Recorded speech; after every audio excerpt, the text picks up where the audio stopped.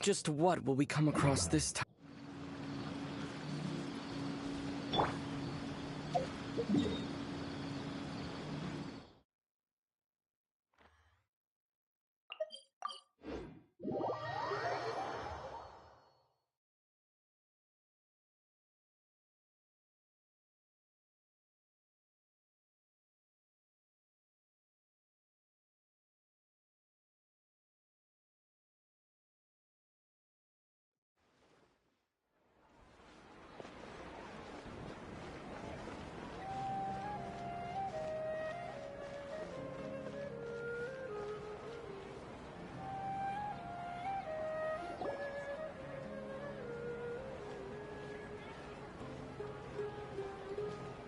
Astra Avisosk. We meet again, you two. Hi, Catherine. Do you have any commissions for us today? Commissions, huh? Let me think. Oh, how about this? Please attend the Academia's Academic Symposium this afternoon and recite a love poem on stage. Wait, say what now? And if possible, please also use your camera to capture the reaction of the audience upon finishing the poem. Huh? What kind of commission is that?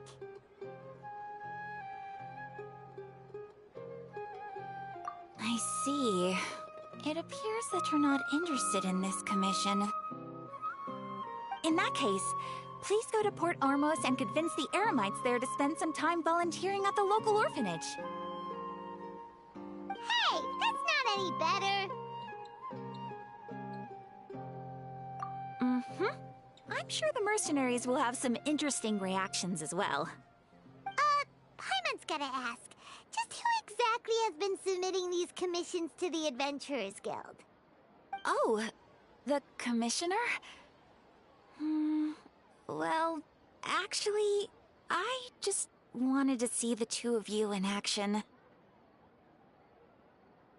Was it so obvious?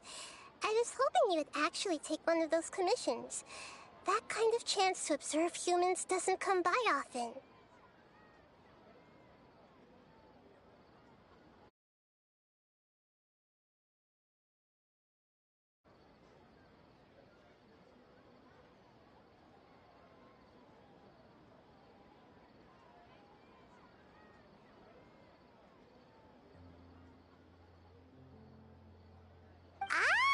So it's Nahida. Paimon just knew Catherine wouldn't crack those kinds of jokes. When did you get into her head? From when she said, Ad Astra Abisosk. So it's been you this whole time? Are you done resting up, Nahida? Yes. I've been sleeping ever since we parted ways. And I even had a really, really long dream. It was another dream about the Sub-Zero's festival, except it was a happy one.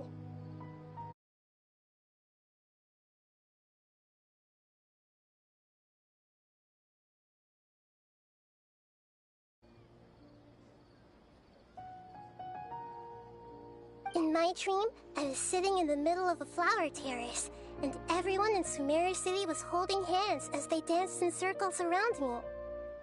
They danced round and round, and everyone looked really happy. I also got to sit on a gigantic flower carriage. Ferris, the Knight of Flowers, raised me really, really high above the ground, and I was throwing an endless amount of Yalda candies at the children. You know, Nahida, maybe your dream is how the Sub-Zero's festival really should be. It's meant to be a joyous time where everyone gets together to celebrate your birthday. Huh? Wasn't I describing a really happy dream? Why are you both looking at me like that? Wait, could this be an example of the emotion known as pity? No, we aren't pitying you. That would only make everything worse. We just don't want you to feel too sad. By the way, have you had a chance to visit Dunyarzad? How's she doing? The Homiyanis haven't allowed any visitors after the festival, so we haven't been able to check on her. Yes, I paid her a visit right after I woke up. She was resting at the time. Her condition is stabilized. However, since Elazar is a manifestation of the withering on the human body, we can only cure it by finding a way to take care of Irminsul's own withering. But for the moment, our top focus should still be figuring out what the sages are up to and what they're planning. Right. Who knows what'll happen if they manage to pull off another scheme like the Samsara of the Sub-Zero's festival?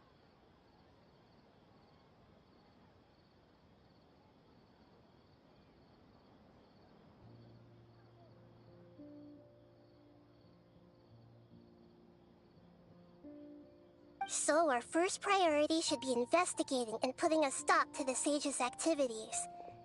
As for how we should pull that off, let's discuss it somewhere else. There are too many adventurers around here. Oh, good point. Sorry, adventurers. We're gonna be borrowing Catherine for a little while.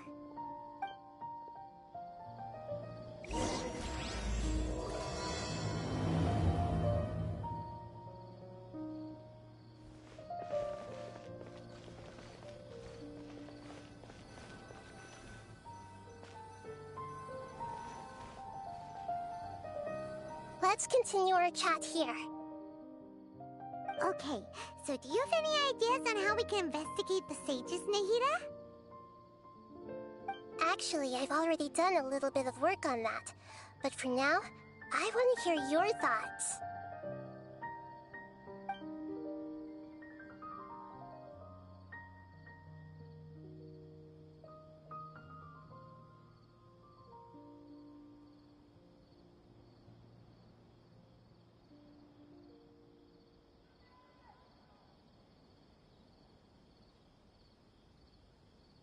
We're in the dark as of now.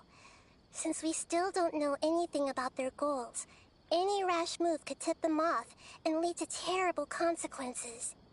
After all, every person in Sumeru City is one of their hostages.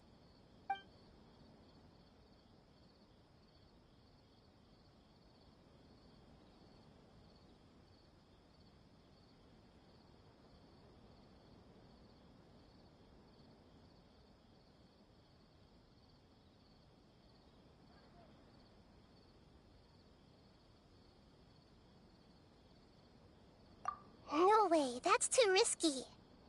You mean it'd be too easy to get caught? No, it's not that. We shouldn't involve innocent students in this. A single mistake could completely ruin their lives. Doing that would be ignoring the safety of my people for my own selfish goals. How is that any different from what the sages are doing? That's a good point. Spoken like the god of Sumeru.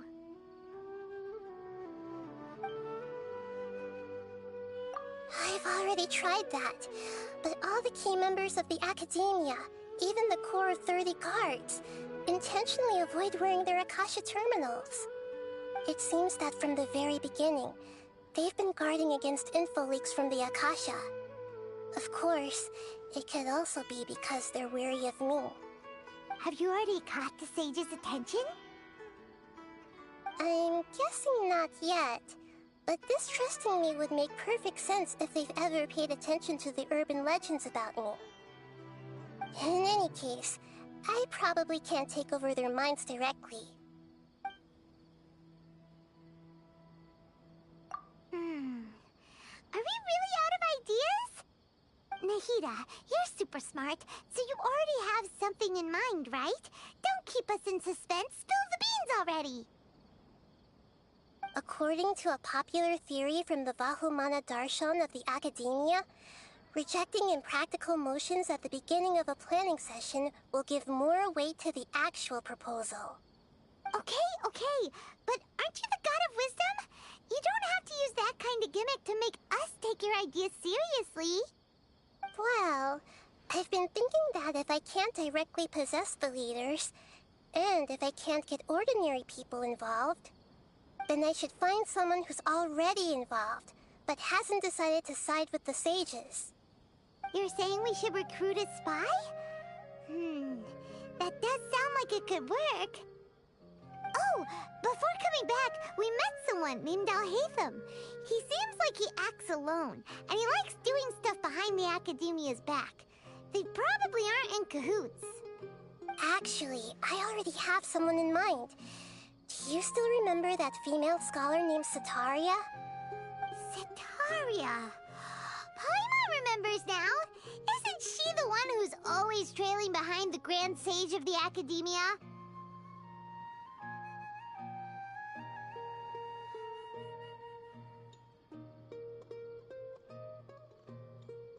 We ran into her basically every time the Sub-Zero's festival repeated itself.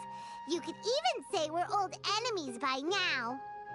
Paimon still remembers the smug and mean way she always spoke to Nilou. I've always liked observing all kinds of people, and Setaria has always stood out from the crowd. She was born in the desert and was hailed as their greatest genius. Her academic gifts allowed her special admission into the Academia, and also gave her the opportunity to serve as the sage's assistant. Oh, Paimon didn't know she was from the desert. She must be pretty special then. Paimon feels like most of the desert dwellers around the city are working as mercenaries. The name Setaria means star. When she lived in the desert, she shone like the brightest star in the night sky. Later on, she was chosen by the sun. The star was given a place in the daytime sky to complement the sun's dazzling light. Soon after, the star witnessed the sun scorching the earth, which brought forth many disasters. The star began to waver. Instead of staying beside such a sun, wouldn't it be better to return and light up part of the night sky? But in the end, she couldn't give up the radiance of daytime. To cope with her shame, the star buried her guilt and closed her eyes.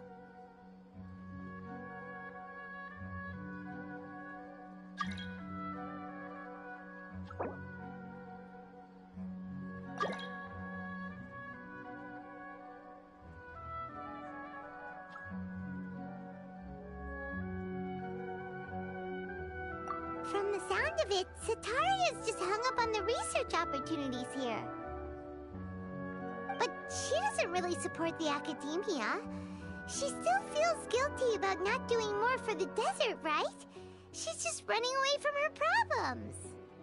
Indeed. When they are presented with complex moral issues, many people will simply plug their ears and go with the flow until the problem can't be fixed anymore. She's suppressing a lot of guilt, but before she realized it, she had already become the sage's accomplice. She can't deny her part in their schemes anymore.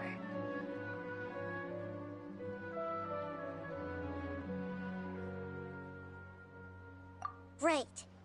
We must somehow make her face her problems again. That way, not only can we get useful intel from her, but she can also use it as an opportunity to redeem herself.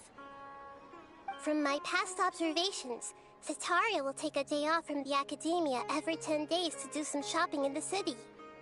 Tomorrow afternoon just happens to be a shopping day for her. That'll be our chance. To prepare, let's go check out some of her favorite spots, and have a quick chat with a few of the vendors there.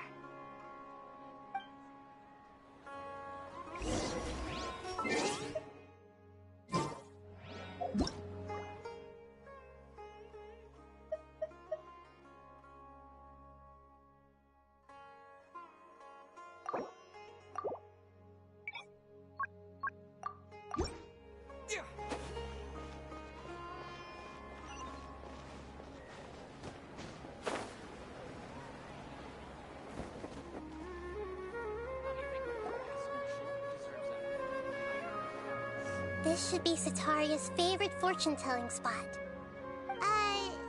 So should we ask the fortune teller about Sataria? No, I already have enough information on Sataria. The most important thing now is for you to pay attention to the vendor's talking style and key characteristics. Talking style and key characteristics? My poor lost lambs, have you become troubled over your fates? The divine voice of wisdom often echoes between mine ears. If thou be blessed today by the gods, I may be able to show you the way. Huh? Really? Nahida, you've been whispering things to her? Shh. My friend here has some doubts regarding his future. Can we get a fortune reading for him? Of course, of course. In that case...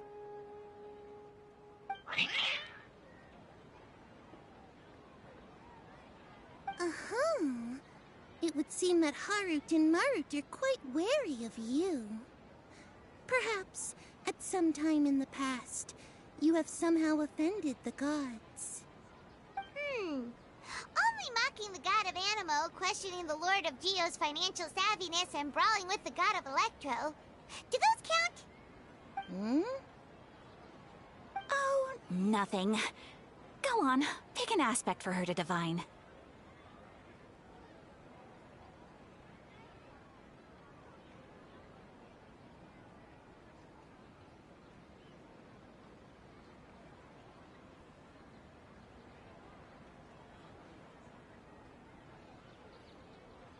Health prospects. No problem at all.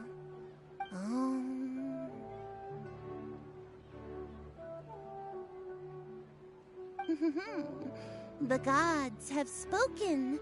The truth shall be revealed. Your life shall continue on for... many tens of thousands of years? Impossible. Harut, Marut, did you two spoil my divination? I've never read a fortune so absurd.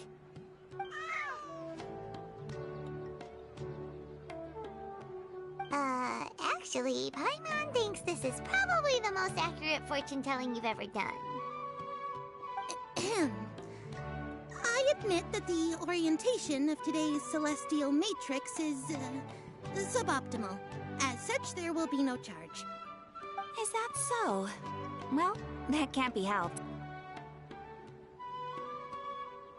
If you were to bring some food offerings for Harut and Marut on your next visit, perhaps they could help you reverse the wheels of fate.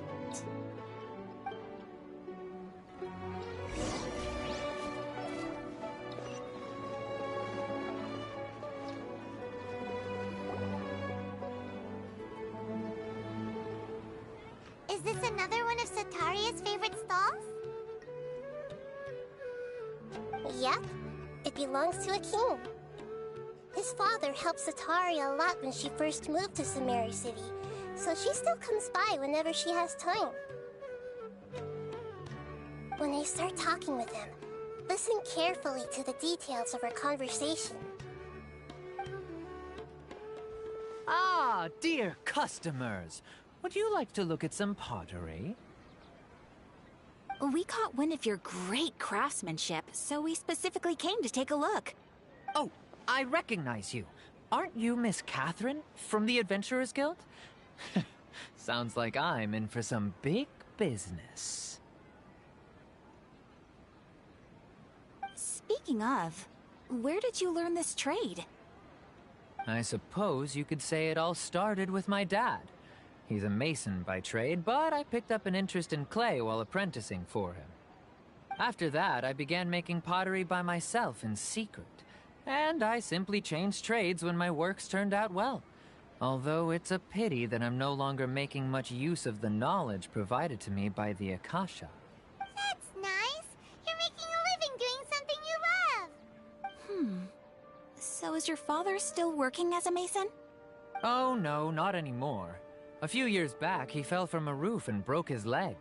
Since he had already saved enough Mora over all these years, he's just enjoying the retired life in Port Ormos nowadays. I see. We wish him peace and happiness in his retirement. I'll have someone in charge of logistics at the guild come by another day for some goods. We'll leave you to it. Take care now. No problem. Rest easy, all our goods are sure to meet your every need.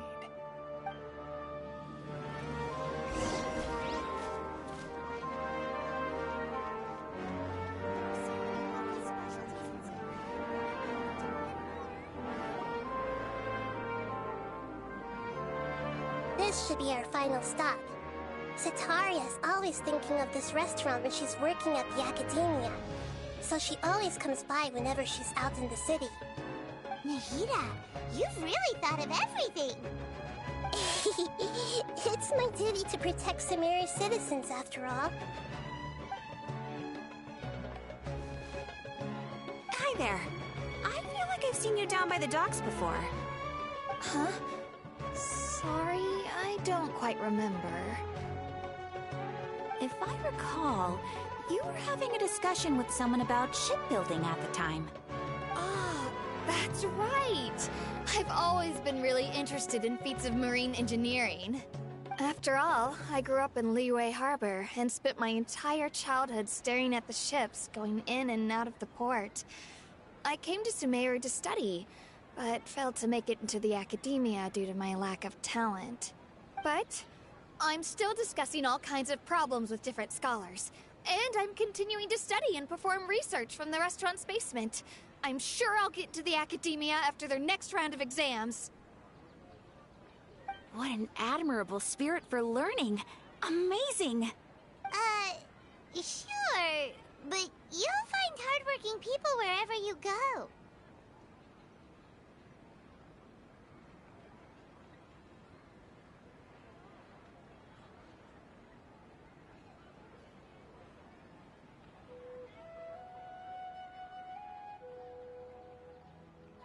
So this restaurant has a basement as well?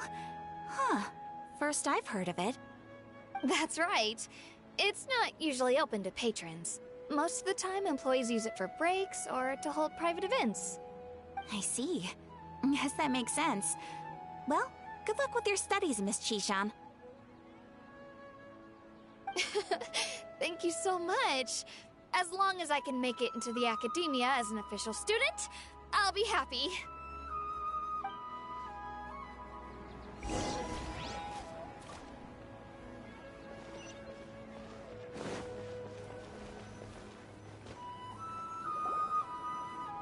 So, was that everybody? Mm-hmm. 3 familiar faces should be enough for Setaria. What's the point of all the information we've collected? Nahida, you still haven't told us how you're planning to make Setaria face her problems. Setaria is already used to avoiding her problems, so we must find a way to break through her usual sensibilities. I remember that you mentioned that the Eremites in Port Ormos are all making a fuss about the upcoming resurrection of the Scarlet King. Although it's all just a boatload of nonsense, the fate of her homeland may turn out to be Setaria's soft spot. Oh, Paimon gets it now! You want to take advantage of the guilt Setaria feels about her homeland. Although she knows she should return home to help the people of the desert, all she's done is conspire with the sages. So how do we set that up? Well, the Scarlet King is long gone, and Setaria is also too smart to fall for any simple tricks. If we simply engaged her under the guise of the Scarlet King's believers, she would definitely be wary of us, and we may not get anywhere. But if we were to borrow some of her close acquaintances to talk with her, her reaction would probably be very different. So, you mean you're going to possess those people we just talked to? Yep. Possess them through the Akasha. Imply that they've already converted to the faith of the Scarlet King, and then convey our made-up will of the Scarlet King. As long as everything goes smoothly, we'll get through to Setaria for sure. She'll never guess that we had anything to do with it. Ah, so that's how you're going to use all the info we collected on these people. It's so that you won't slip up and break form. Possessing them will only work if you can manage to pass off as them. Exactly. So, best of luck with impersonating them. Huh? Best of luck? But we don't know how to possess anyone. That's no problem at all. I'll just share all their senses with you once I've possessed them. As long as you're also wearing an Akasha terminal, the effect will basically be as if you've possessed them yourself. Huh. That is pretty convenient. But why does he have to do this? Can't you do it yourself? Although I've been observing humans for a while, I've never been good at imitating them. You're not wrong. It's always been painfully obvious whenever you try to pass as Catherine. If it was at all possible, I would have preferred to leave these people alone. But seeing how things are now, I probably should just accept it and push on. Yeah, don't beat yourself up over it. We're only doing this to help everyone, and we'll only be borrowing them for a little while anyway. Alright, then let's give it a go tomorrow afternoon.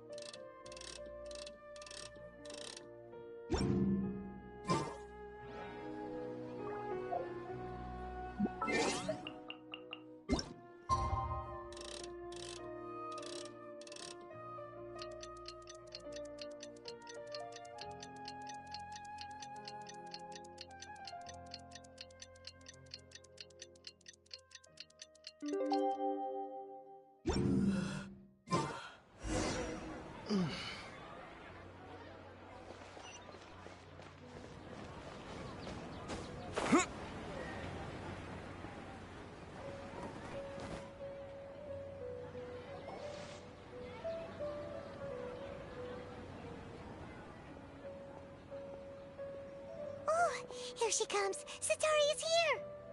Let's quietly follow her. Once she starts talking to her acquaintances, we'll find a safe spot to begin possessing them. As for how we'll sway her to our side, I'll leave that to you. I trust you'll know what to say. Paimon's starting to feel kind of nervous. Okay, let's go. Looks like they've already started talking. Let's find a hiding spot and get started.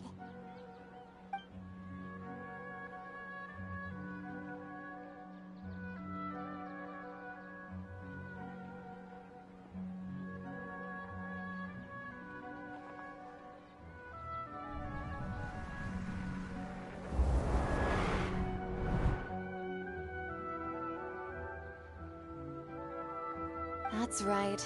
You really can't force anything when it comes to love. And besides, everyone around me has a very different background and outlook. Are you still listening to me, Nabia? Oh, of course I'm listening. You were talking about troubles with your love life, right? I heard everything you said. Okay then. You just seemed a little distracted for a moment there.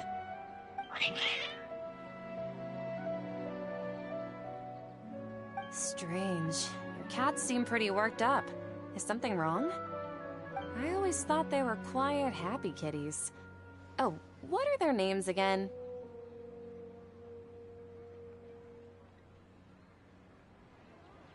Ah, that's right. They are just little darlings, aren't they? Harut and Marut. So, which fortune do you want me to read for you today? You must have come for another echo of the divine voice of wisdom.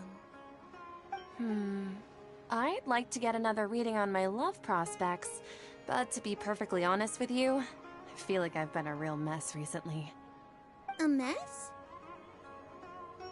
Well, Could you do a reading on how long it'll take me to finish my current project at work? I really just want to get it over with. I hear you.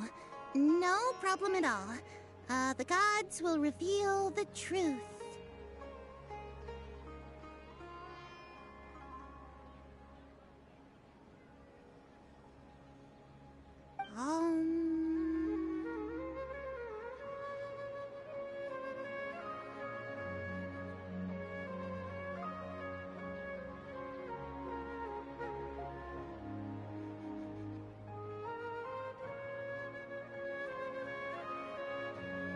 The gods are asking.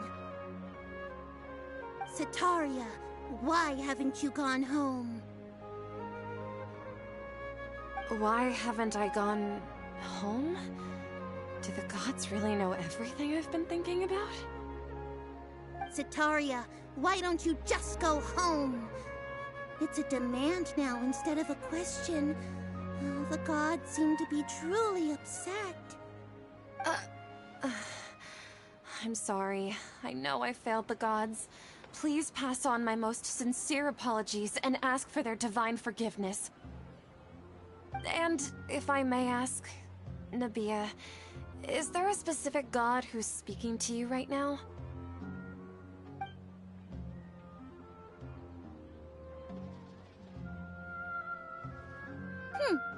What an inconsiderate and naive question. The god who is speaking to me is, of course, the wisest and mightiest of all, the Scarlet King. The Scarlet King? No wonder he would make such a demand of me. Oh, wait a second. The Scarlet King passed away a long time ago. Even though news of the Scarlet King's resurrection has been spreading like wildfire, it's all just a misinformation campaign from the academia. How can the Scarlet King still exist in real life? What insolence! I am the Scarlet King's most loyal believer. Do you wish to refute his voice of wisdom? Oh, no. As a child of the desert, I am only reveling in his power upon learning that his divine glory has touched even this city. I will think very carefully about his demand of me. I'm sorry. I must go now. Wait!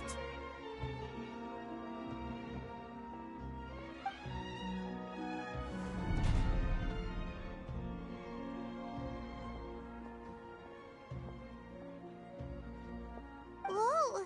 She just ran off in a hurry. She looked pretty upset, too. Well done. Sataria didn't seem to suspect anything amiss. To have something she's been trying desperately to avoid show up out of nowhere and berate her, that must have shaken her to the core. Aw, Nahida, it seems like you understand human emotions really well after all. All I know are some abstract Harvard-taught theories. In any case, my time with you has shown a lot of them to be utterly useless. I'm still trying to make sense of everything. Anyway, enough of that. Let's hurry and catch up to Sataria. He's out of Keem's now, right on cue. Let's get ready to possess him right away!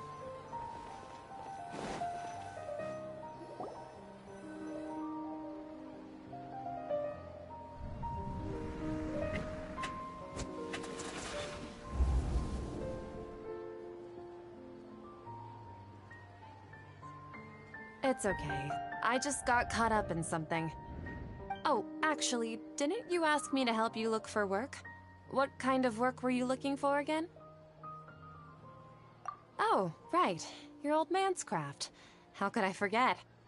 Speaking of, how's he doing? Is he feeling any better?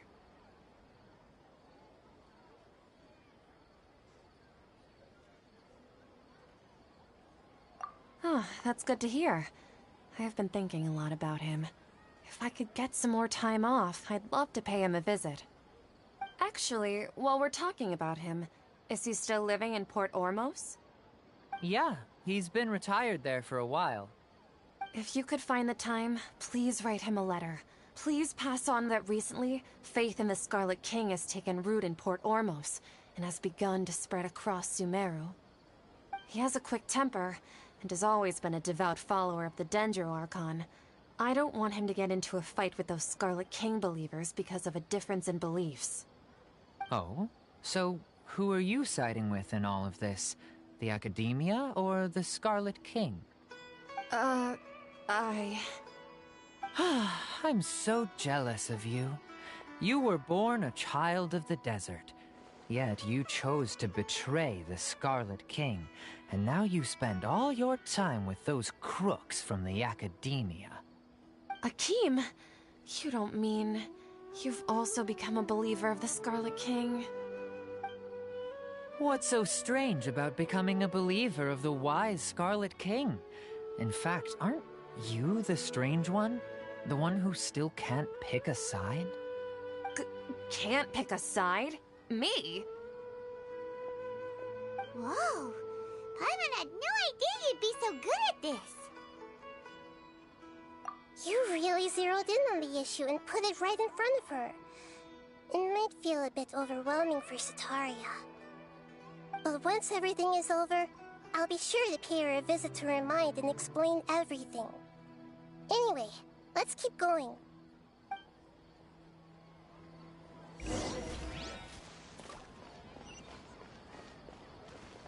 Come on! Sataria's already started talking with Shishan!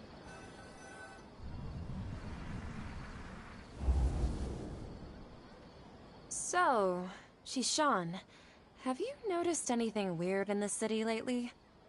Like, as if someone was trying to preach to you about something?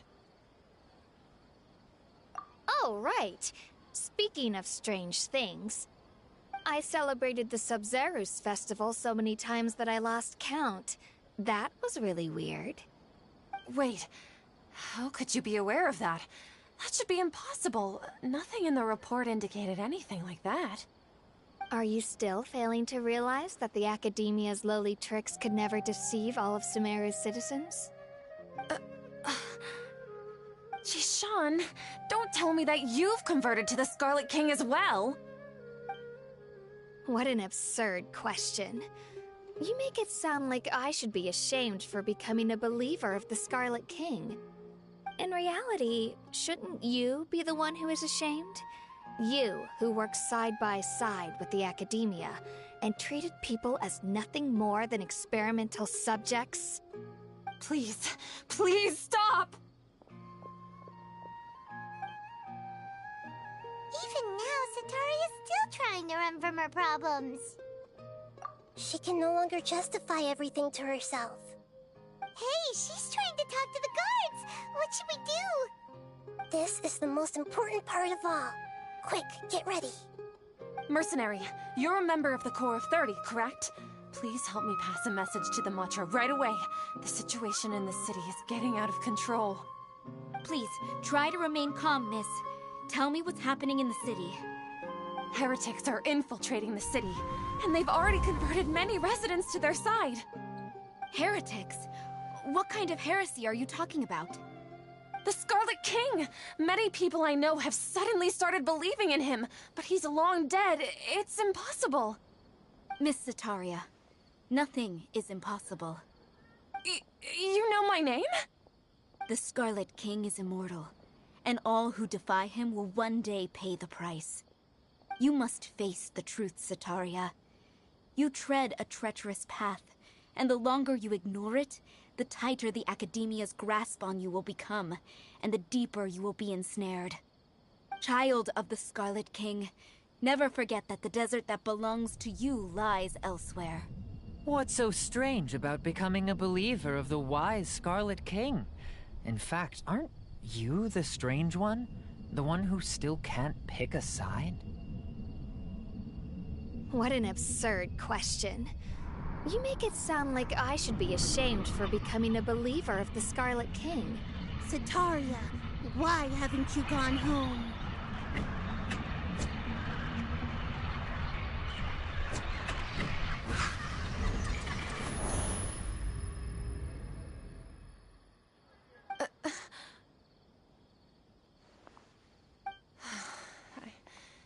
It seems that no matter where I run, I only keep finding more believers of the Scarlet King.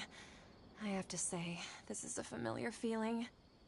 I've also been running from my guilt this whole time. Guilt over my part in the Sage's plans, and from ignoring the letters from the children of my homeland. But no matter how much I may try to ignore or get rid of it, my guilt always comes back. You won't necessarily lose your research opportunities by facing the truth. Besides, did you really want to conduct your research while carrying such heavy feelings of guilt? How do you know me so well? Are you truly just a believer of the Scarlet King? Or are you the god himself? That's not important. The important thing is to pass judgment on the Academia and its sages, and to correct their mistakes. If you could provide some assistance in this matter, perhaps it could serve as a form of atonement. I've actually never believed in the gods, but I've always believed in serendipity. Your appearance must be a fated opportunity for me to get out of this wretched situation. Please tell me, what can I do for you? How much do you know about the Sage's current activities? I was just one of the designers for the massed Dream Harvest scheme, which is what happened around the Sub-Zeru's festival. But I know very little about the full scope of the overall project. I'd assume that only staff with the highest clearance would have access to those confidential documents. I've just been working to meet the Grand Sage's specified requirements. However, there's something that's been really bothering me. I heard that a scholar who was previously expelled has returned to the city, and even the sages are still quite wary of him. To fight against the Academia, we will need to figure out the nature and the purpose of their work. Is there a way for us to get access to the confidential documents you mentioned? It should be possible if we're willing to take some risks. After all, I'm an assistant to the Grand Sage, and I've been working on many tasks outside of the project. One thing, though, I won't be able to transfer the documents to you through the Akasha once I get my hands on them. The sages have always closely monitored all activities within the Akasha. Let me see... let's use the most primitive method. Send someone to pick up the documents tomorrow evening at the Academia entrance. The Academia entrance? Wouldn't that be too conspicuous? Don't worry about that. I assure you, this won't be a trap. I'm only suggesting this location because it'll draw more scrutiny for me to leave the Academia again. It'll be safest for me to distract the guards long enough to hand you the documents. All right, I trust you. So, if I were to successfully complete this task, would it mean I've atoned for my wrongdoings? That'll depend on the judgment of the Dendro Archon. The Dendro Archon. That's right. Her people are the ones we have endangered. As the God of Wisdom, she's also the one responsible for judging and guiding the scholars. Maybe it's time for me to find a god to believe in.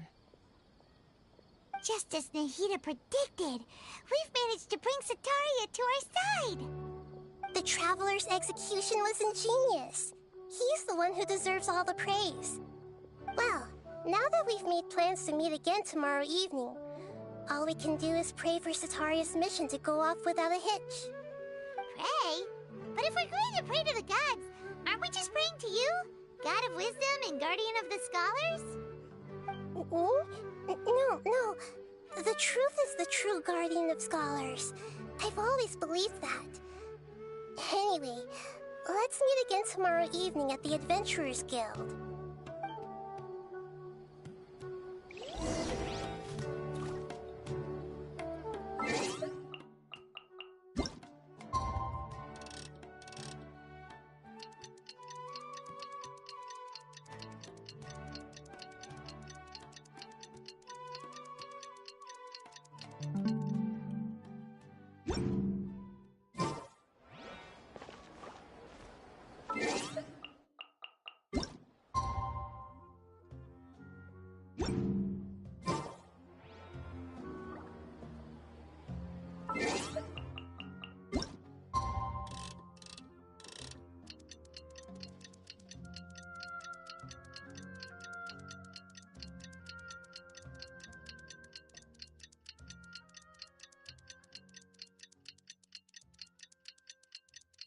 Catherine,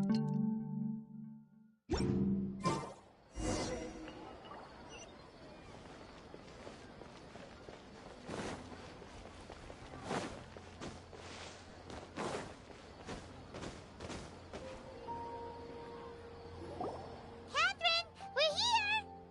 Oh, you are the other Catherine, right? That's right. I suppose I'm the other Catherine in your mind. Shh! We're on a secret mission tonight, so we need to protect Catherine's identity. Yep, Paimon's right. We cannot fully rule out the chance that the meetup tonight is just a trap. If something were to happen, my existence may be the only trump card we'll be able to play. After all, the Academia should still be unable to confirm the existence of my consciousness in the outside world. Yep, exactly. Just what Paimon was thinking. Anyway, enough about that. Let's just make sure to be on our guard.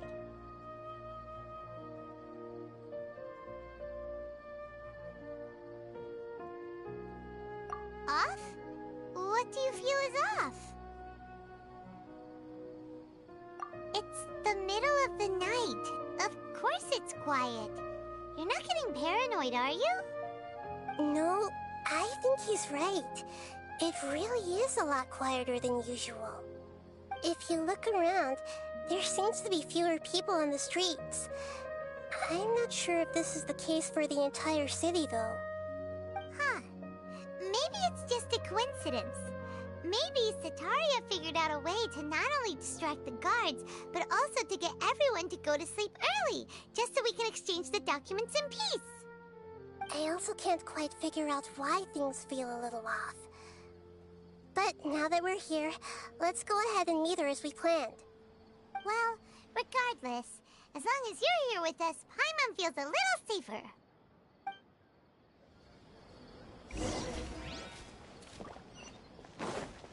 Huh. There really aren't many people out right now.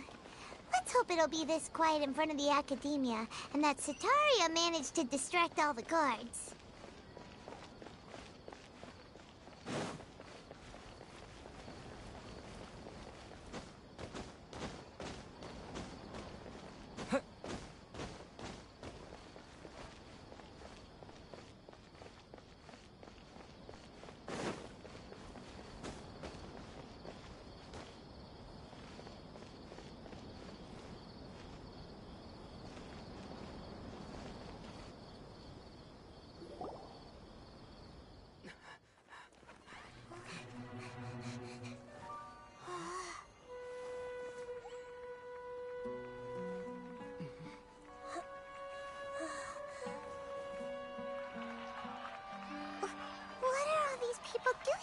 This hour of the night.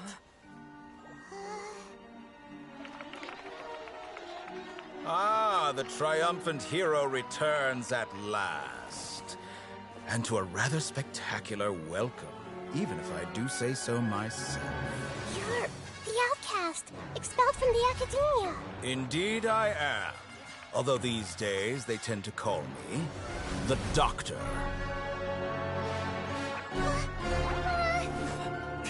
If you're looking for your researcher friend, she has already been taken into confinement. With some basic caution, she could have discovered the listening device on her person. Clearly, she lacks the degree of rigor expected of a true scholar.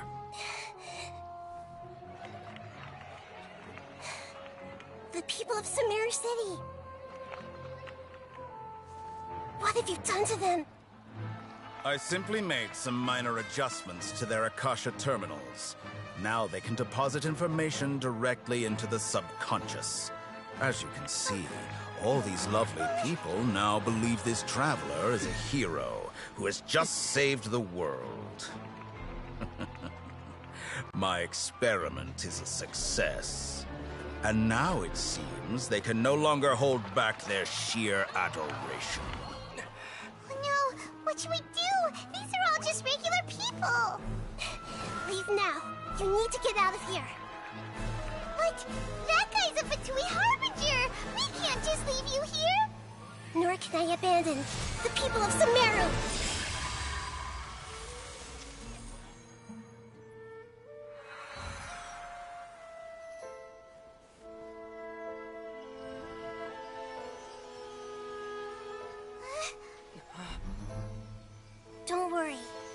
again outside of the city.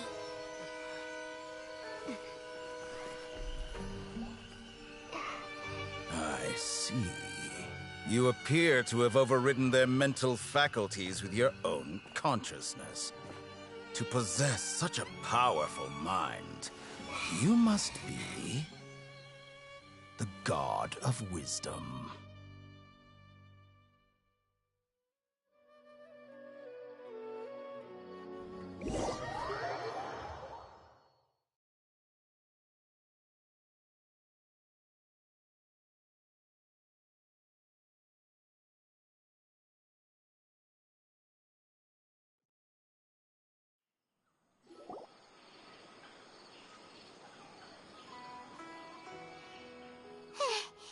This should be far enough.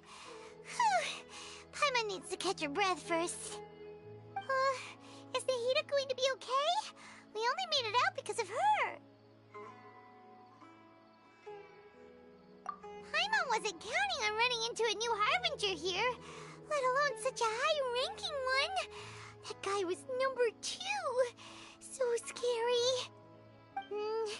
He called himself the Doctor. Remember, Tainari told us about him. Sataria did say that someone who once got expelled from the Academia came back recently. And that even the sages are wary of him. Yep, sounds like she must have been talking about the Doctor. Yeah, now that the Doctor's in the picture, we're no longer just dealing with the Academia. They're in cahoots with the Fatui. But what are the Fatui after this time? Another Gnosis? Yeah, things would be a lot easier with Nahida's help. Nahida said we'll meet again outside of the city. But we can't just keep waiting around, right? You mean...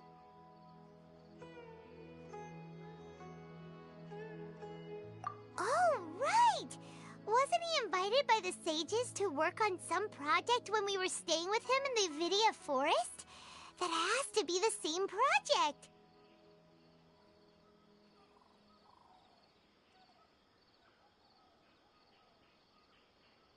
Even though he turned it down at the time, he might still know something. There's no time to lose. Let's go to Gandharvaville.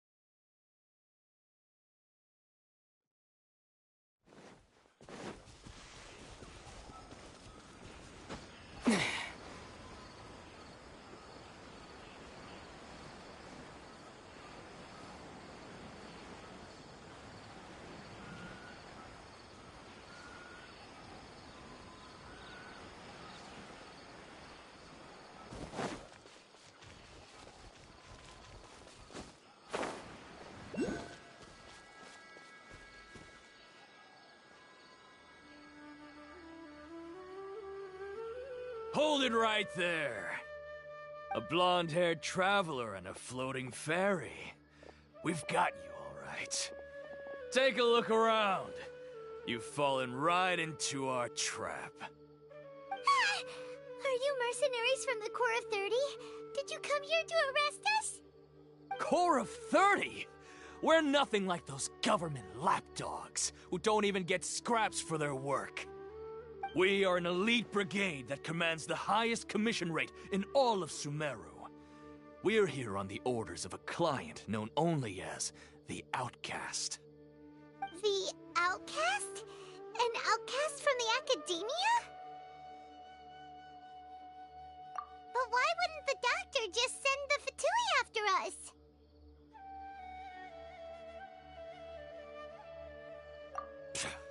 Still wasting time on idle chit-chat. We'll shut you up soon enough. Get them!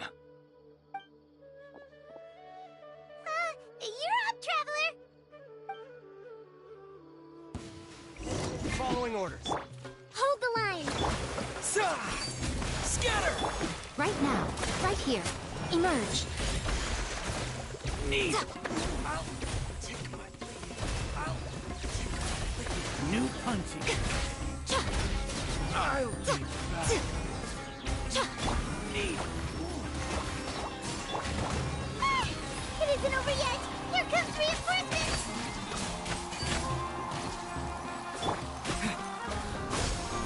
Right here. Emerge. Right now. Let's nip that in the bud.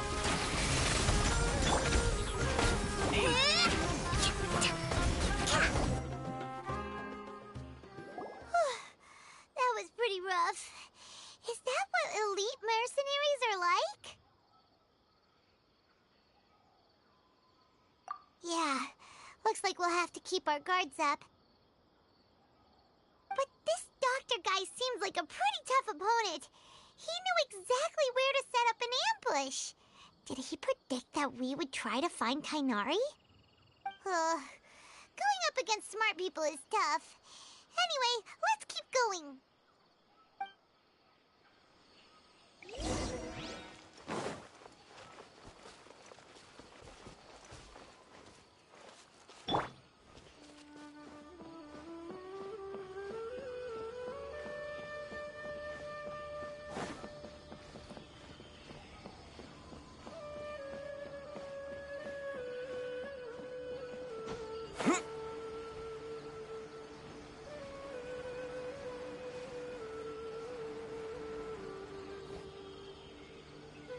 Oh, it's the Traveler and Paimon. What are you two doing back here? Kale! It's nice to see you again. Are you doing all right? To be honest, I'm not doing too well. My Elazar has been progressing at a faster rate lately. I'm finding it harder to complete more intricate tasks. As a result, Master Tainari is taking me off the patrol schedule. He will only allow me to stay here and coordinate other people's tasks. Oh, Kale.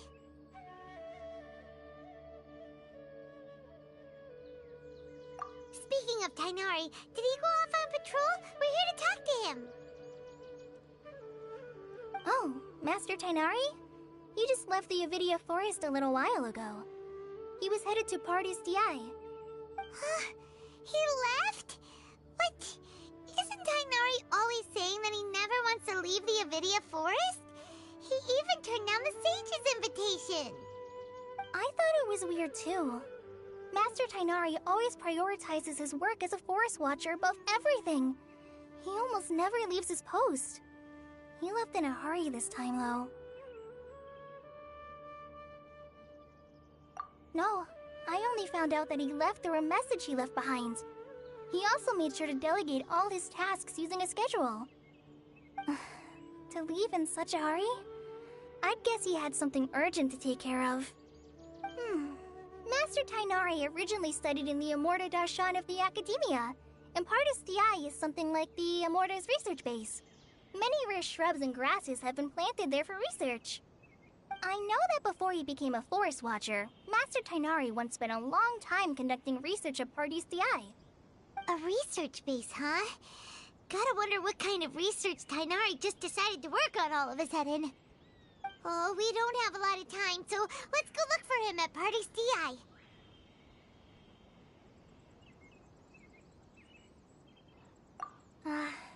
Don't worry. I'm fine. I'm used to living with Elazar by now. If you run into Master Tainari, please send him my regards. Got it. Will do. See you later, Kale.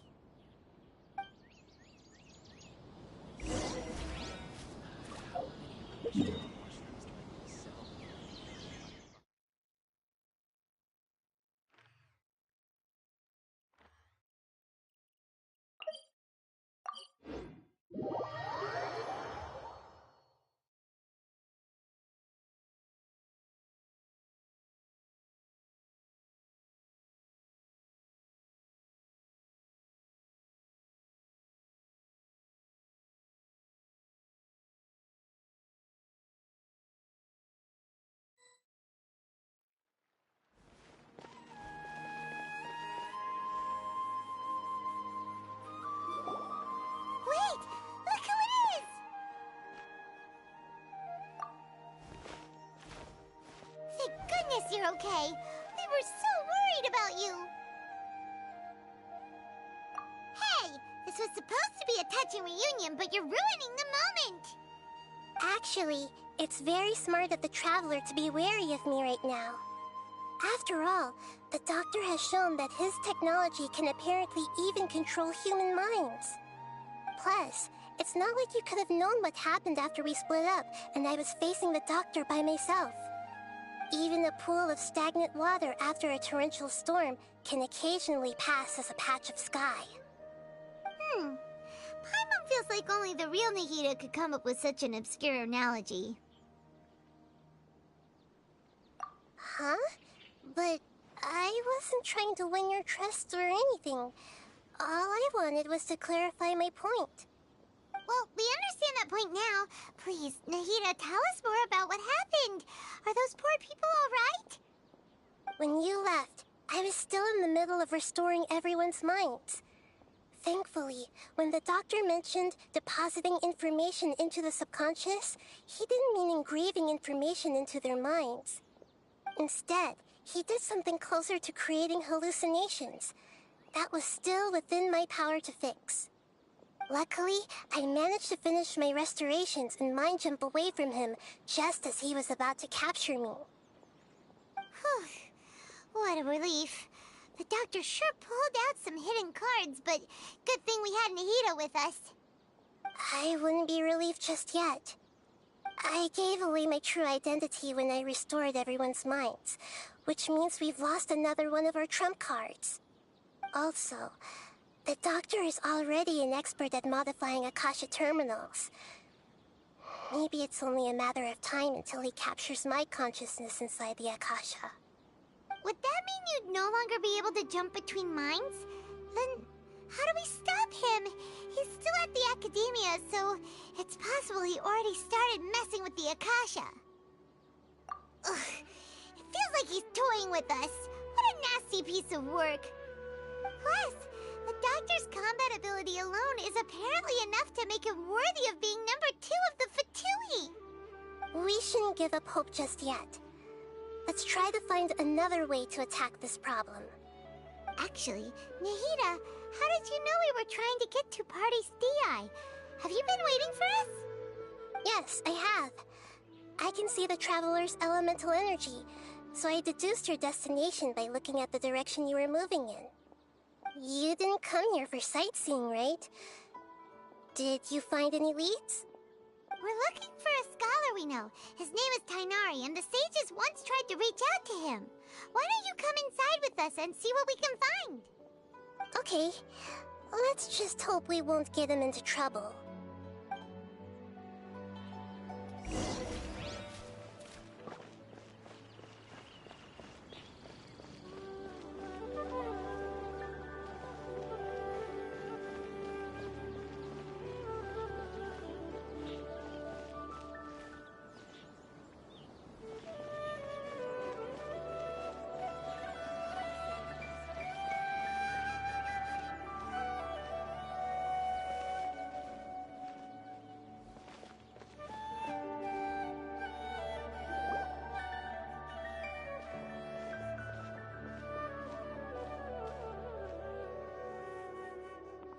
Traveler?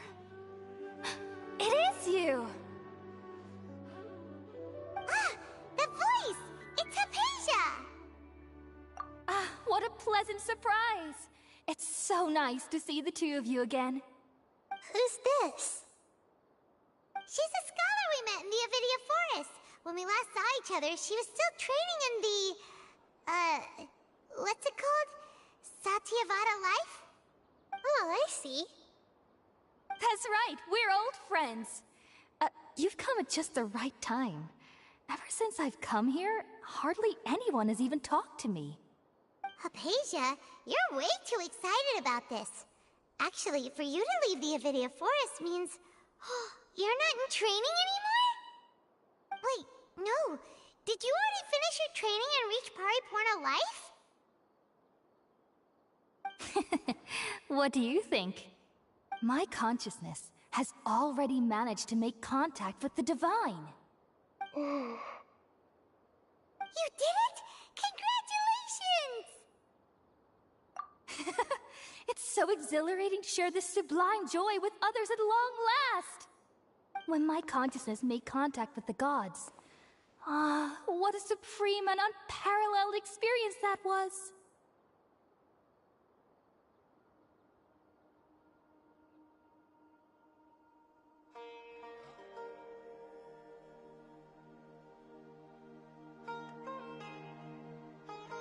That sounds incredible! Oh, all right. Actually, please wait. I haven't forgotten my promise to you.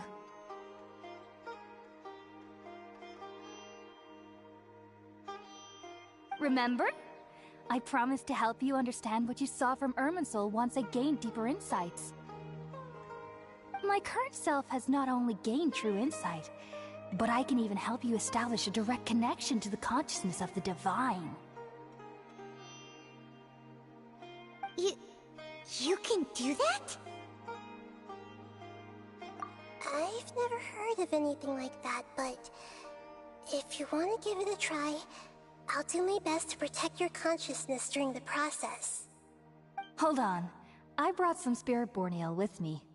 This is still a crucial part of the ceremony. We're using that incense again? All right now. Hold my hand. I'll help you establish a pathway to connect your consciousness. Okay. Ready?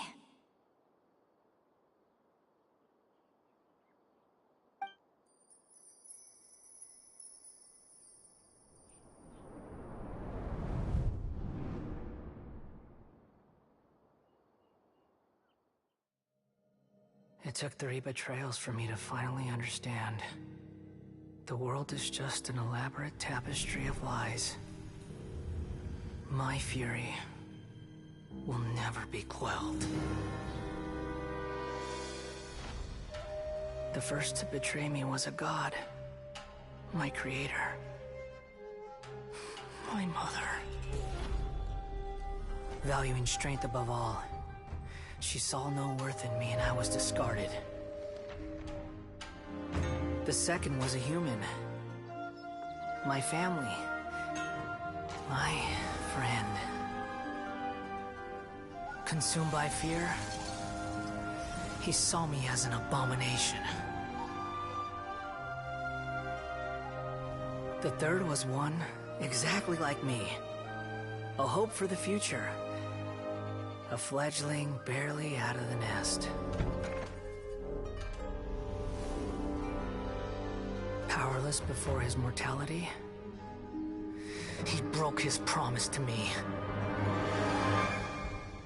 Humans, they can't be trusted.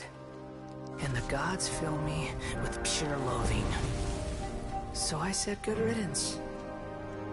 I denounced the world and laughed in its face. My chest will never again be defiled by worldly filth. I will scrub away every last trace of human emotion. Then it will be empty, a blank slate, and ready to receive a supreme gnosis, brimming with pure divinity.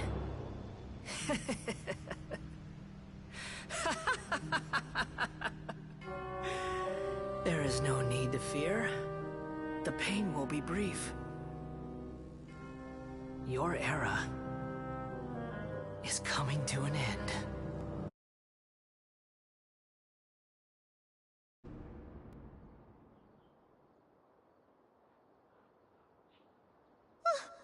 What was that?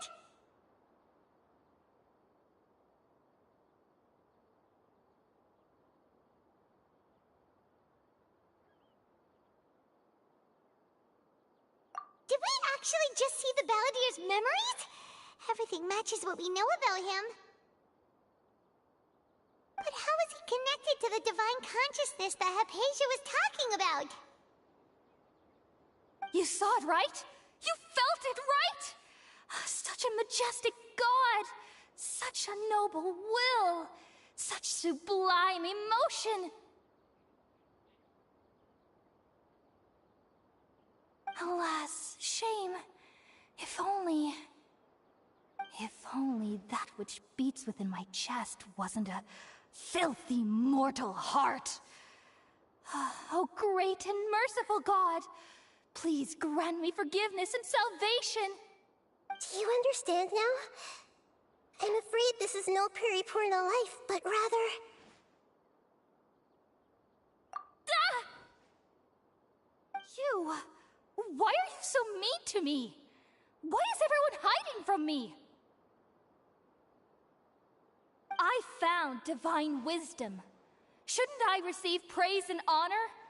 Haven't I uncovered that light in the darkness?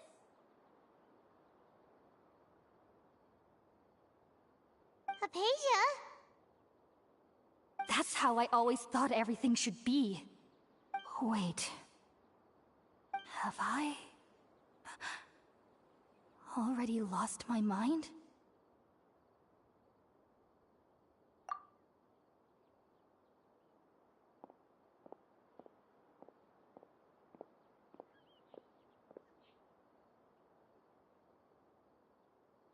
Wait, something isn't right.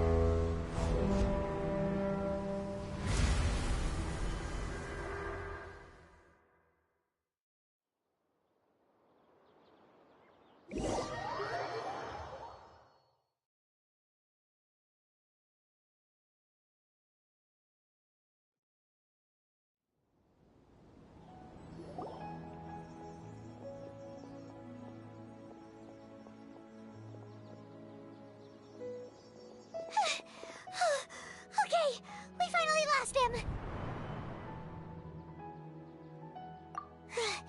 Are you okay, Nahida? Wait, no. Something feels different. You're back! Oh, the Traveler's back?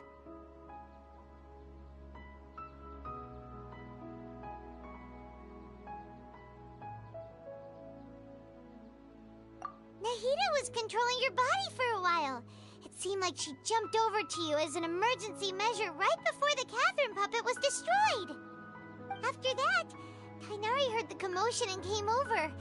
He helped us defeat the mercenaries and then he ran with us all the way here.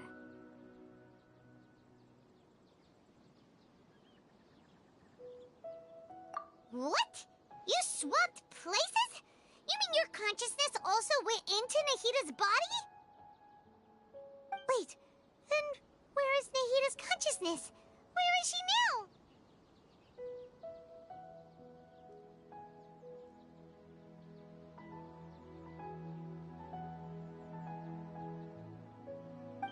I never imagined that an individual's consciousness could be transferred around like this. Had I not seen it with my own eyes, I would have never believed it. I don't think this can be achieved with current human technology. Also, while we were running, the consciousness in your body told me to pass on a message. She said, "The doctor has found a way to trap my consciousness, so I can't journey with you anymore. But even in a moonless night, a shower of starlight can still drown out illusions and lies." Oh no! Nahida's trapped in the sanctuary of Surasthana for good this time. Was that message all she left for us? It's pretty vague.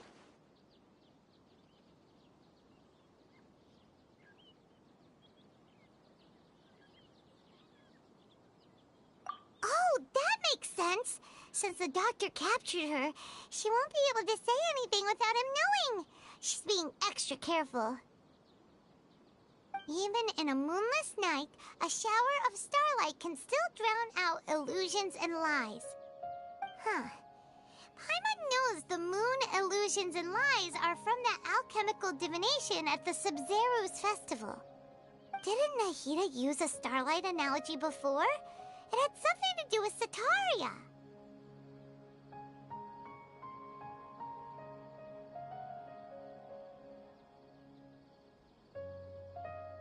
Oh, that makes a lot of sense. Huh. Do you think Nahida was telling us to go find help in the desert? But she isn't with us anymore. Think we'll be okay? Paimon, you said Sanctuary of Surasthana. Does this mean that this Nahida you're talking about, the consciousness who was occupying the traveler's body, is the Dendro Archon?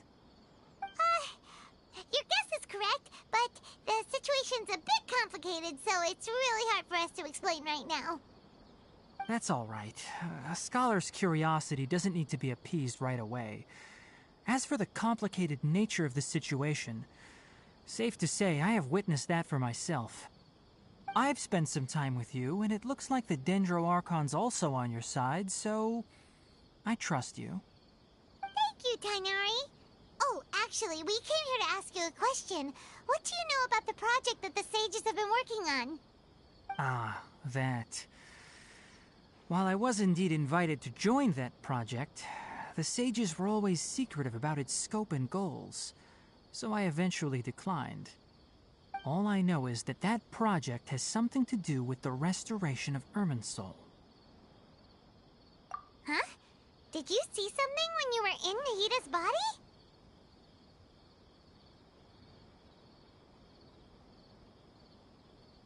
What?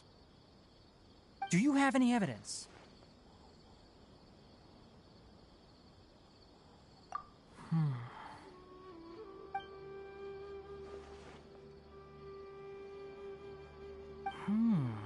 So that's what happened. That explains why Hypatia's symptoms were different from those of the other scholars who went mad. It's because she made contact with the consciousness of a new god who is still in the process of being born. Tainari, did you leave the Avidia Forest because of Hypatia? I did. I noticed Hypatia's mental anomalies, but since her symptoms were rather atypical, I secretly took her to Pardes Dii and began searching for a way to return her to her normal self. If I didn't take action, Hypatia would have already been taken by the Matra to the desert, doomed to a life of exile at Aru village. Now that you mention it, I knew the Academia has never thought particularly highly of Lesser Lord Kusanali, but I still didn't expect them to do something as arrogant as creating a new god. Looks like I made the right decision by not accepting their invitation. The Doctor and the Balladeer. We have 2 Fatui Harbingers in Sumeru. Sounds like we're in for a bad time. From your description, I don't think they've completed their project. There may still be room for us to intervene. But then, what is the connection between creating a new god and restoring Irminsul? Yeah, it feels like we're still nowhere close to figuring out the sage's goals. Right, we've pretty much gone over everything we need to know, so we should head out. How about you, Tainari? What are you going to do? I'll stay here for now. I still want to try a few more things to help Hypatia.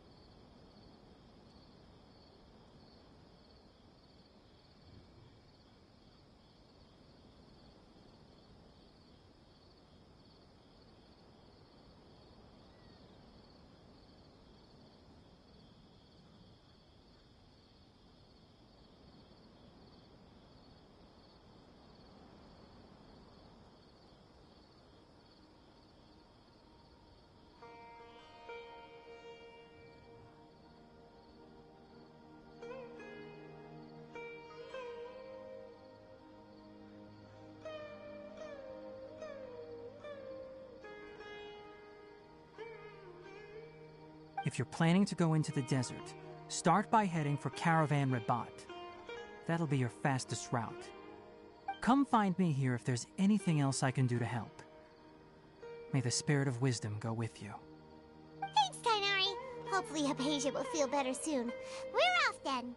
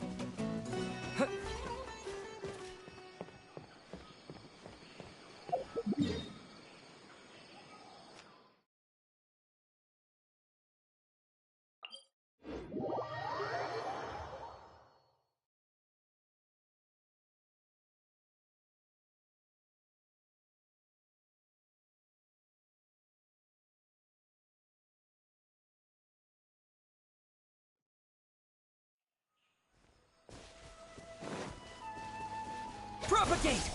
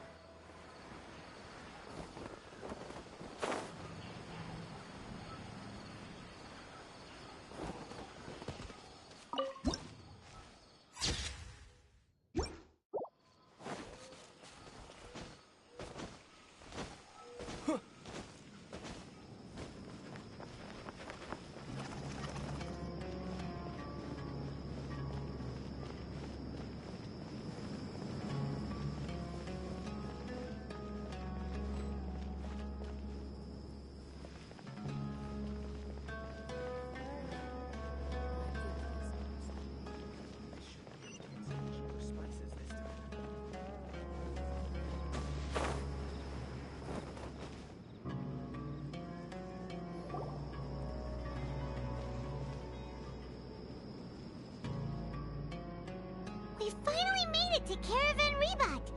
It's pretty lively here. So, just past this wall is the desert, huh? Oh, wow. Paimon remembers hearing people call this the Wall of Samiel. It's made to block sandstorms from the outside. Oh, if it's this tall, it's gotta be the divine work of Greater Lord Rukkhadevata, right? Enough gawking. Come on, follow me. Huh?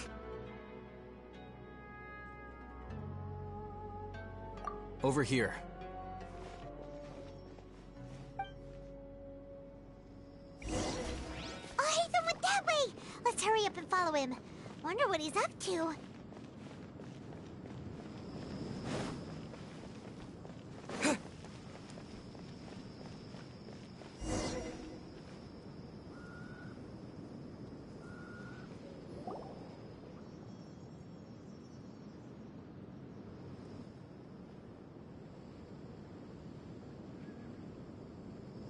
What the... Where did he go? How did we lose them? They were just here a second ago. More Eremite mercenaries? Who are they working for this time? Anyway, Traveler, it seems like we were being followed again. You were too careless. You should have noticed those hopeless amateurs trailing you a long time ago.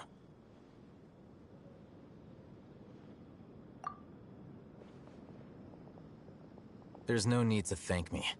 I've never cared to keep track of personal favors. All I did was correct a mistake I happened to come across. It's a habit I developed at the Academia. You really gave Paimon a scare, Alhaitham. We never thought we'd run into you here. Last time we met at Port Ormos, didn't you say you were going back to the Academia? Wait, don't tell Paimon that you're here to take us back on their orders! Oh, so you've already landed yourselves on the Academia's hit list. I can't say that I didn't expect it. However, had I wished to turn you over to the Academia, don't you think you'd already be the Eremites' honored guests by now? Oh, right. You do have a point. I have no interest in running errands for that project. As a scholar, I've always belonged to the camp that promotes researcher autonomy. And these days, you're more fascinating than anything the sages can offer.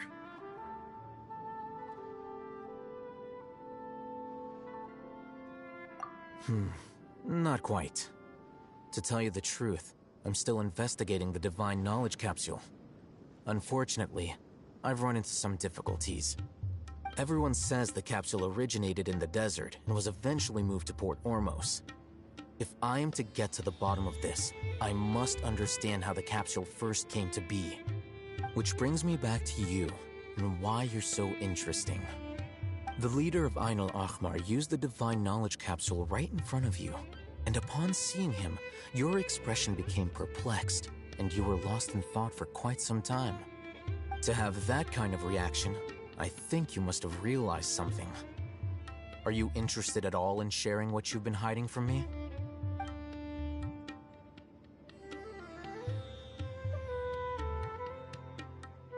Alhaitham, you really have a ridiculous eye for detail. What kind of person even notices or remembers stuff like that? So that's your answer. Well, I do work for the Academia after all. So considering that, it is indeed wise to keep your cards close to your chest. But that does prove you do have some undisclosed information about the Divine Knowledge Capsule. Am I right? No matter. Rather than simply learning the answers from you, I'd still prefer to investigate on my own. Speaking of, you two are also headed to the desert? That's right! We have the same plan as you! But we don't really have any concrete goals at the moment. Then I'd suggest starting with Aru Village. It's the largest settlement in the desert, so it'll probably have more resources and intel than anywhere else. Well, would you like to head there together? It's always better to travel with someone you know. Let's go!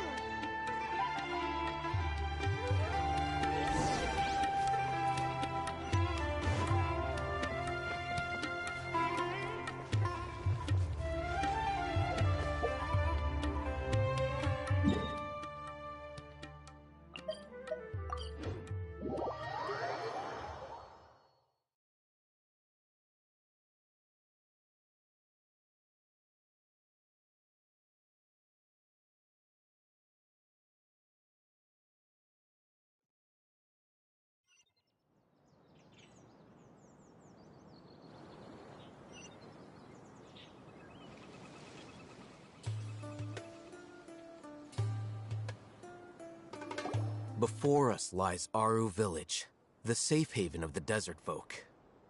Whoa, this landscape is really something else. What a cool place! Let's go check it out!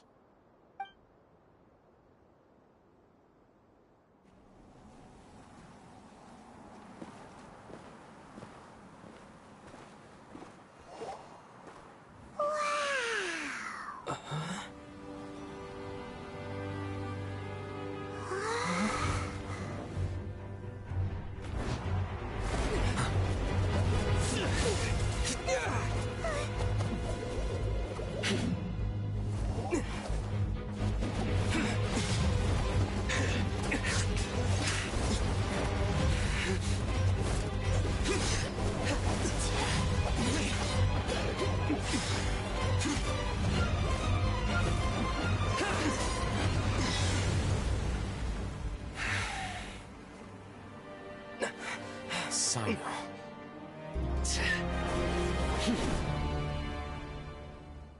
Unless my memory fails me, we have barely spoken 2 words to each other before now at the Academia. Would you care to enlighten me as to when and how I invited the General Mahamatra's wrath? Alhaitham, do not think you can escape my judgment just because you managed to escape my attack. Judgment? So that's how you'd characterize your actions here, is it? Or would elimination perhaps be a more accurate description? Had I used my full strength, not even this traveler would have been able to stop me.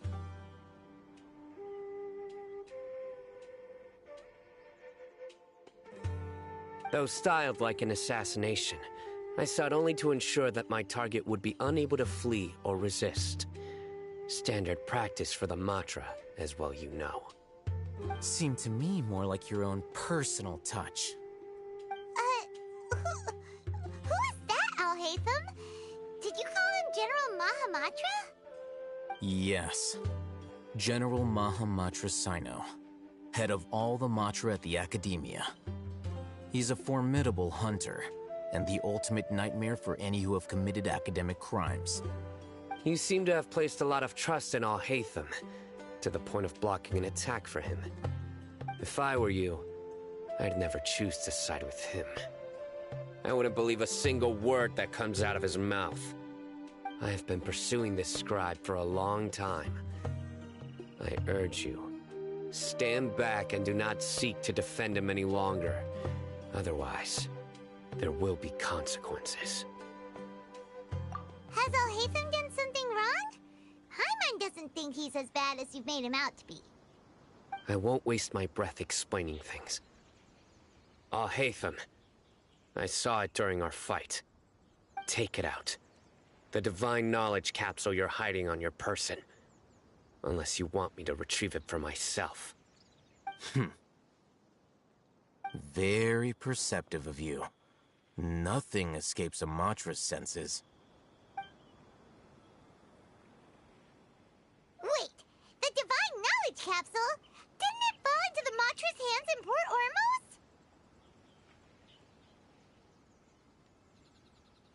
No wonder you speak with such confidence, Sino. But I must admit, I'm very curious. What does this capsule mean to you? And why, as General Mahamatra of the Academia, are you all alone in the desert? As far as I'm aware, the other Matra have been speculating about your disappearance. Have you been given a mission that's, let's say, morally dubious? If I was the real target of your mission, what was stopping you from simply using your authority and resources to judge me within the walls of the Academia?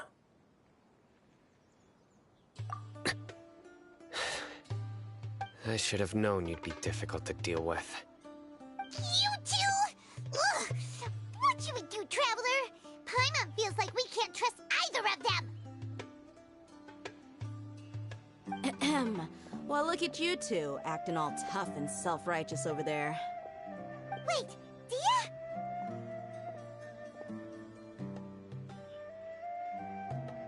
Great! Finally, someone that we can trust! You gotta help us out here, otherwise these two are gonna start fighting again! Yeah, sure looks that way. 2 giants from the Academia duking it out once and for all. Not something you get to see every day, that's for sure. Listen, I know you academic types love to fill up your big brains with self-righteous morality and lord your empty rules and virtues over each other. But how dare you bring your petty disputes into the safe haven of Aru Village? It seems like someone's gonna have to beat some sense into your thick skulls until you finally learn to respect these grounds.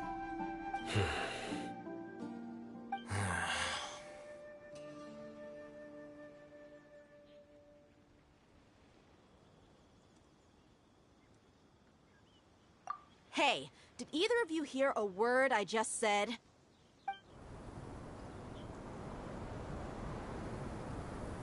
Whoa, what's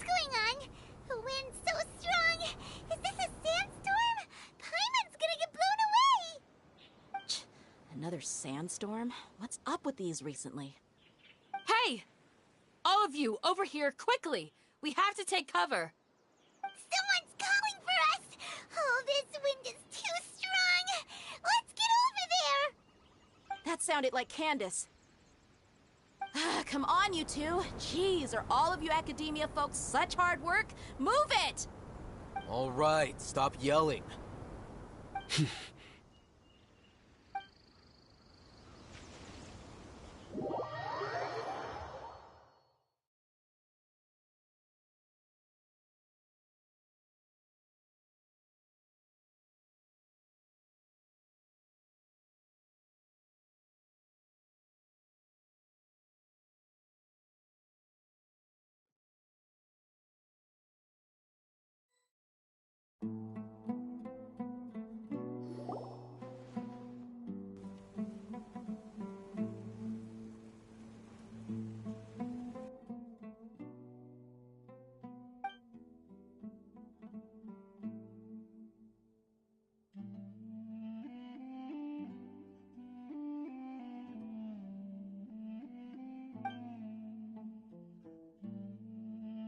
Well, this is pretty awkward. Hey, wanna play sardines with 3 people who want to tear each other limb from limb? Sure, why not? Sounds fun. The air is so thick and heavy. Paimon can hardly keep floating anymore. My sincere apologies, everyone. This is the home of our village chief. I will have to ask you to make do with this small room until the sandstorm dies down. Please, let me introduce myself. I am Candace, protector of Aru Village. Our savior has come at last! Nice to meet you, Candace. The name's Paimon. Thank you so much for helping us. There's no need to thank me. It's only right to help each other when the weather gets rough. Wow, she's so gentle and caring, like a nice older sister. Unlike those guys over there. All right. Now that we're all better acquainted, we should return to the topic at hand. As a guardian charged with the responsibility to protect my fellow villagers from harm, I was observing your conflict from afar, even before the sandstorm started. And now that you have set foot within our village itself, it is all the more my responsibility to make absolutely sure that you pose no threat whatsoever to us. So please, have an honest and sincere conversation with one another, and put your hostile feelings to rest. If anyone dares to start anything again while they are under this roof, I will not hesitate to send them out for some quality time with the creatures of the sandstorm. Oh, on second thought, Paimon may have misjudged Candace's character. And that goes for you too, Miss Dia. Do I make myself clear? All right, we got it, Candace. That's what I like to hear. So, which of you will begin? I was supposed to be a mediator, but I might have gotten a little too involved just now. Anyway, one of those two should probably start talking. Wait, that was you trying to be a mediator? I have nothing to hide, so there's no shame in explaining myself. While Alhaitham wasn't wrong about the other Matra not knowing my whereabouts, it's not because I've been assigned a morally dubious mission. Rather, I've chosen to exile myself. Huh? Exile yourself? A little while ago, I discovered that there was data missing in the Academia's project planning and development files. What little they did report clearly did not match the project's actual progress. As General Mahamatra, I had the responsibility and authority to request an audit. However, to my surprise, the person responsible for the erroneous data was none other than Grand Sage Azar himself. I tried to investigate the issue myself before submitting a formal audit request, but I soon found that all leads and potential pieces of incriminating evidence were carefully concealed from me. I began to realize that they were cautious of me from the very beginning. Unsurprisingly, the Grand Sage rejected my audit request as soon as the submission reached his desk. He even said to me, "The power of the General Mahamatra is granted by the sages. You have no right to judge us." So they really are up to no good. I realized then that to the Grand Sage, the Matra are nothing more than tools for the sages to assert and maintain their control over knowledge. The vows that we took, the principles that we strive to uphold, they are meaningless to the academia of today. I believed it would be wise to flee the academia before the sages had a chance to take action against me. This way, they can no longer see nor predict my actions. I will never give up on this investigation. There's no need for someone else to give me power or authority. Once I find the truth, I will administer judgment by my own name. Sino seems to have the same goal as us. We're all investigating the sages. Plus, now that he's no longer the General Mahamatra, he somehow feels a lot less scary. Well, Sino, if that's your story, then why did you see Alhaitham as a target? When I was investigating the matter in the academia, I overheard a conversation between Alhaitham and a sage. The sages asked you to investigate a blonde-haired traveler. Do you dispute this, Alhaitham? What? Like many parts of the project, this assignment was undocumented. Now throw in your suspicious behavior with the Divine Knowledge Capsule, and I think we deserve an explanation. Yes. I was indeed tasked with investigating the Traveler. Alhaitham! After all, the promised reward was so great that hardly any scholar could have refused. The sage told me, once you've completed this assignment, I can give you a glimpse of divine knowledge.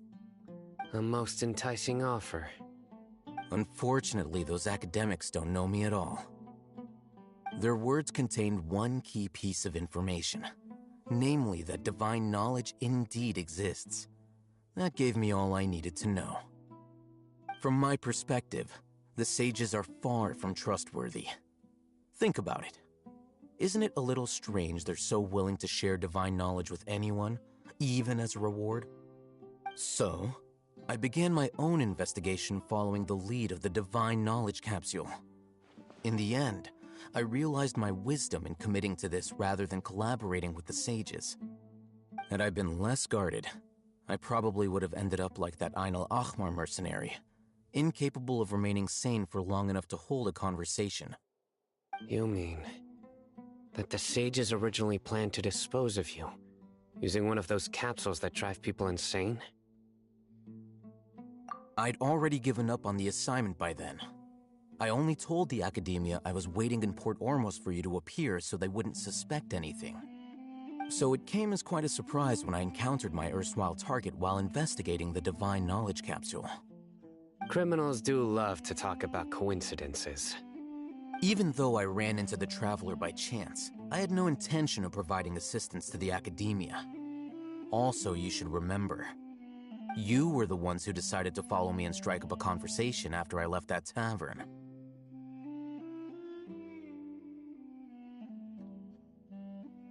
That's true. Alhaitham helped us out at Caravan Rebat as well. Maybe he's telling the truth. I'm willing to apologize, if that's worth anything to you. I took the Divine Knowledge Capsule behind your back because I judged its existence to be a significant risk.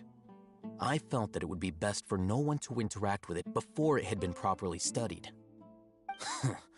After all, curiosity often proves to be the most dangerous thing in this land.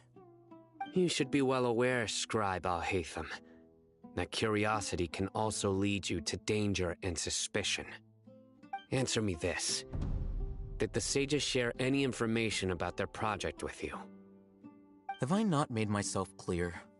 You and I are both distrusted by the academia. Do you really think they would tell me anything? Fine. Although you haven't completely proven your innocence, I won't regard you as an enemy, for now. As you wish. Mm-hmm. Good. I'm glad to see you two clearing up your misunderstandings. And now you, Dia. I believe it's your turn. Oh, sorry. Whatever the boys were talking about must have been so boring that I spaced out. My situation is pretty straightforward. My employer, Dunyarzad of the Homayani family, is friends with the Traveler and is currently recovering from her illness at home. I had nothing going on, so I decided to return to Aru village for a visit. I was actually looking forward to a pretty exciting time getting back together with everyone here. But then I saw these two random guys in the middle of a pointless argument.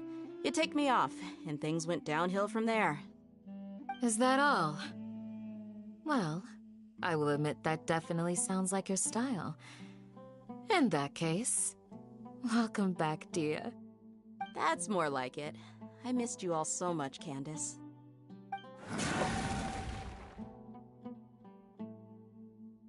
Whoa! What was that sound? No need to worry. Now that you're no longer at each other's throats, please make yourselves at home. I'll take a quick trip outside to clear out some of those creatures in the sandstorm. Creatures? In the sandstorm? Are you sure you don't want some backup? Fighting in a sandstorm is not for the faint-hearted. Anyone without extensive training in these conditions is at a disadvantage. You needn't worry. Yeah, just leave him to Candace. Don't worry, she's as tough as they come.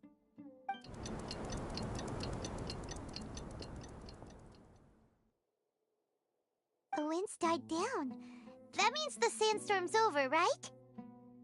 Candace still isn't back yet, though. When you put it that way, even I'm starting to feel a little...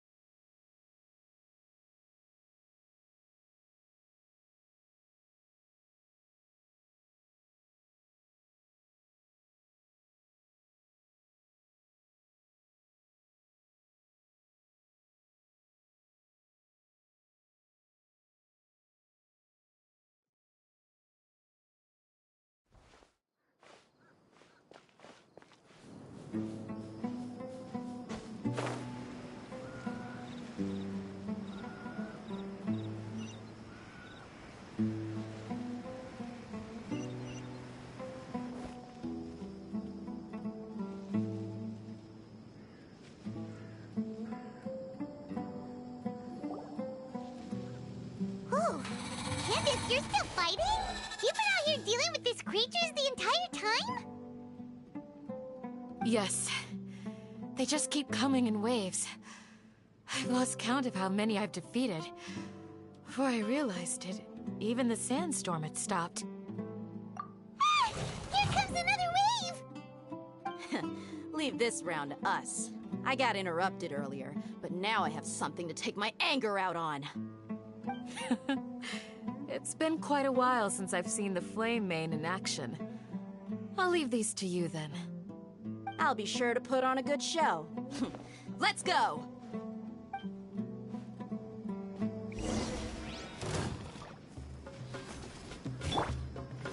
Let's move out. Allow me! Emerge. Right now. One with the forest.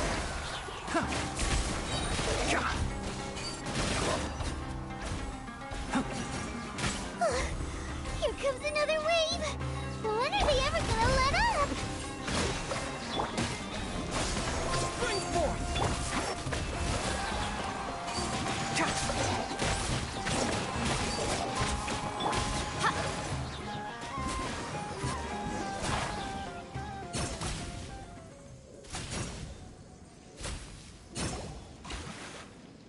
The creature stopped appearing. Was that the last of them?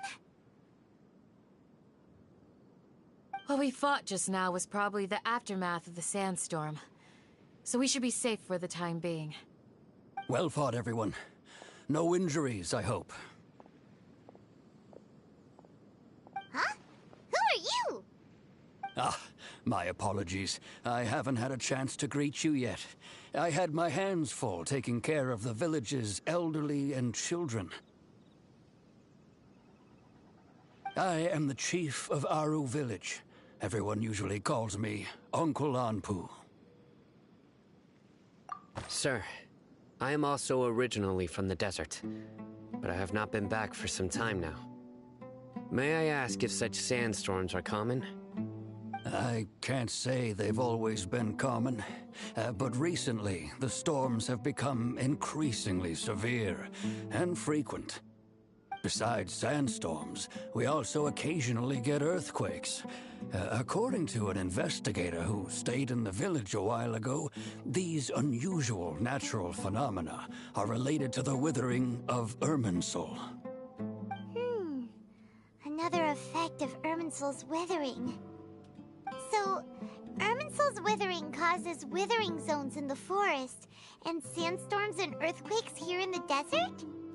Everything in the natural world is inextricably connected to Irminsul.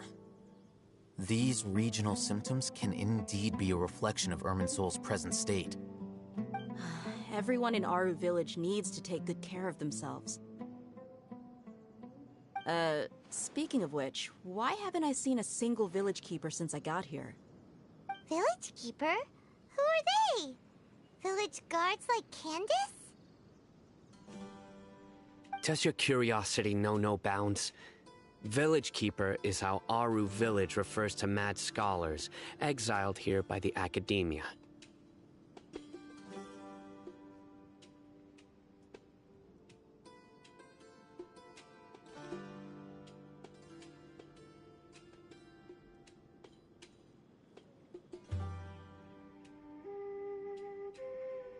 Most of them are scholars who lost their sanity after a period of training in the Avidia forest.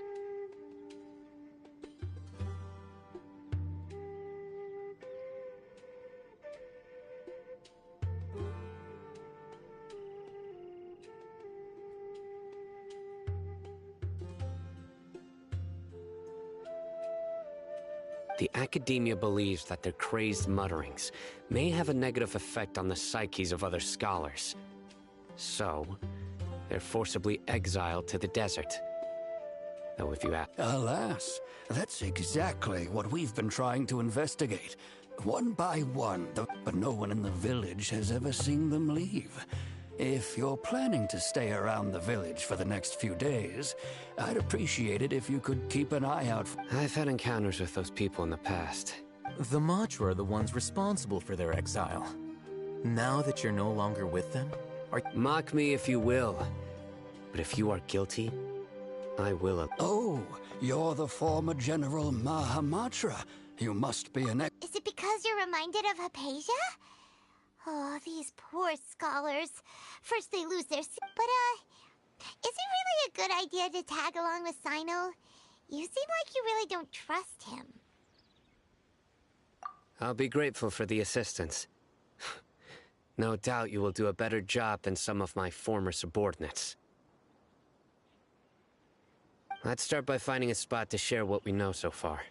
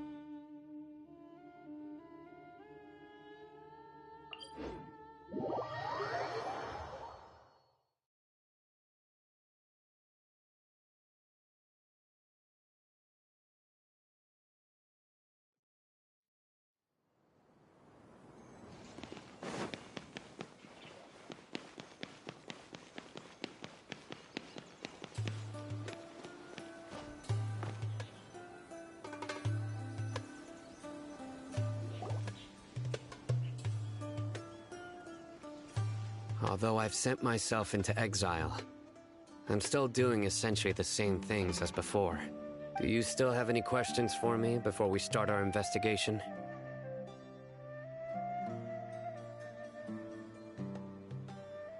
One of my former subordinates told me that this title has its origins in a strange incident. The Academia has long exiled mad scholars to Aru Village. A mysterious phenomenon exists here. When mad scholars first arrive, they are as incoherent and deranged as before. But after spending some time here, they invariably begin to calm down. Initially, the people of Aru Village greatly resented how Aru Village was struck by the strongest earthquake in living memory. Suddenly, he noticed a mad scholar crouching in a corner, caressing the ground with his hands. A soft, green light radiated from him, like a divine glow against the backdrop of night. Despite the powerful tremors that ripped through the ground that night, all the houses remained upright, almost as if they had grown roots reaching deep into the ground. In the end, not a single building collapsed, and no one was hurt. After that, the people of Aru Village treated the mad scholars with greater kindness, and began to refer to them as the Village Keepers. A soft green light? A mad scholar protecting Aru Village? What do you make of it, Traveler? Paimon thinks so too. Actually, Sino, do you know if any of the In theory, they would continue wearing them so the Academia could still monitor their activities. Oh, no wonder! Everything makes sense then! Add in the fact that they calmed down, it was probably Nahida who calmed them. If you are able to draw a conclusion from this one story alone, then it appears you possess much more information than I do. So, what do you make of the story?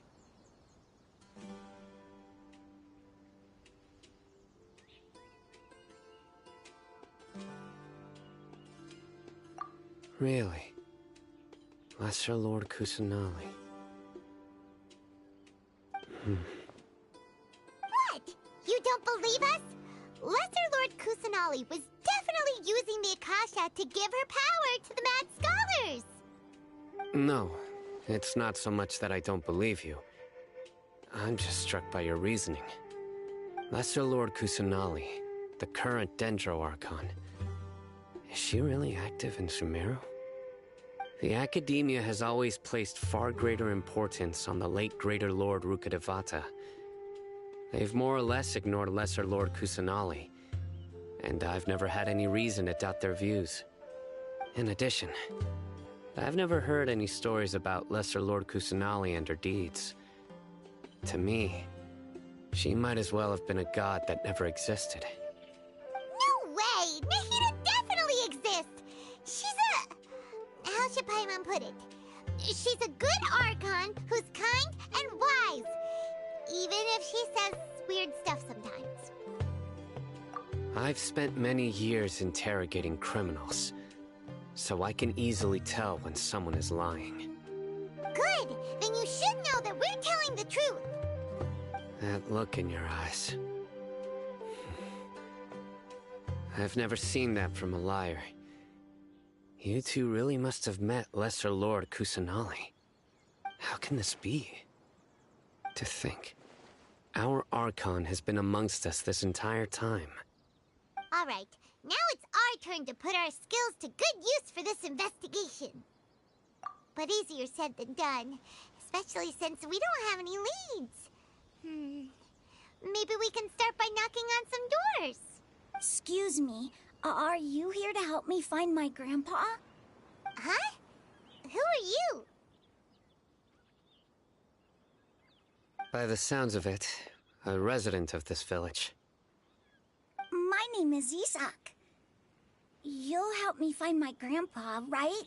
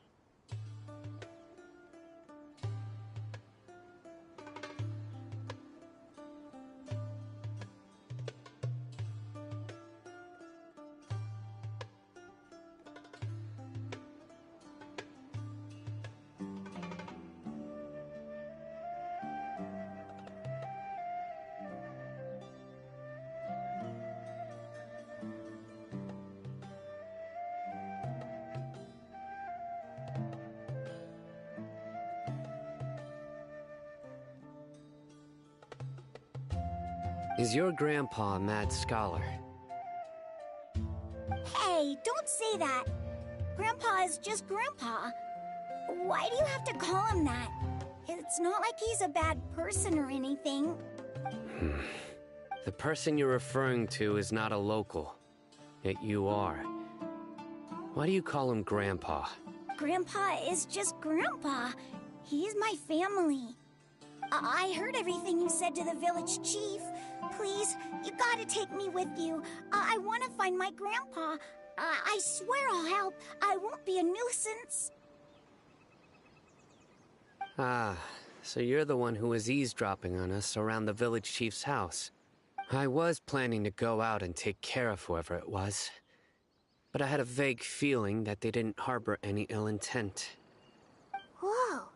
Hatham wasn't kidding about Matra having sharp senses. Sino, he's just a kid. All he wants is to find his grandpa. Let's find a way to help him. Sorry.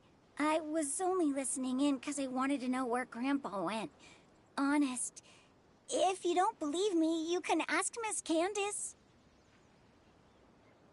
All right. But first, let's confirm...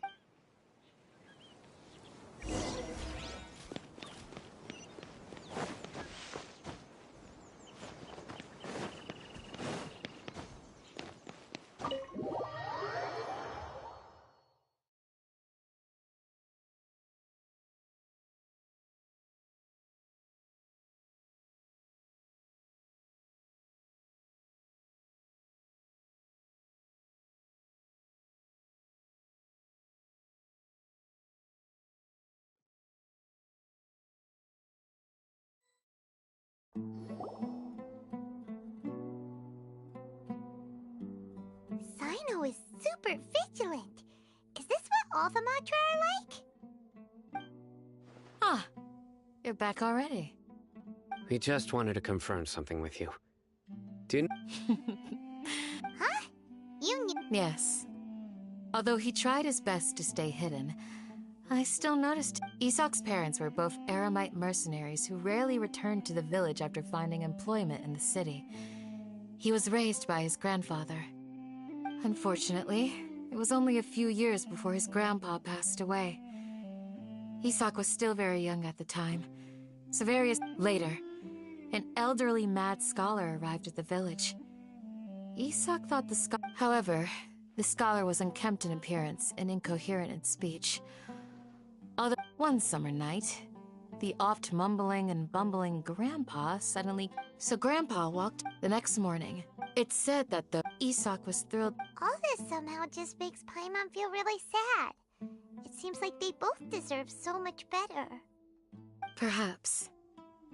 Nearly everyone who lives in the desert has some form of hardship or... It's also my reason for fighting.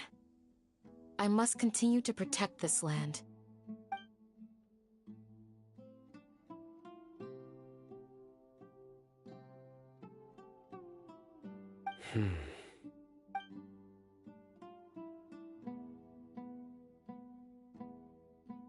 Maybe the people have always had a considerate god watching over them. Huh? What did you say, Sino? No, nothing. As long... Perhaps you are more compassionate than I gave you credit for.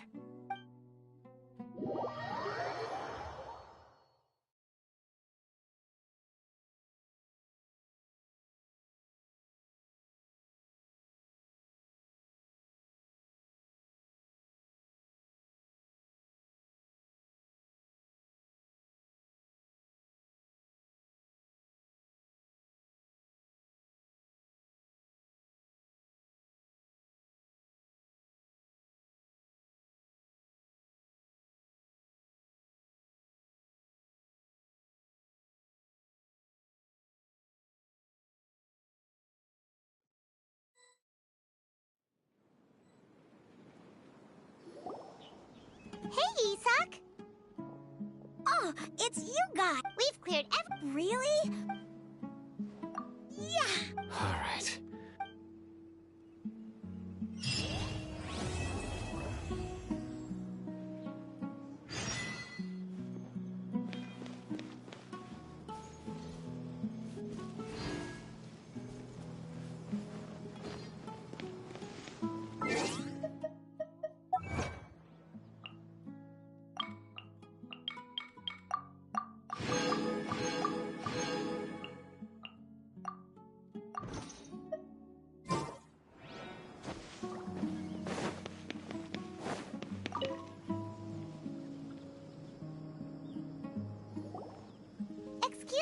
You mean the village? When I was eating Okay.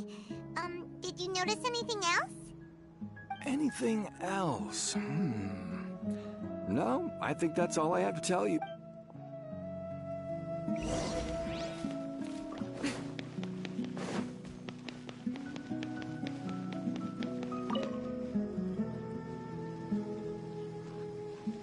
The scholars that have... Don't change the subject. Right. You were asking about the the mad scholars. I think it's been a few days since I last saw them. But honestly, I feel quite sympathetic towards them. Even though the... Do you also think Grandpa and the others are... Grandpa? Oh, hello there. It's little Isak. You mean that... He was actually the one who protected my house. I saw it with my own eyes. It still feels pretty surreal now that I think back on it. Did someone teach them how to do that? Well, whatever the case, I'll always be thankful to him and whoever taught him to look out for others. I'm pretty sure... Gotcha! Thank you!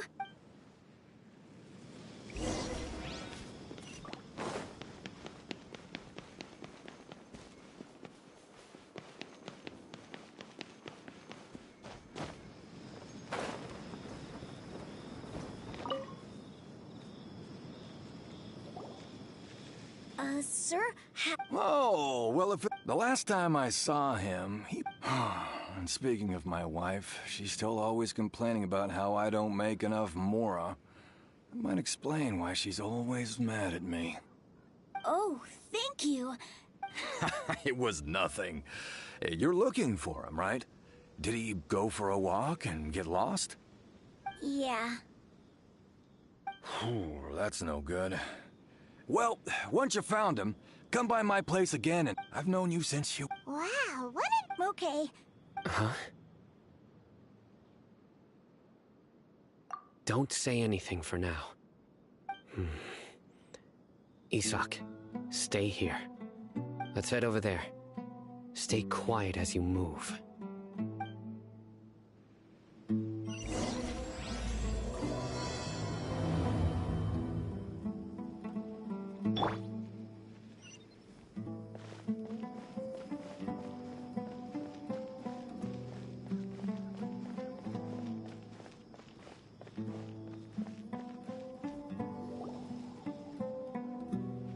Listen, see if you can make out what they're saying. Have you heard? The mighty Scarlet King, the sovereign of our faith, will soon return to this world. Yes, of course I have. The Scarlet King is the one and only true ruler of this land. I've never believed in any other gods. Still, you say he's coming back, but it sure doesn't feel like life's about to change around here anytime soon.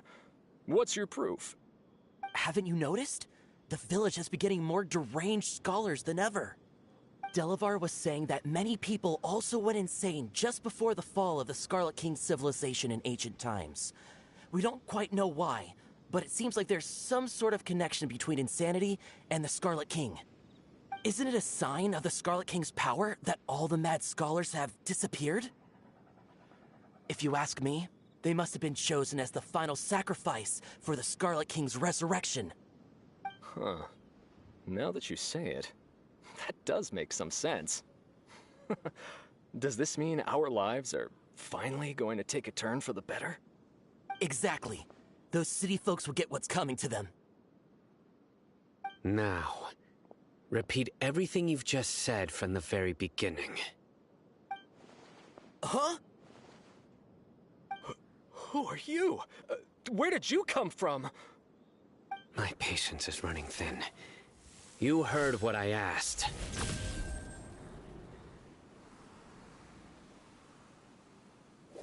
Yeah! Bro, this guy's something else.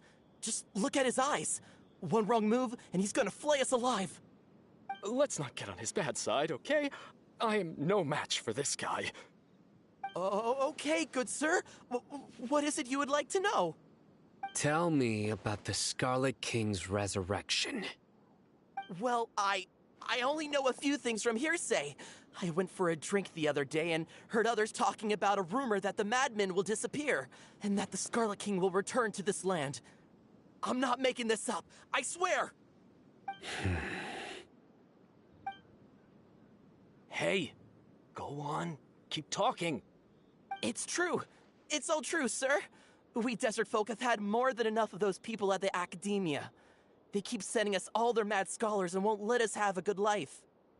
Would you want to live like this if you were in our place? The radicals were even more thrilled than me when they heard the news. We're all praying for the Scarlet King's speedy return. Delavar also said that once the Scarlet King returns to our side, it's only a matter of time before we conquer the land on the other side of the wall. They're all willing to serve under the Scarlet King and fight for a share of the glory. Is that so? Seems like he still wants to know more. Keep talking. Got it. At first, I told myself it was just the drink talking, but then all the mad scholars vanished without a trace, just as the rumors said. Please don't beat me up just for mentioning these rumors. If I'm guilty, then everyone else around here is also guilty. I'm just saying what the others said. The people here really like the Scarlet King, but dislike the Dendro Archon.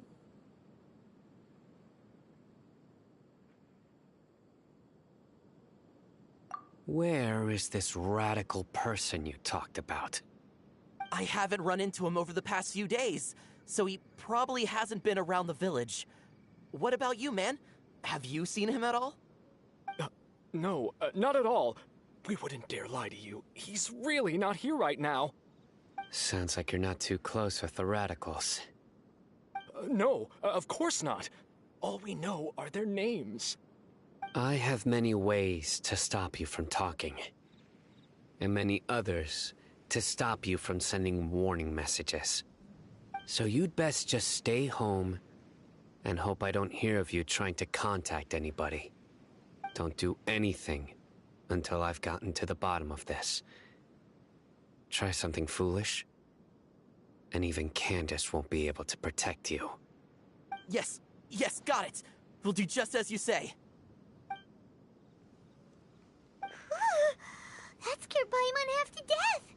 Sino is pretty terrifying.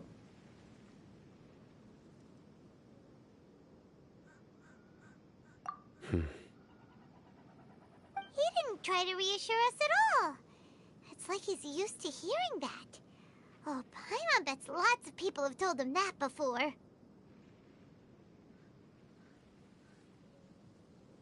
I heard that. Sorry.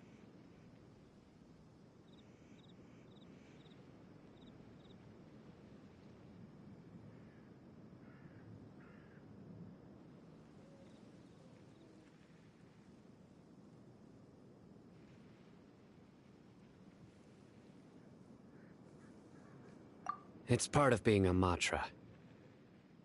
The rumor we heard just now seems like a strong lead. But we need to check a few more places. Very well. Isak! I'm here. Where's your grandpa's house? Well, I can take you there.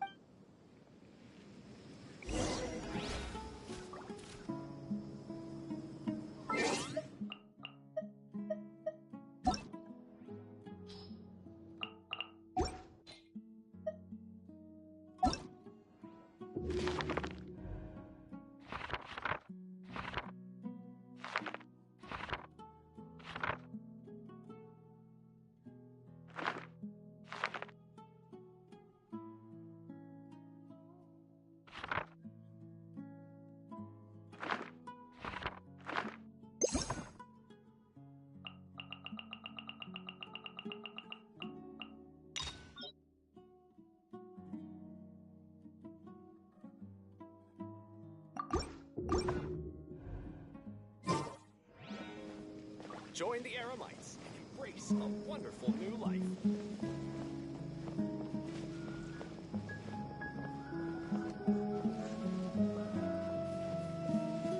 Grandpa, he likes to be alone. Sometimes he stares at the sky in a daze, and other times he just pokes at the ground with his fingers. Every now and then, he yells out at the top of his lungs, so a lot of people are really...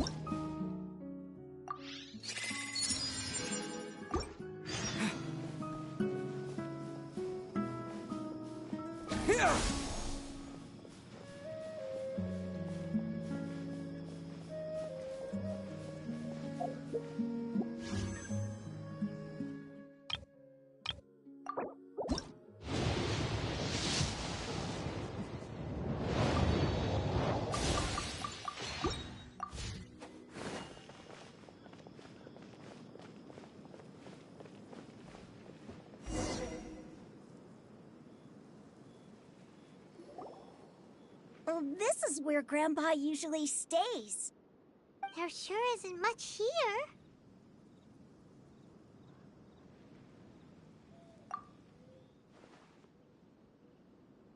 No. Incense? Please don't say it's the same one as before. But are you okay? Are you getting dizzy or need to lie down? There's a scent that you can sense, but I can't. A certain traveler here once passed out from that smell. Thankfully, Tainari saved the day. And then he gave us a long lecture to explain all about how it worked. So, you know Tainari? Huh? You know him too? Are you two friends? Yes.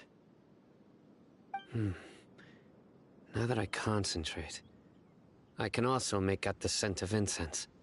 Wait, surely Tainari didn't lecture you too? No. No need. Did you first encounter this scent at Tainari's house? In the forest. From a scholar.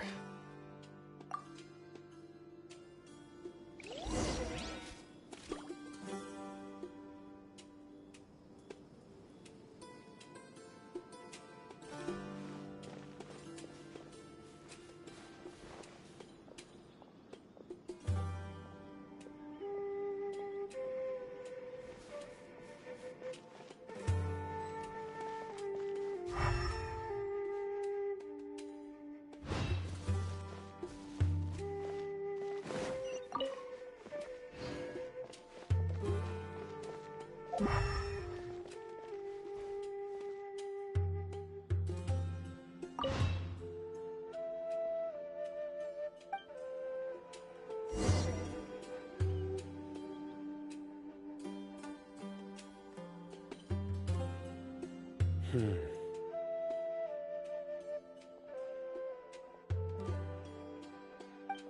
are you looking for, Sino? Here it is. Take a look right here. Paimon doesn't see anything. Although the traces have been completely buried in the sand, there are footprints here, from the size and shape. They belong to an adult male. This pattern is the scent is quite faint, but still extant. But who would come looking for Grandpa? We'd have to ask whoever lured him away with the incense. Huh? So you can lure someone away with just a scent? Hey! What's wrong with liking good food? Everyone's got something they love in life. Exactly. Most scholars are fond of incense, since the smell supposedly helps them clear their minds and discover new knowledge. Even deep within the clutches of madness, they still yearn for their knowledge-seeking days, and will follow the scent whenever it presents itself. No, Grandpa. So, someone's taking advantage of their weakness? Huh. Still, why would anyone want to abduct all the scholars? Are the rumors really true? Could the disappearance of all the mad scholars have something to do with the radicals? It's highly likely. Please, you have to save my Grandpa. Sounds like we'd better help get him back. Let's head to Aru Village and inform Candace and the others about what we learned here. After that, we'll set off to find the scholars.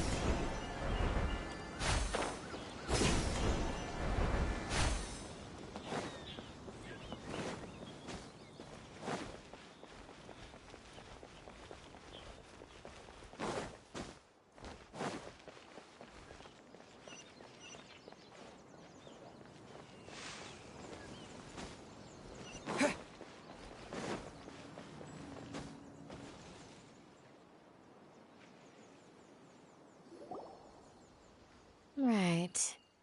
The darker fabric definitely looks a lot better. That'd be my choice, too. We're back, Candace! We've got a lot to tell you. Ah, welcome back. Sounds like everyone's friends already. Oh, Dia's here too! You bet. So, everything goes smoothly? Reasonably. Alhaitham didn't go with you? We haven't seen him at all. Huh. I saw him around the village entrance earlier and figured he was investigating with you. I guess he must have gone off on his own. Did you find out anything useful?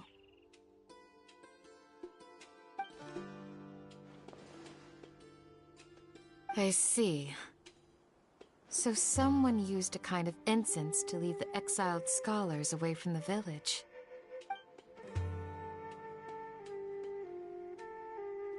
The resurrection of the Scarlet King? First I've heard of it. Far as I know, the kind of incense you just mentioned is only popular beyond the wall. Scholars are fond of it, but as you can see, there aren't many scholars still studying around these parts. No seller would be able to make a profit here. Not to mention, making incense is a labor-intensive process. You won't see anybody in the desert with the patience to make or sell something that requires that kind of effort. It seems someone from beyond the wall must have been supporting this. Makes sense. So what should we do then? Do we go back to the academia and search for leads there? If it was any other day, that would be your next logical step. But today, you've got me on your team, so you get an extra tip. Didn't you say that the villager got his news from the tavern? Well, I also like to drink at the tavern, so I know a thing or two about these radicals he mentioned. If Paimon remembers correctly, the leader of the radicals is some guy called Delavar. Ah, yeah. Delavar, the scar-riddled bandit, Engur, the wide-eyed butcher, and Jabari, the duck-tailed bearded crook. The whole lot of them are known around these parts.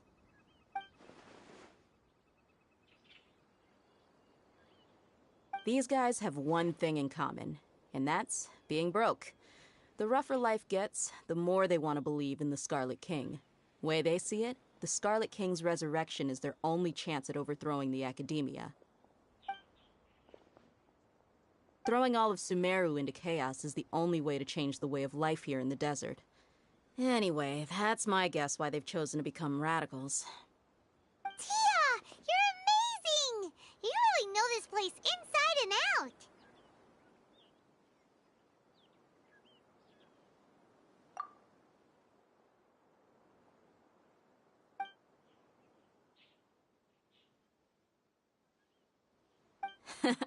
No merc can afford to slack off on gathering intelligence.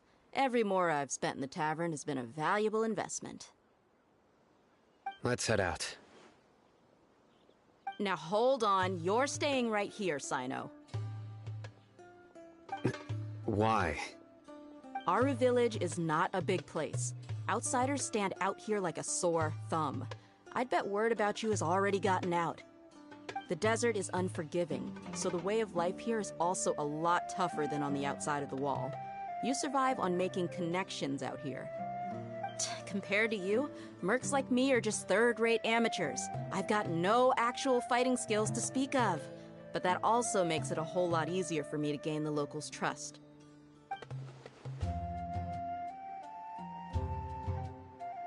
I need to go around and ask some questions, but it'll be difficult if you're with me. Fine. Good, then we've got a plan.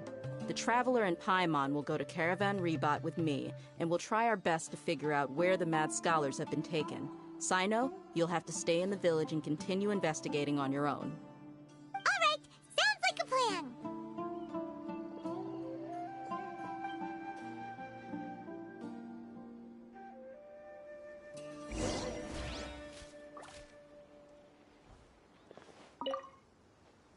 Sino, please don't take offense.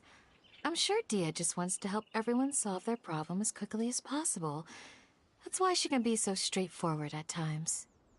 I don't mind. Ah, I see. Well, from the way you were staring out into the distance, I thought you might have been mulling over Dia's words.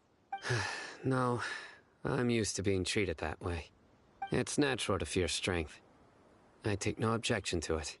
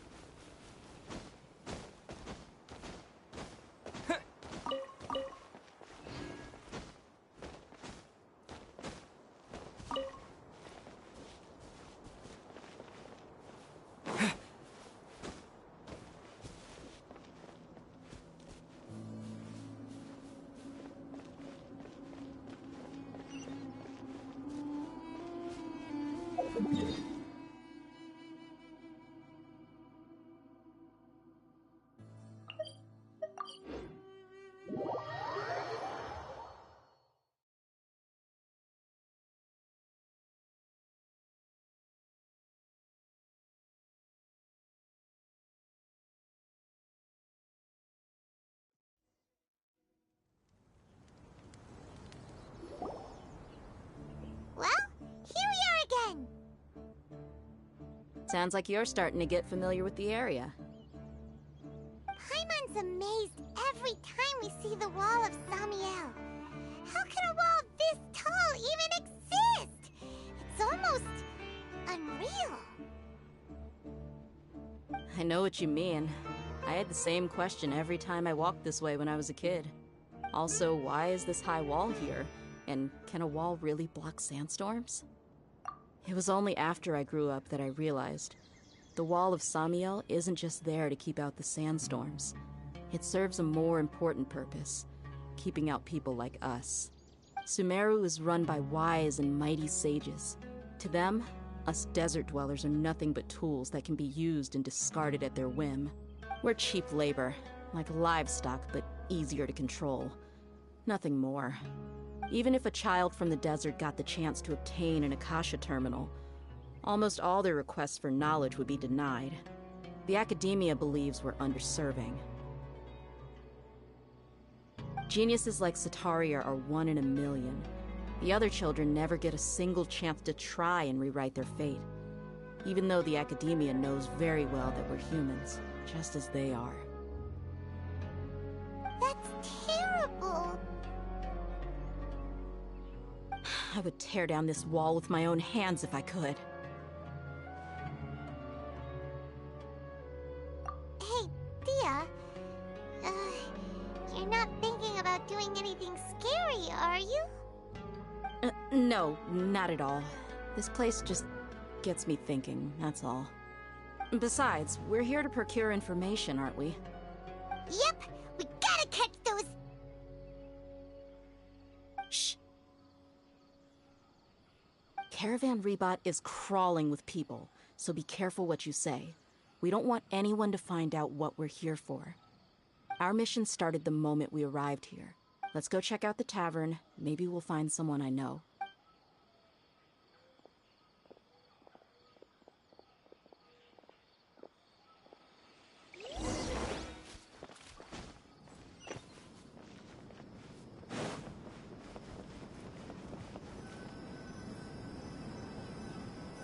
Just our luck. None of them are here today. You mean, you don't see anyone you know? Dia, is that you? What a coincidence. You here for a drink too? Zaki. Finally, a friendly face. Oh, and who do you have with you here? Guests from another land? Hello, hello. I'm Zaki. We've had drinks together a few times. You could say we go back a ways. Anyway, as far as my friends here, they aren't too shabby, are they? You rarely see any Outlanders so friendly and respectful nowadays. Absolutely. Much better than those people on the other side of the wall. So, Dia, are you looking for someone? Yeah. Have you seen Enger, Delavar, or Jabari recently? Of course I have. Matter of fact, we were all here. I've got a spice trading deal from another nation. I thought maybe Delavar and his friends might be interested. Know where I could find him? Ah, how thoughtful of you. Then I assume you also know that Delavar... Hey, keep it down. Let's just say I prefer to keep this deal a secret. Y'all at Caravan Rebot are like family. If there's more to be made, why not do it together? Besides, Delavar and his friends have muscle. They'd be a good fit for escorting the goods. Yes, how considerate of you. Delavar's my friend too, so of course I can take you to him. Come with me.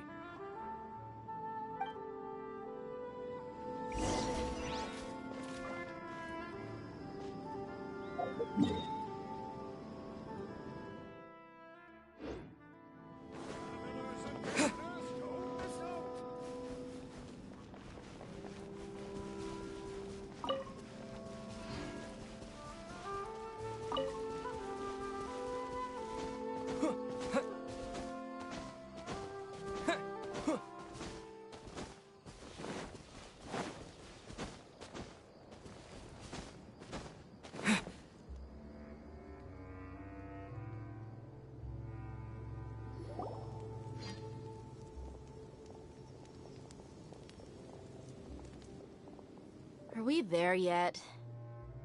Yep, this is the place. This place is practically deserted. What are they doing in a place like this?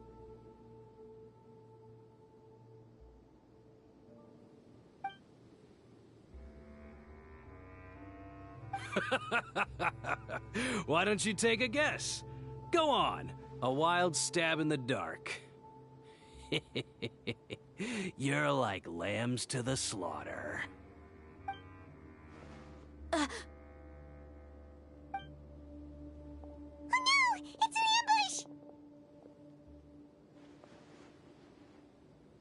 ambush! What's this all about, Zaki? Come on, Dia. You really think we didn't hear about what you said back in Aru village? The boys have kept a close eye on you from the moment you set foot there. Not only do I know that you're looking for Delavar, I also know that you've teamed up with people from the Academia to look for the missing scholars. So, you've been watching us from the very beginning? Uh-oh. I knew leaving Sino behind was a mistake! And you left the strongest one in the village, didn't you? Who do you think you are? You really thought we'd fall for your little business deal nonsense? So you and Delavar have been partners all along. Dia, I guess it's only natural for a traveling mercenary like you to be out of the loop. Those of us who hang around the tavern have stronger bonds than you think. But you got one thing right. We're all looking forward to an uprising in Sumeru. There's nothing more we'd like to see than the desert folk overthrowing the Academia. If that's the case, then I'm sure Delavar wouldn't miss a second of it. I'll be honest with you, If it weren't for what you said in the village, your little monologue about the Wall of Samiel would have convinced me that you're one of us. Delavar. And Edgar, you're here too, huh? Long time no see, Miss Mercenary. You should have known the traitors are what us followers of the Scarlet King despise the most. Dia, I thought that you, a fellow desert dweller, would understand that the Scarlet King is greater than the Dendro Archon. Little did I know, you don't deserve to join us. Yeah, gee, what a missed opportunity. Adopting radical views and kidnapping innocent scholars, all because of some baseless rumors. Anything else I'm missing out on? See? There you have it. Mercenaries are just a bunch of faithless scum with only one thing on their minds. Mora. Pathetic. You're all like a pack of street rats. You're not wrong. Mercenaries are driven by Mora, and my faith lies with whoever's paying me. As long as there's a profit to be made, anyone can become my friend. Enough talking! Get him!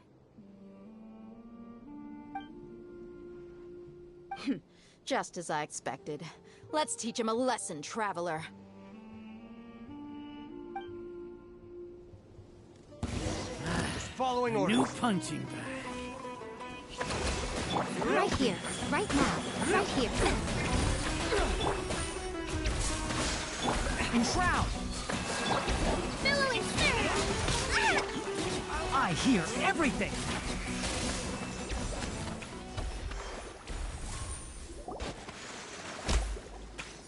Impossible! How could you? So, what do you think about your meticulous network now, Zaki?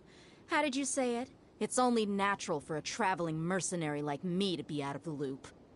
I'm guessing your informant told you that I'm just an incompetent merc with no real fighting skills, correct? I mean, that is what I said after all. And of course you would believe everything he reported. The only thing you know about me is that I'm a mercenary, but you've never seen me in action. Even though you heard we went to handle monsters together, you believed that Candace was the only one doing all the real fighting. That so-called Flame Mane is just a fraud. She admitted it herself. She just uses her connections to gain the trust of others. That's what you thought, right? Ugh. You lied in the village because you figured that we'd have people watching you. And you were stupid enough to fall for it. I figured as much the first time we drank together. You all thought you were so smart. Pathetic. Okay, that should be all of them. Whoa! So you've been planning this since we were in Aru Village? No task can be done without preparation.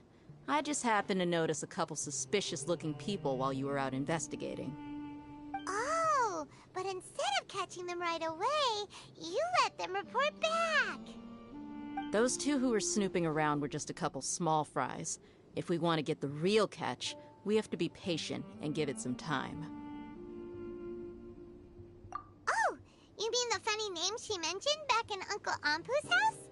The wide-eyed butcher, scar-riddled bandit, Paimon can't remember them all. That's just a bunch of drunk talk. Edgar and Delavar like to talk themselves up when they're drinking. Edgar, the wide-eyed butcher, and Delavar, the scar-riddled bandit, are the nicknames they came up with for themselves. Alcohol has a way of making people share what they really think. So Edgar and Delavar are always rambling in the tavern about how the Scarlet King is a superior deity. What about Zaki? He's just a numbskull who fell right into our trap. Zaki was probably the best hidden of them all. My initial plan was to find Delavar first, and then try to track him down. That's what you wanted to ask when we were at Uncle Anpu's house, right? Jabari is one of the villagers you talked to. You know, the one who wanted to treat Isak and his grandpa to some Wait, so he's a radical too? No, he isn't. I just needed to tack on a random villager name to make the eavesdropper think that I was making some wild guess. Wow! Ah, you're too kind. It was straight from the usual playbook, if I'm honest. So, that thing you were saying before, is it really true? About what? about how mercenaries only care about Mora, and that anyone's a friend as long as there's a profit. Does that bother you?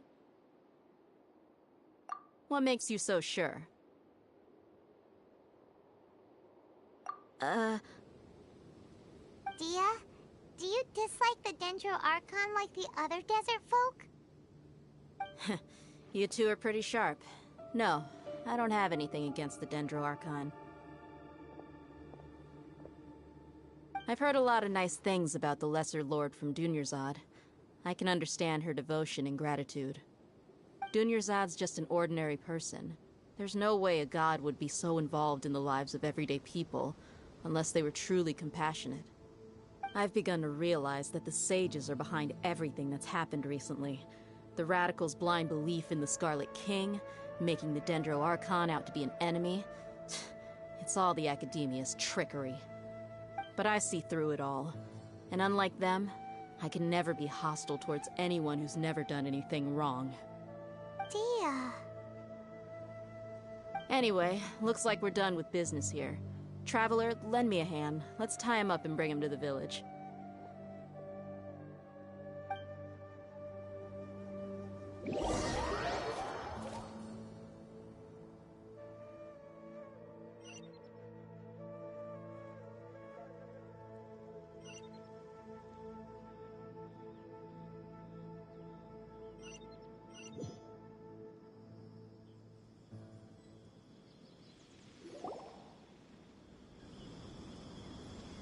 This should be all of them. I'll let you take it from here. All right. I'll be in touch. Until then, please stand by. Candace, do you need any help? Candace will be okay on her own. I trust her, so you can too. She's been guarding Aru village for quite some time now. If anyone is qualified to question the offenders, it's her. While I'm questioning them, why don't you pass some time by exploring the area? I'll meet you back here tomorrow morning, Traveler.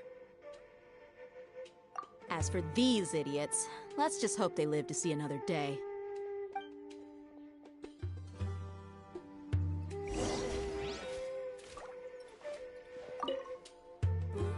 Candace is an expert at dealing with people like this. All we have to do is wait for her word.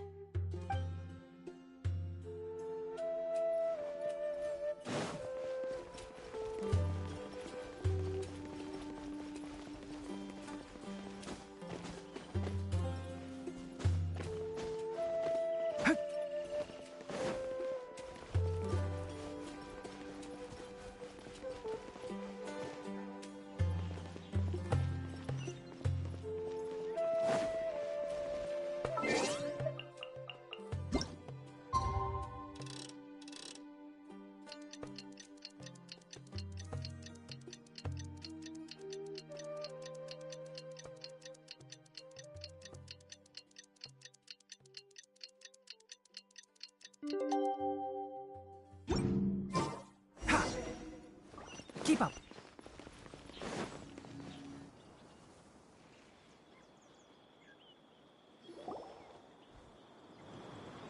Hey, Dia!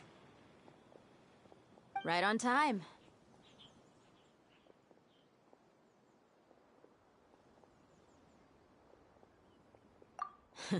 We'll know any moment now.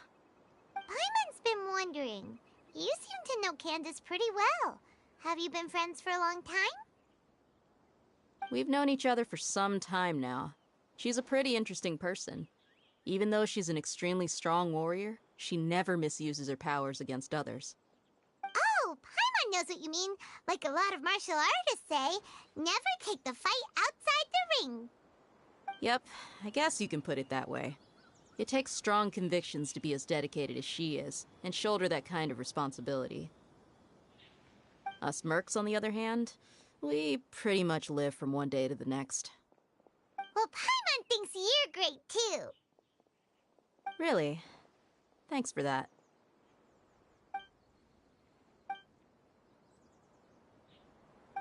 Oh, Sino's here, and he's pretty early, too. Yes. I was here yesterday to help out a little. To help out? By doing what? Sharing some interrogation techniques. Oh, hand us some more persuasive methods? Right. Come on in, everyone. Come on, let's go inside.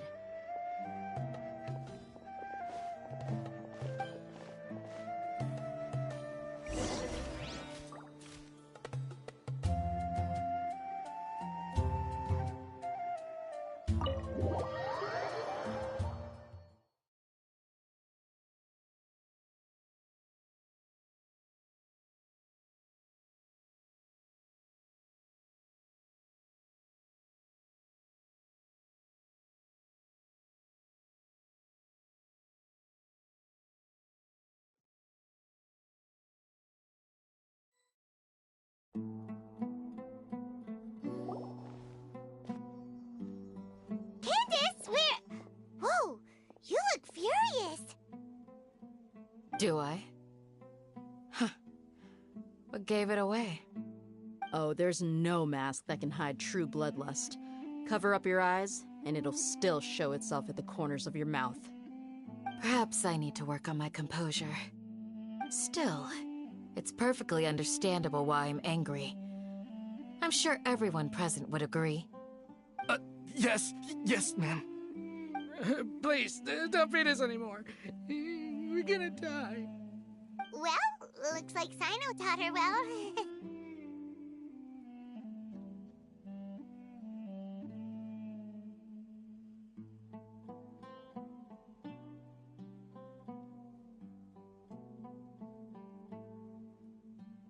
You fear death yourselves, yet you do not hesitate to place the lives of others at risk. The absurdity is mind-boggling. The ones you call mad scholars are known to us as the Village Keepers. They are vital members of our community, and some even count them as family. You come here, to my village, and you treat my people as nothing more than stepping stones towards your goal. Tell me, what would you do to you in my position? Mercy! Please, have mercy! You've made your bed. We may both be desert dwellers, but there is one thing that I understand better than you. The resurrection of the Scarlet King will only result in war. And war serves no one. The people of Aru Village care little about which god is in power. Life may be tough and tiring, but we wish to preserve our way of life. A war would only cause us to lose all that we have.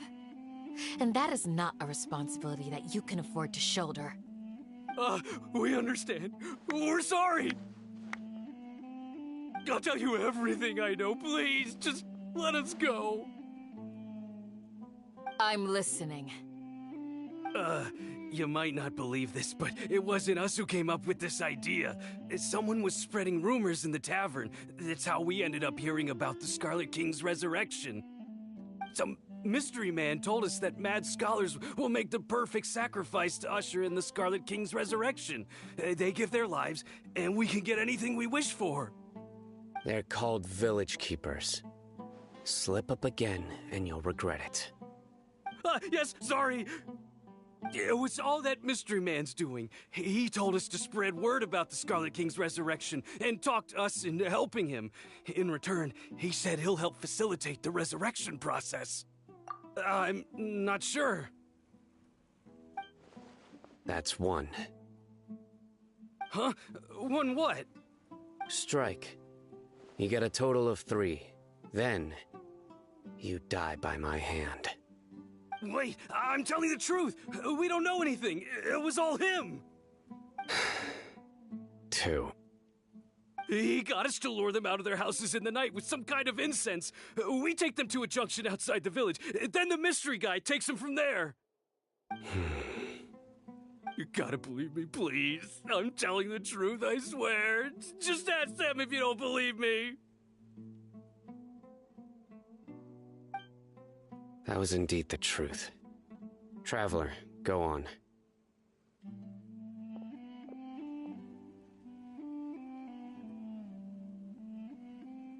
You have to believe me. If I knew that, I would have told you his name right away. I'm not risking another beating to keep his secrets. No way. That guy, he wears a cloak, and he's always careful to cover his face. He calls himself the Scarlet King's envoy. I believe I may know what's going on. Uncle Anpu? What do you mean?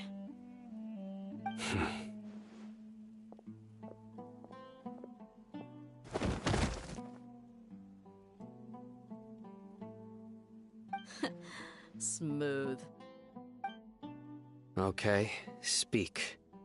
If my suspicions are correct, this mystery man they speak of could be from the Academia. Some time ago, people from the Academia attempted to take the village keepers away.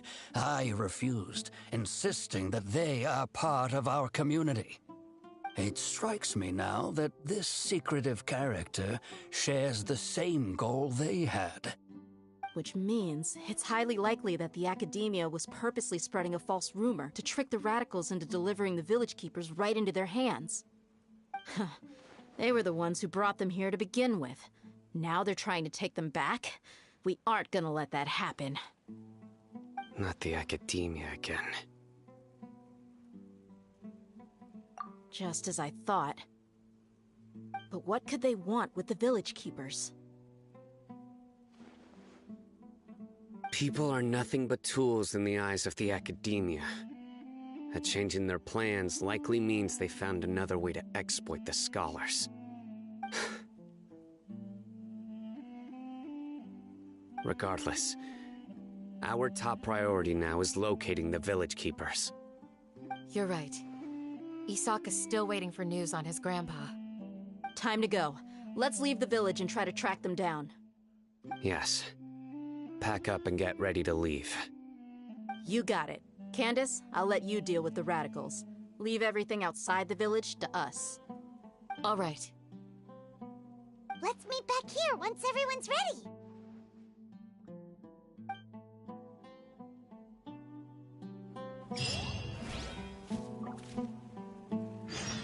What scheme is the Academia brewing now?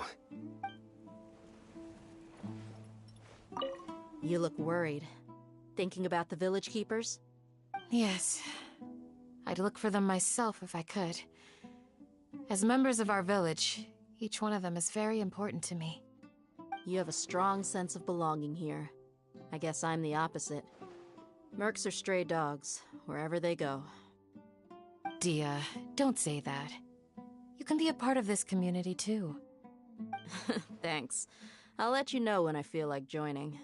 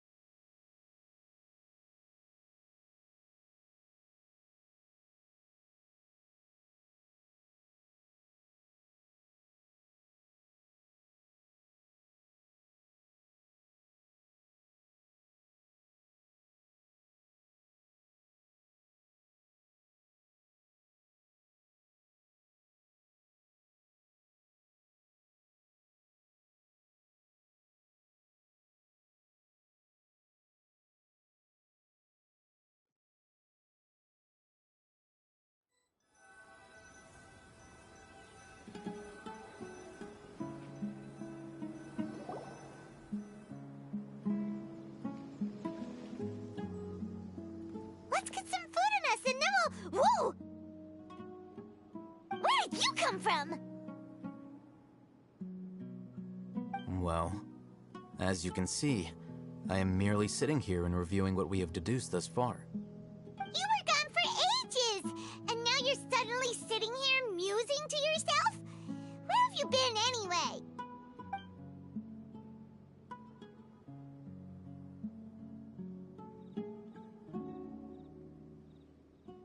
What's with the silence? You never think things through before asking questions. I'm giving you some time to make up for that. Paimon's so mad! Paimon's gonna give you an ugly nickname!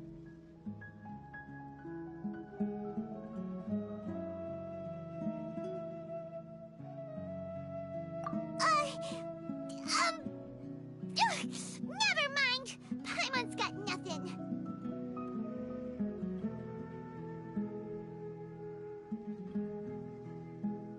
There's just nothing super obvious to pick with this guy. It makes it so hard. Well, you've heard nothing to suggest I left this whole time. So clearly, I stayed in the village to investigate. Anyway, you plan to leave Aru Village and keep searching for the truth of this matter, yes? Yep. We're not gonna find out anything more by staying here, so we thought that we might as well take the search elsewhere.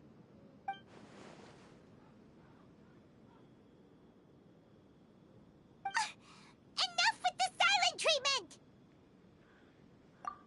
No. I'm just surprised that you decided to team up with him. Alhaitham, you haven't helped us out at all ever since we arrived at Aru Village. Bold of you to question our choices. Yeah, you're all talk!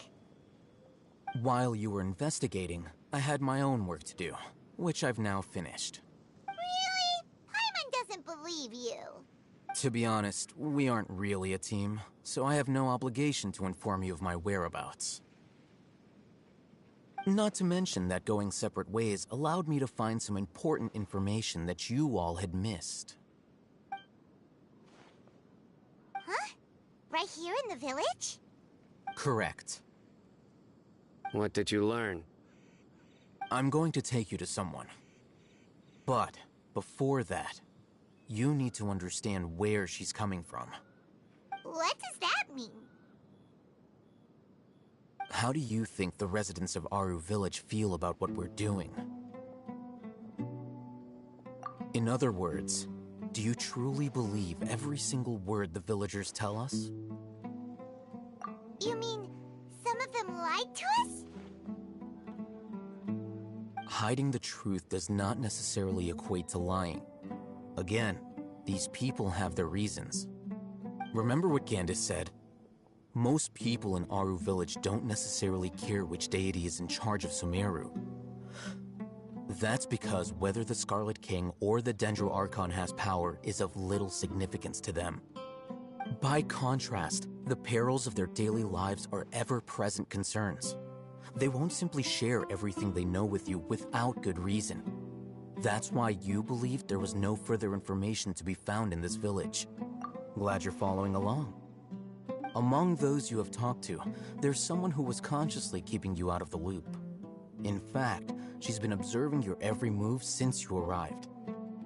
The reason being, to someone who only wants to live their life in peace, any external factors introduce unpredictability into the equation. Those eyes. Those fierce eyes. You look like a real fighter. Don't change the subject. It's quite obvious that she's intimidated by Sino's authority and strength. Right. You were asking about the mad scholars. She corrected herself mid-sentence because she's aware that there are Scarlet King fanatics in the village. If she sounds too friendly towards the village keepers, she could easily make herself the Radicals' next target. I think it's been a few days since I last saw them. I usually go to bed pretty early, so I'm not too familiar with what goes on at night. Remember? She made a point of denying her involvement in anything that occurs at night. But honestly, I feel quite sympathetic towards them, even though they act a little strange. After speaking to the village chief, it became clear that the village keepers had protected Aru Village at night. In other words, the young miss was very much awake during that time. Then why would she lie? By getting involved with an outsider, she risks drawing unwanted attention to herself. As for why she might be so wary about all this, Maybe you should ask her. I'll pass on this one. You said that she is afraid of me. If so, it's best if I stay out of this. We're on it!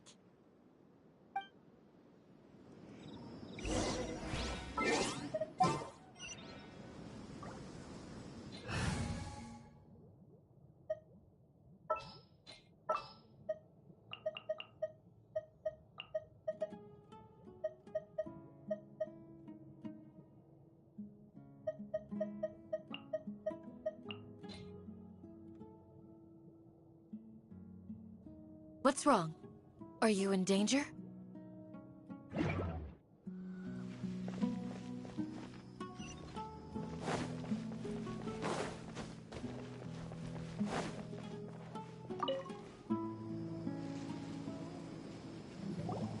Miss Shawnee, as we discussed... Mr. Alhaitham, I'm aware... Huh? What do you mean? We need to clarify our stance or something? Go ahead and talk to her. You'll get the answers you want. Go on. Earn her trust. Is it really that simple? May I call you Traveler? Hi, Traveler. I want to ask you something. Do you think the resurrection of the Scarlet King can truly change Sumeru for the better? Why's that?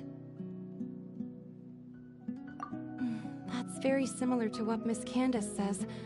I know you two are friends. That's why I'm willing to talk to you, even though I do have some reservations. Before, I wouldn't even have the courage to ask something like this. Traveler, do you believe our lives will get better?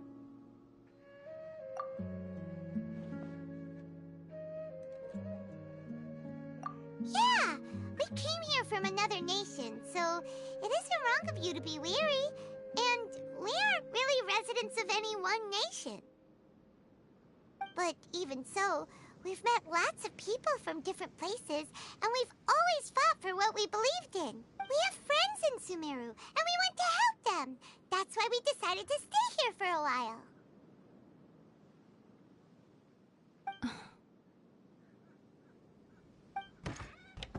I want to trust you.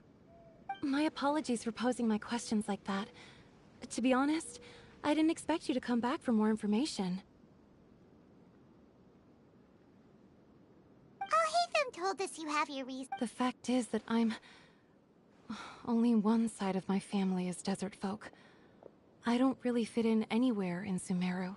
Some believe in the Dendro Archon, while others believe in the Scarlet King. Speaking of which, the Radicals mentioned that they despise traitors. Yeah. Some people can be so narrow-minded when it comes to bloodline and beliefs.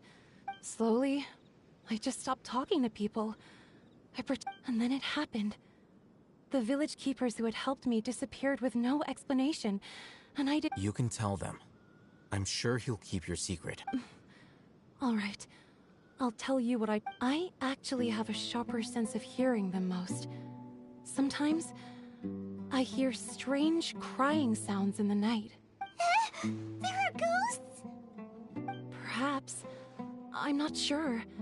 It's faint, but it's definitely the sound of crying. It comes from far away in the distance, and always carries very raw emotion. It used to be louder and more frequent, but ever since you arrived in the village, it doesn't seem to happen as often, and when it— I confirmed this with the guards on night duty. They also have someone with a good ear, and but because we're in the middle of a desert, he would rather believe that they are the cries of beasts than ghosts. There's really nothing around these parts, except for an old hospital not far from the village. I think they used to use it for treating Elazar, but it's been abandoned for years. Yeah, let's go!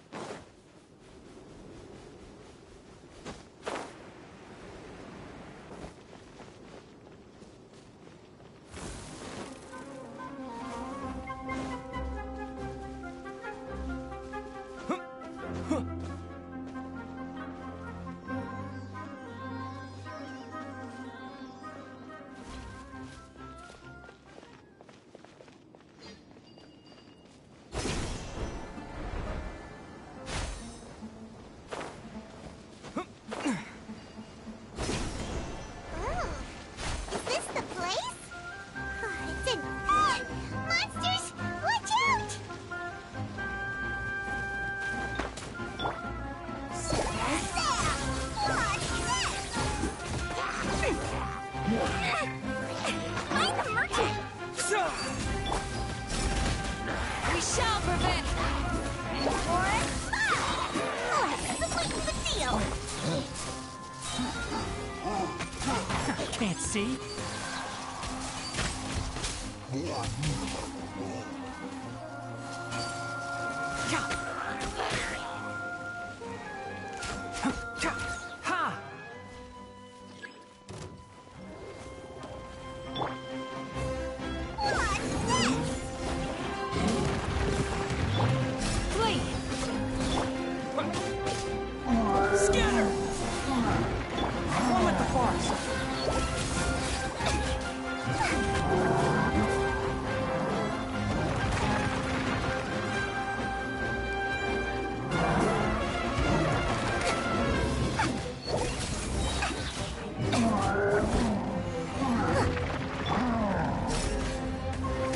You're exposed! Grant us your blessing! Yes, germinate! Magical laugh! More fun! You big bully! And drown!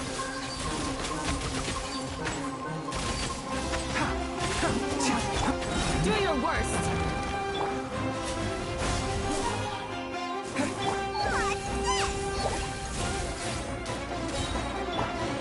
Can't see?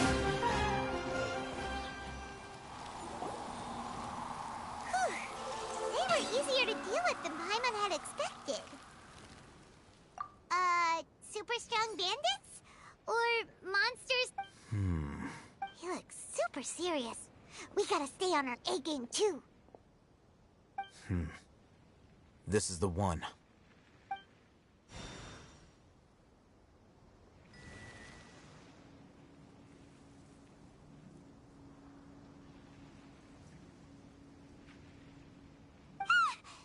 Let's go in and take a...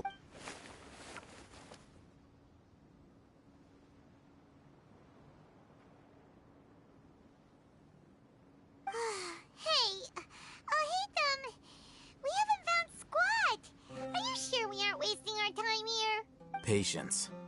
Shawnee says she only hears the crying at night. We have time to burn. Until then,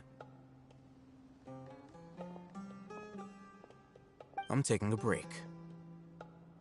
And just like that, he sits down. Wait, he even brought a book to read? What are you reading? Let Paimon see! Okay, sure. Huh? The natural position, which is the positional propensity of an entity in natural motion in contrast with an object in forced motion? Huh? When free from external influences, every entity displays the tendency to follow its natural trajectory? So, you got that? Oh, Paimon gives up. You keep reading your book. See ya! How is he so relaxed? Look at him, reading an impossible book in a creepy place like this.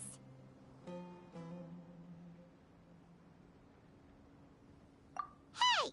Paimon's your Tibet travel guide. Paimon knows plenty of useful stuff already. And anyway, is that Paimon's fault that the books people read in Sumeru are so complicated?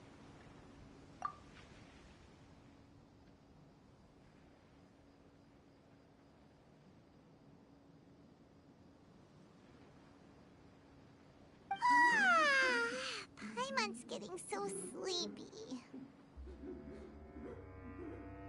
Huh? What was that sound? There it is.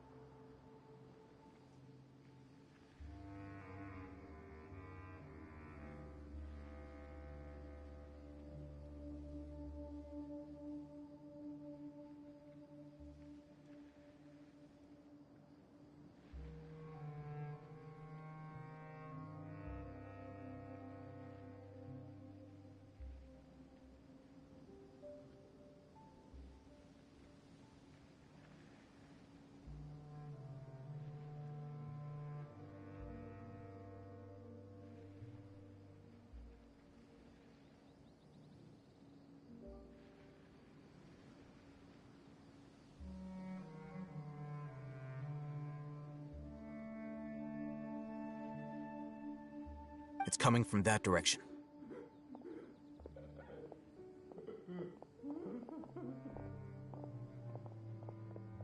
Is the sound coming from here? Huh. Paimon's not seeing anything. Hmm? It's from below. But there's no way we can get down there. Something is off about the interior here.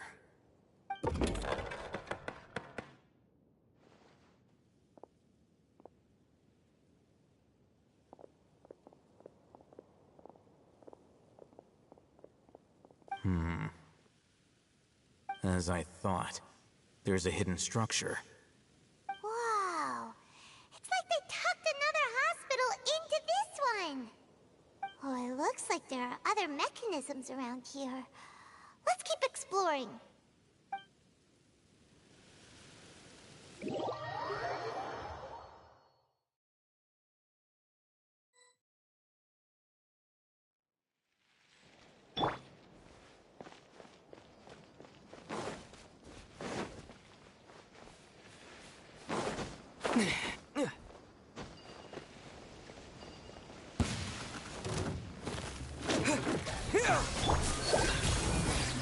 Let's sweeten the deal. And more. Yield!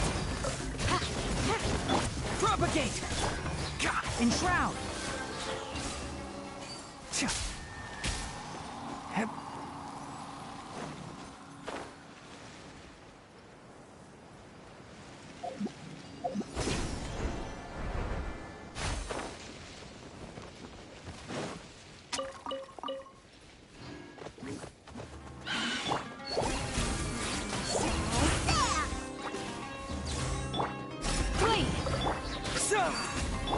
We shall prevail!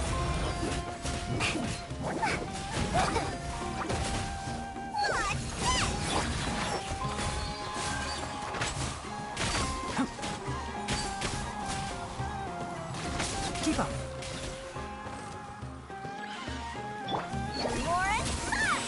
Here's the goods. Yield! One with the forest.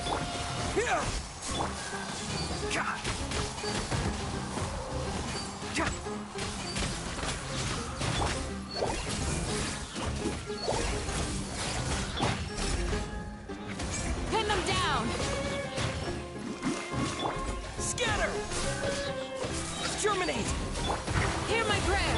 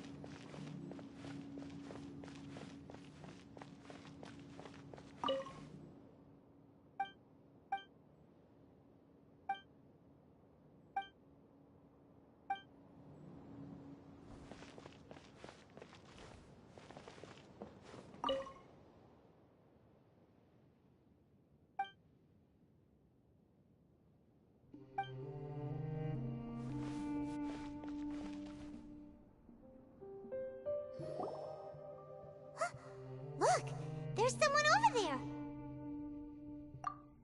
Good idea. Let's approach him slowly without alarming him.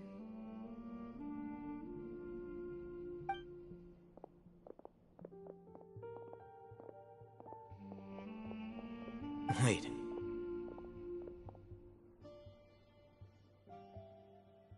You're...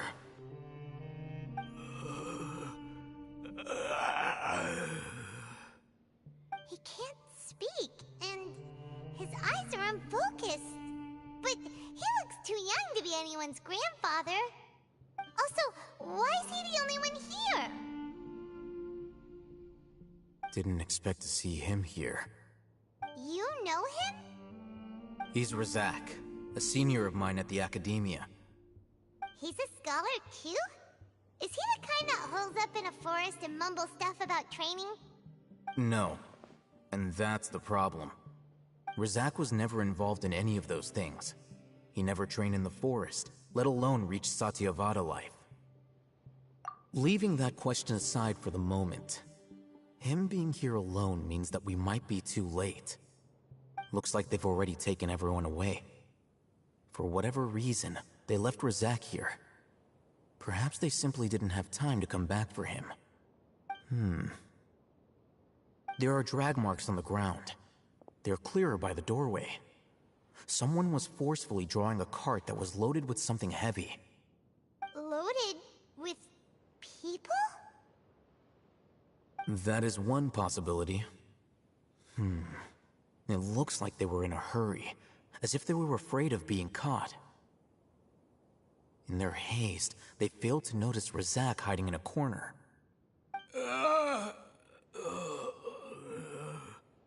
The symptoms are identical. Looks like we found living proof. Huh? Why do you say that? Allow me to jog your memory. Recall your time at Port Ormos. Don't you think his symptoms look familiar?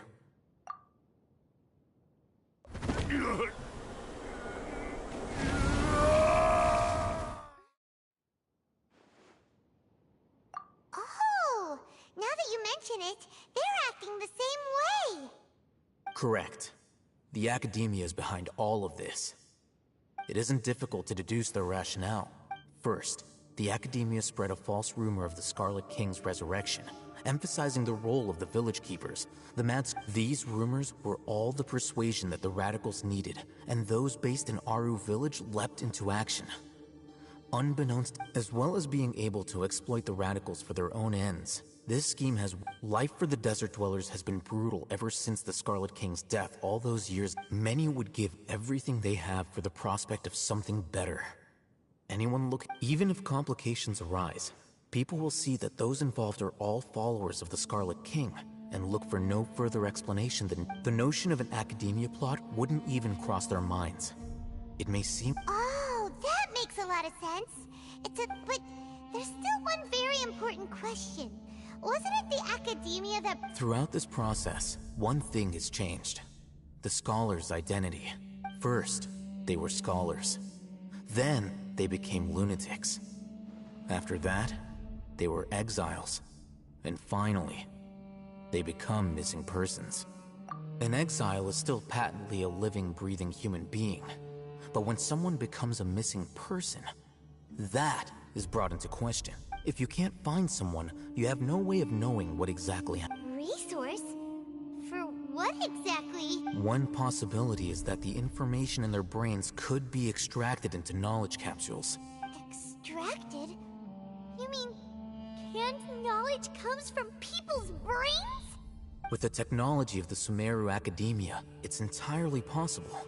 Perhaps the process caused them great suffering, which is why they cry out in the dead of night, when no one is watching them. So, the human brain... Nope, nah, Hyman doesn't want to think about this. I'm the Academia scribe, after all. I'm familiar with their projects. Anyway, judging by Razak's state, the contents of a divine knowledge capsule were extracted from his mind. But something went wrong in the process. Or perhaps his curiosity got the better of him, and he used such a capsule for himself. Can they just use anyone's brain?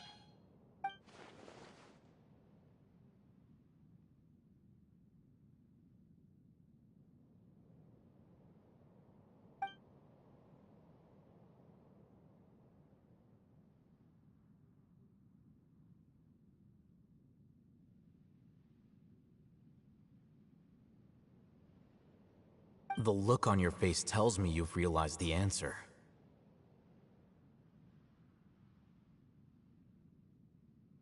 That's right. To some scholars, gaining knowledge about the gods is their entire life's pursuit. Extracting canned knowledge is just one of the extreme measures they turn to. However, I can't help but wonder, what do they seek to gain from divine knowledge? The academia is going out of their way to look for forbidden knowledge, but what is their ultimate goal? I've spent quite some time trying to analyze the contents of the divine knowledge capsule, but to no avail. It seems like my way of thinking is too different from theirs. You mean you're not even slightly interested in getting your hands on this forbidden stuff? All scholars seek to expand the horizons of knowledge, but I'm not particularly interested in gods, so I don't share their degree of zealotry. Extracting information from people as if they were... Sounds like you're really a... Of course. Whether it be academics or knowledge, everything has its... This matter needs to be... Wait! Didn't you step in to help because you felt sympathy for those poor people? Not to be callous, but no. My criteria are a little more restrictive than that. There is no shortage of suffering in Sumeru, and the same can be said for the rest of Teyvat as well. What do you plan to do about that? Save every last person? Probably not. Paimon's not sure. You can say that. Simply put, I don't blindly... The divine knowledge capsule is something I want to investigate in full.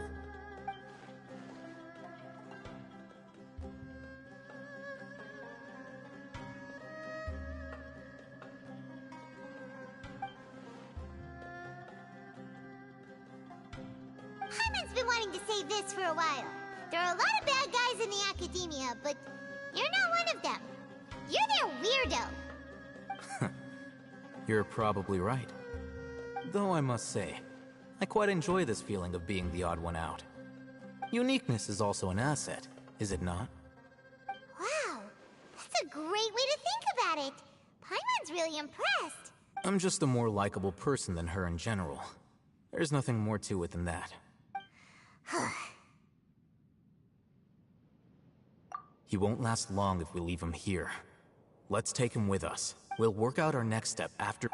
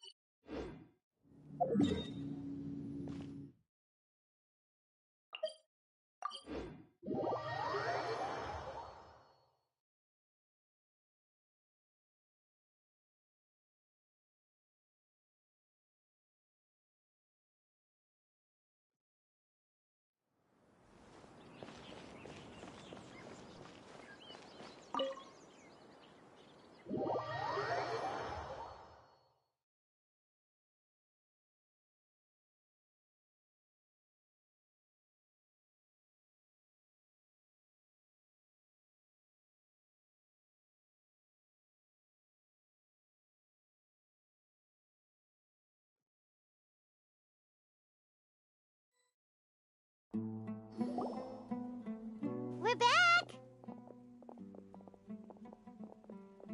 You must be tired. You should rest and take some water. What's the situation? Who's this? Unfortunately, somebody who's too young to take on the role of Isak's grandfather. Nevertheless, he's one of the people we're trying to find.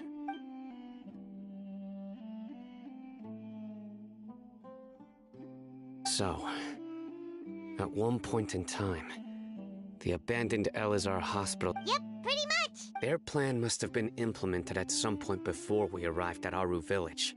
Since yet, they fled once we were headed to the village. Yeah, why is that?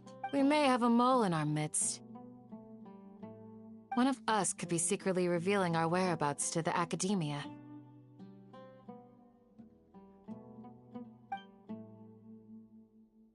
Huh? Are our friendships that shallow? Looks like none of you have realized wherein lies the issue. Sino, you're the reason why they can predict our movements. Wait, what's that supposed to mean? Choose your next words very carefully. It is simply a logical inference. I have my reasons. So what you're saying is... Sino's the mole. Interesting. And here I thought you were the most suspicious one, Al-Haytham, since you were always acting alone. I know. You have a point. But I realized something as we were returning from the hospital. Sino isn't like any of us. What are you trying to say? Do you still remember who you are, General Mahamatra? As a Matra, you are no doubt privy to certain kinds of information. Before you can take action against someone, you are required to have all the facts available, including the less than savory details. Simply put, the academia has traditionally allowed you access to a wealth of sensitive information. Knowing their modus operandi, wouldn't you expect them to take precautions against you? If you want to raise a vicious wolf, you need to make sure that you can avoid its bite. The academia is monitoring me? It's not that simple. The academia has eyes all over Sumeru, but they have a special protocol for dealing with you. Every so often comes a Nyagarbaha Day. On this day, the academia enters new information into the Akasha through knowledge capsules. I remember seeing a thick notebook next to the control panel once. Its contents were all about the General Mahamatra, his activities throughout the day, preferred methods of enacting judgment, everything. You're saying that the academia entered my information into the Akasha too? But what's the point in doing that? My actions aren't important enough to be added into the Akasha. The Akasha is capable of computation.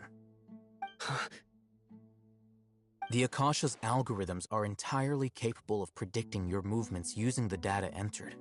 When you would depart, the route you would follow, your destination. It knew all of this. It predicted my every move. The academia has been watching you longer than you think.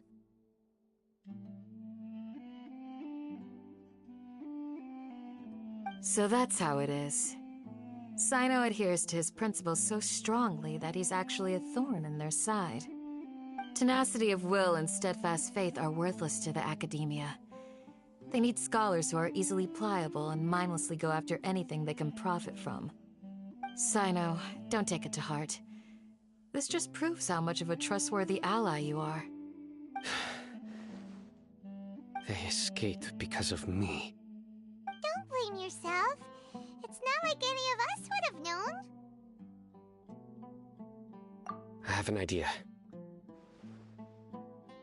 If they predicted my movements, then I might be able to guess where they went. Whoa, you bounced back fast. There is always an opportunity for safety after danger passes. Oh, so that's how it is! Paimon gets it now! If the Academia is trying to avoid Sino, then the safest place would be... Yep, that's right!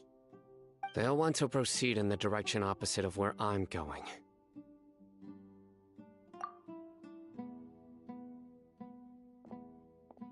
I must go. There's also something I want to investigate. Let's go, guys! After him! Please, wait! I want to go too! You want to go too? If so, you have to promise you'll stay safe. I want to find Grandpa. I promise I'll be careful and not cause any trouble. Everyone, I leave him in your hands. Yay! Let's go! Remember to pack some food with you! Paimon feels like we're missing someone, though.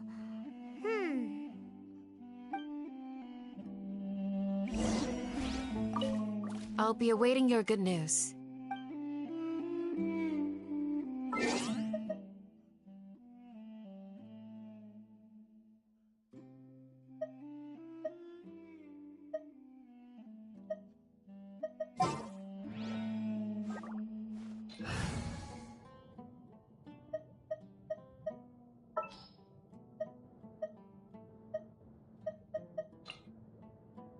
What is the situation?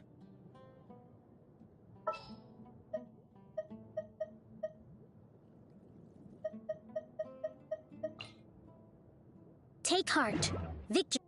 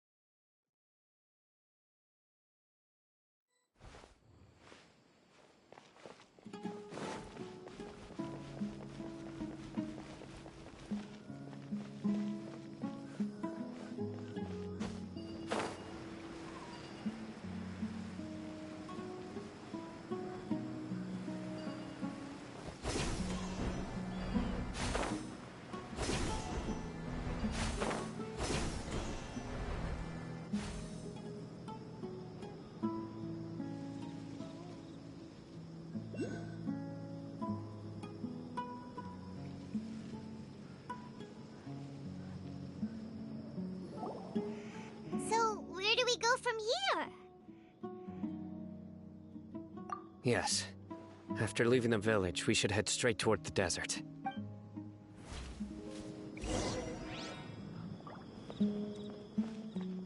I know the desert like the back of my hand. Is that because you play here a lot? Yep. One time, Grandpa almost got lost in the desert, but I was the one who brought him back.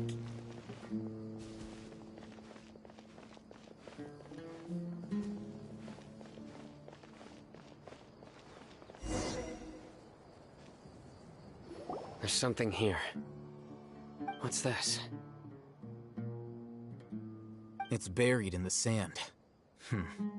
Looks like we'll need to roll up our sleeves and do some work. And Paimon thought running around everywhere was already enough work. Okay. So, we have to dig it out? Whatever's down there, it looks like it's buried really deep.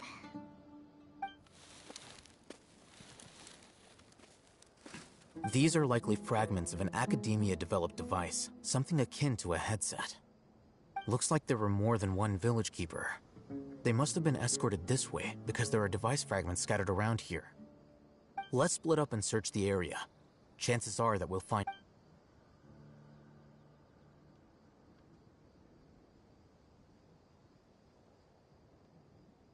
Is this what we're searching for? It looks kinda scary. This is definitely a device used to extract divine knowledge. How did it end up buried in the sand? That can't have been part of the plan. They must have been attacked along the way. Wait, what? Grandpa, I hope you're okay.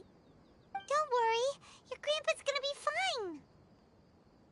Razak didn't display any signs of starvation or dehydration, which means that they left fairly recently. We should be able to catch up. One more thing.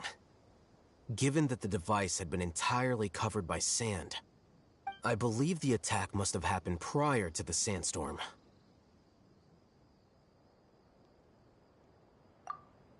Let's keep going. They can't have gone far.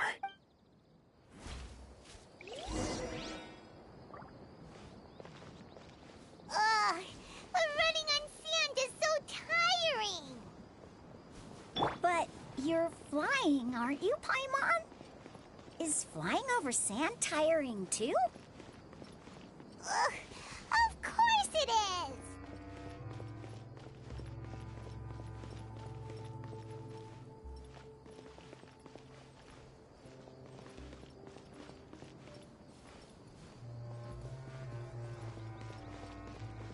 Voices, over there. It sounds like an argument. Whoa, you have really good ears.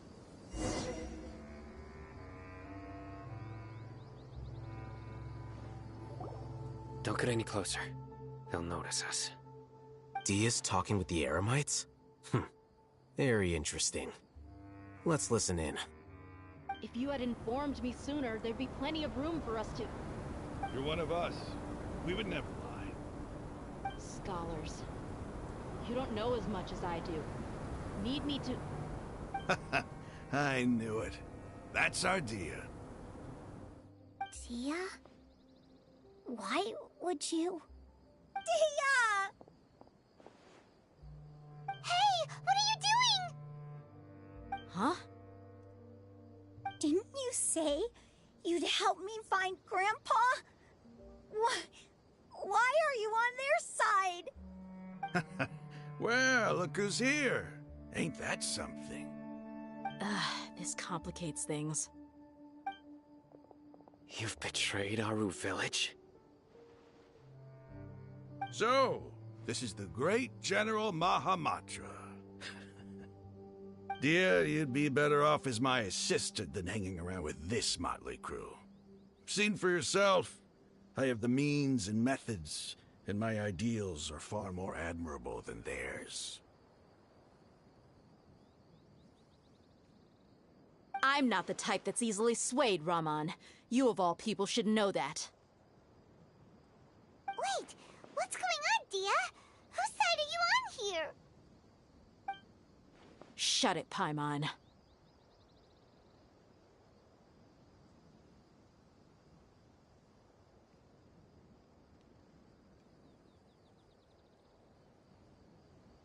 It doesn't matter.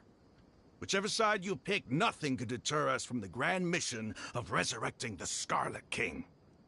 Once our Lord of Old returns to this land, we will have a new beginning. Face the facts, Raman. It's not gonna happen. You should understand that more than anyone. Have all your years as a merc taught you nothing about placing hopes in a ruler? I'm a desert dweller and a proud follower of the Scarlet King. Whether I live by the edge of the sword or in peaceful comfort, my soul will always carry this conviction. It's not too late yet. The village mad scholars aren't gonna bring the Scarlet King back to life. You don't understand, my dear lady. Pursuing our faith is our purpose in life. Even if the chance of success is 1 in a million, we must be willing to give everything we have. Even if it'll expose you to the academia?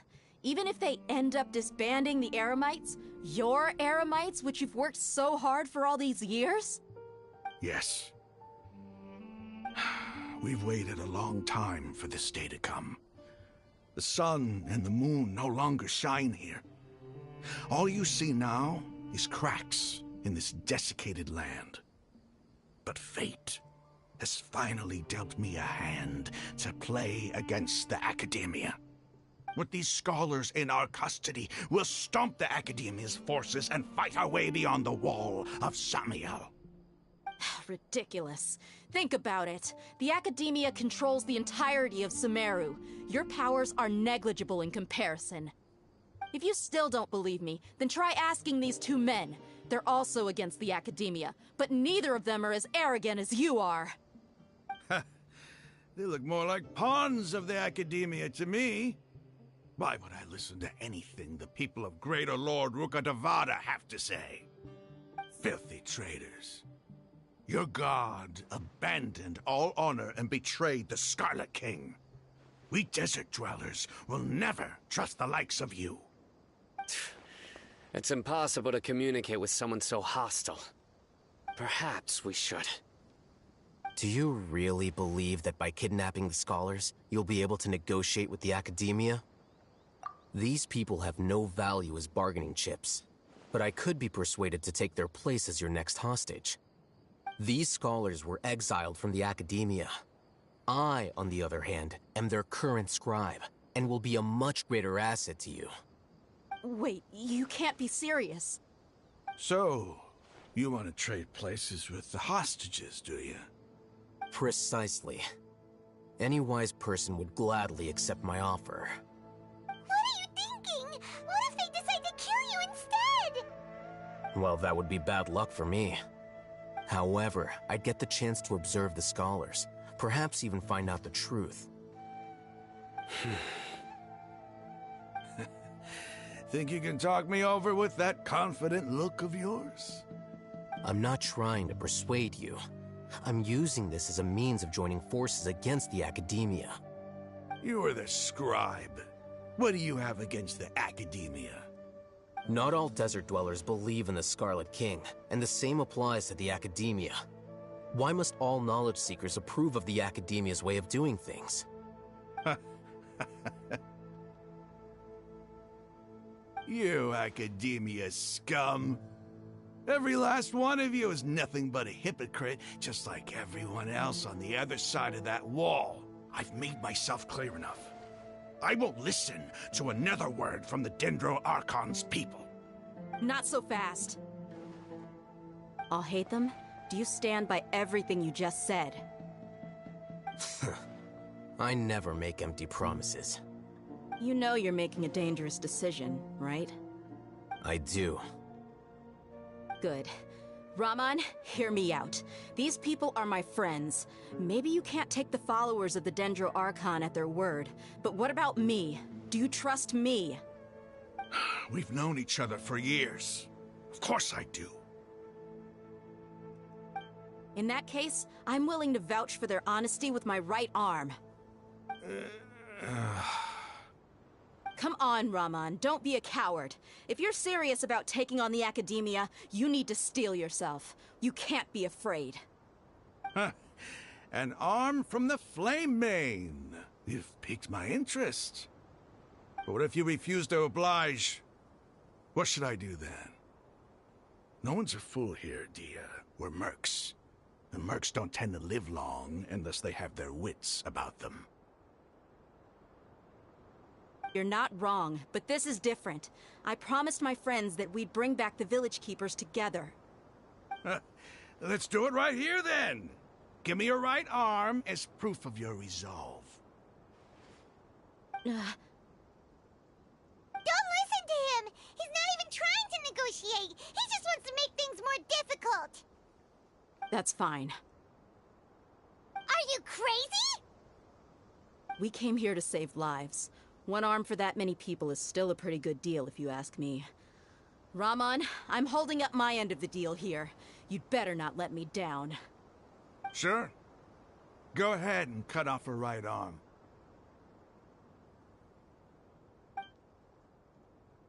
No! Dia! What are you gonna do? Think of something! You don't have to go this far. That's not for you to decide. Do it!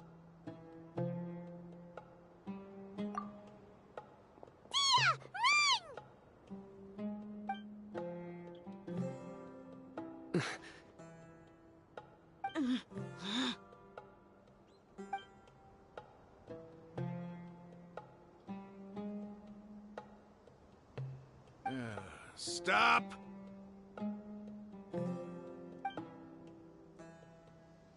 What's wrong? Can't do it?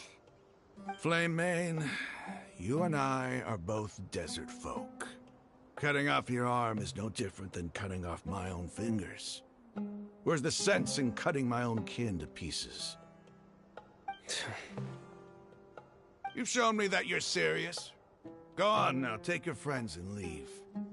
Meet me in the desert at noon tomorrow.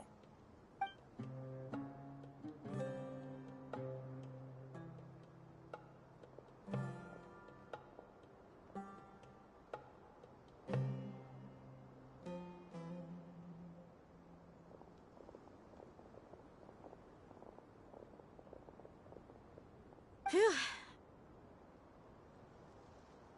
I was really counting on him not going through with it. Dia! That was crazy! Have you all lost your minds? What if he'd actually cut your arm off? Then I just have to hold my claymore with my left arm.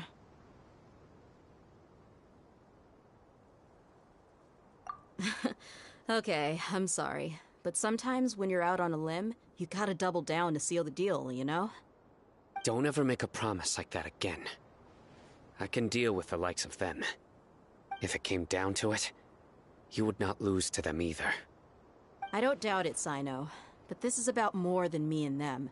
There's a lot more where they came from.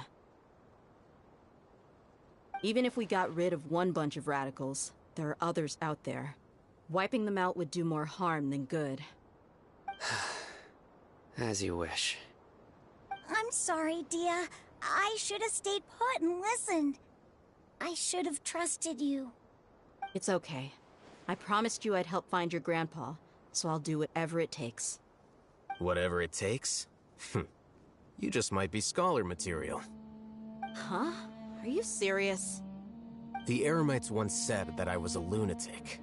Perhaps a little madness is essential to be successful in reason. Why does it feel like he's using his praise for me as an excuse to brag about himself? Okay, let's get moving. We should head back to the village and rest up. Today was just a trial run. Noon tomorrow is gonna be the hard part.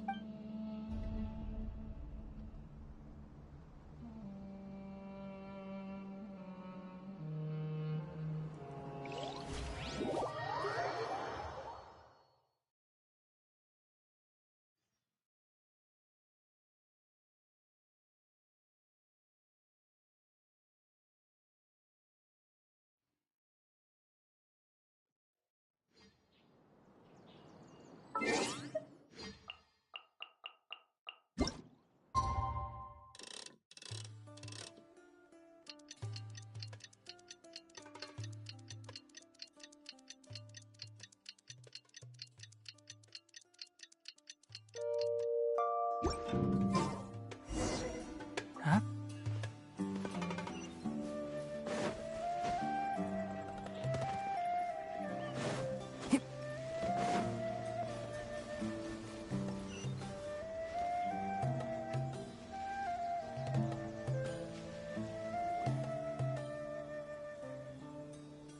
You're all here so early.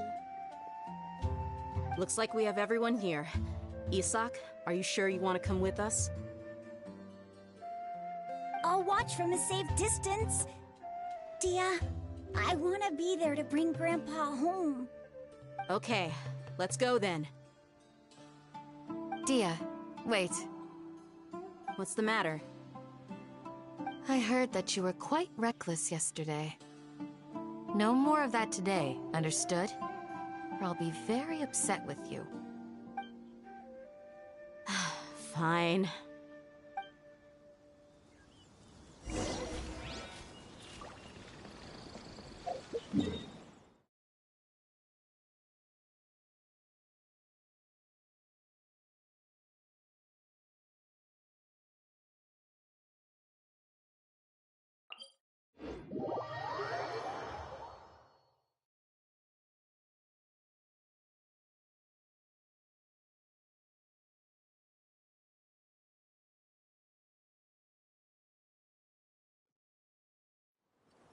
Ah, it's so hot. Even a mist flower would melt in this heat. Now that I think about it, it wouldn't. But you'll get what I mean. Oh.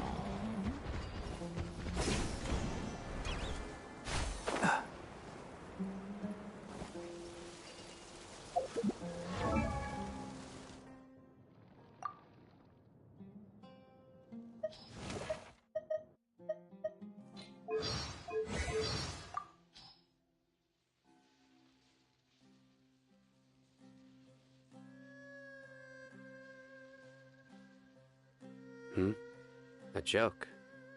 Ah, I've got just the one. There once was a traveler, stranded in the desert and dying of thirst, who in desperation prayed for a hydro slime to come their way. But the traveler didn't realize that at that very moment, a starving hydro slime was praying to meet a lone, stranded traveler. What? Not funny? Psh, I think it's hysterical.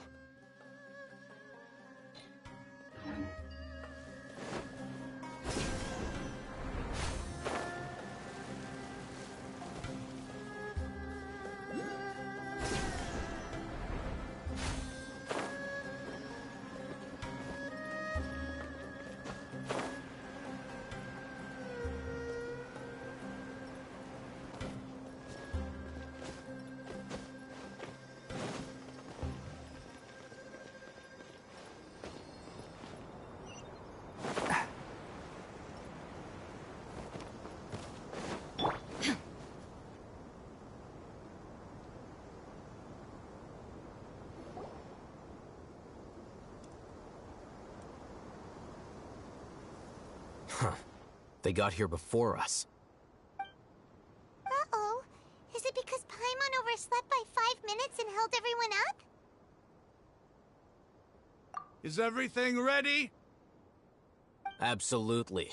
Although, you brought fewer people than I imagined. Bring him over.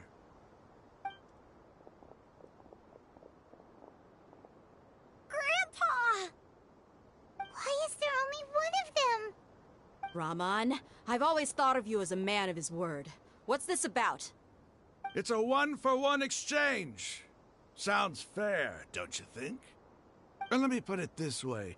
Agreeing to any kind of deal with the Dendro Archon's people is already a huge compromise on my part. Don't you think you've asked enough?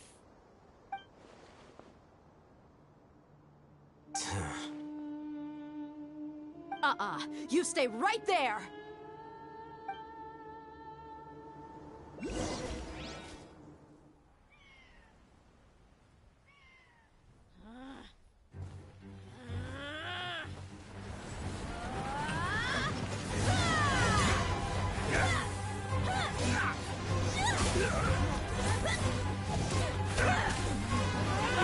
Bluerayne! What do you think you're doing? Grandpa! Don't you see this blade here? You coward! Why are your hands shaking? Wait a second! It's a earthquake!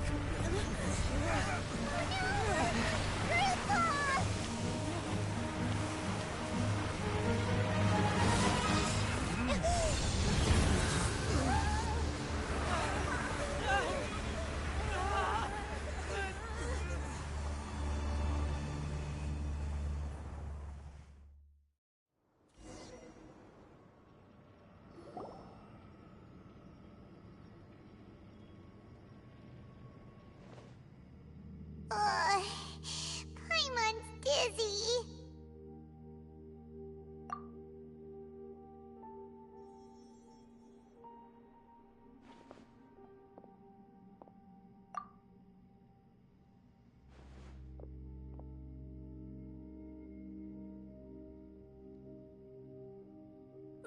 This day's going just great. What a nuisance. The sand dune collapsed. I saw an energy field. The village keeper protected us. It glowed green with dendro. Just like you said, it may well have been the remains of Lesser Lord Kusanali's power inside the scholar's body.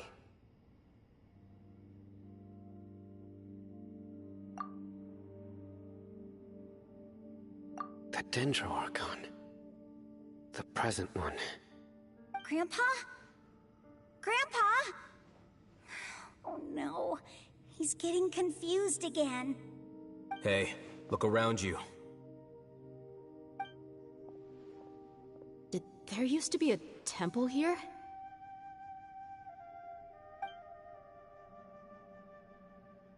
It seems that when the sand dune collapsed, it exposed these underground structures.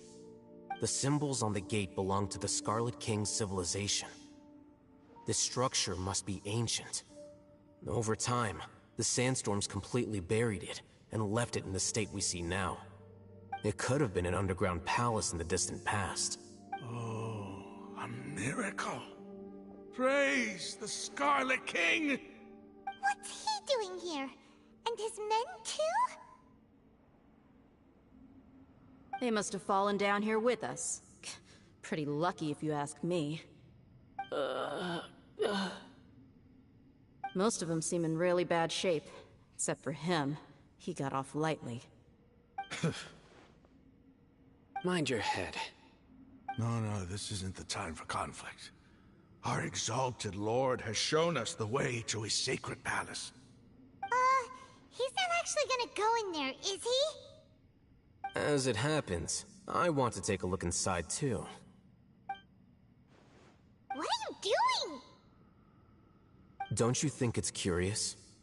1 minute Lesser Lord Kusanali's power, 2 major deities are vying to showcase their power to us. Paimon thought you weren't interested in gods. Indeed. In my view, gods are just a higher form. New discoveries are always worth investigating. Whether they have anything to do with gods is neither here nor there. Raman, what are you gonna do about your men? I'll just let them lay here. The Scarlet King will take care of his people. Right now, I'm going inside.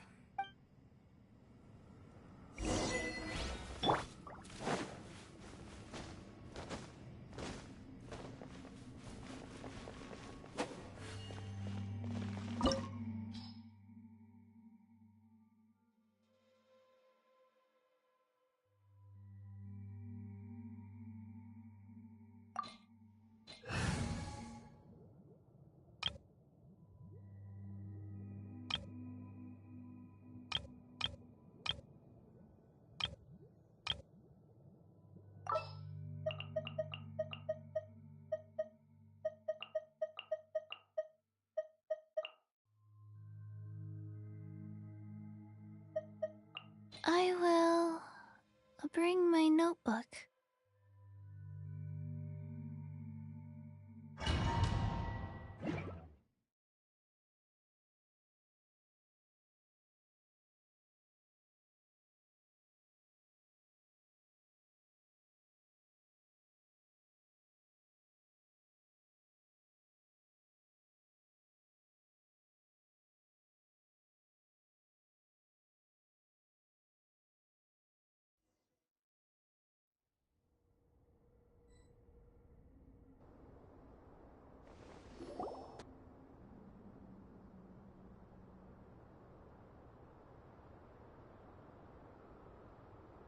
It's full of life here. This defies comprehension. It looked completely desolate from the outside. Yet, it flows with energy inside. Yeah! And there's so many plants. It's so pretty! Sir Rahman. Huh? Me? Do you see another Rahman here? Are you mocking me? What do you mean, sir? Interpret it however you want, but there's something I'd like to draw your attention to. While this structure is clearly left over from the Scarlet King civilization, the energy that flows in here is that of the Dendro Archon. Whatever you say. It's not like I have a vision. There's nothing to be angry about. Think of this as an academic journey. It does seem kind of strange. If that's true, then we might have to explore this whole area to find an explanation.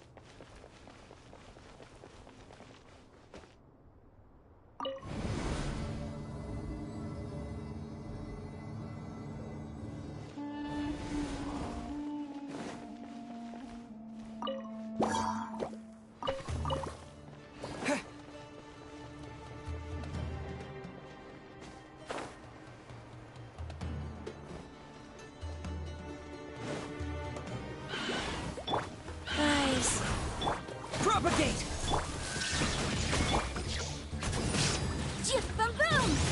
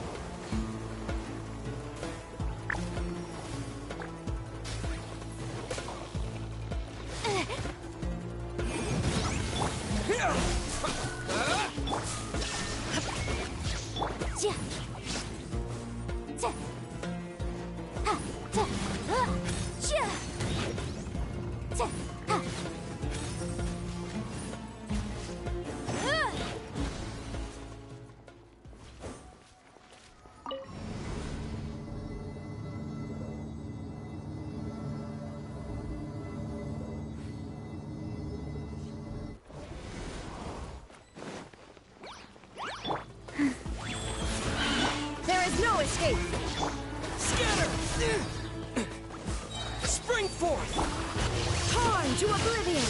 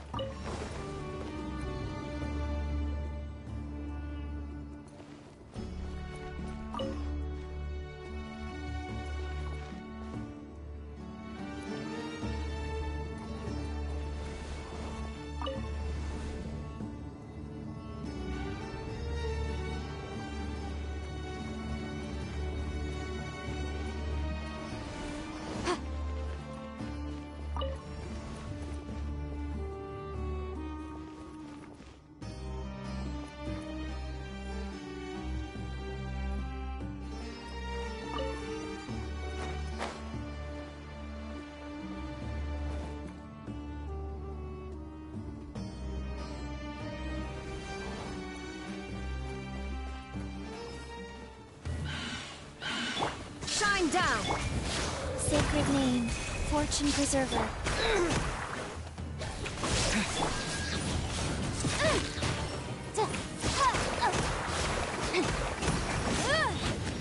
Time for your arraignment!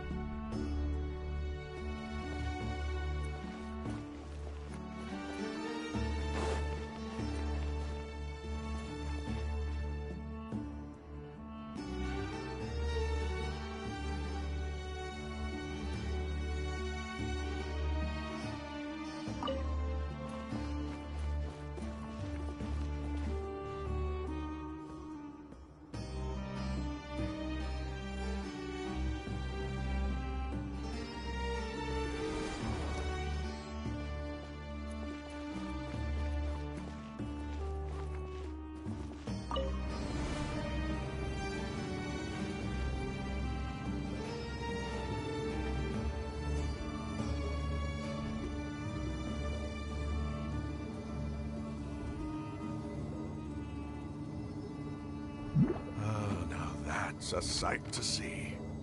The Scarlet King's splendor surrounds us. There's so much vegetation here. It's different than what I expected.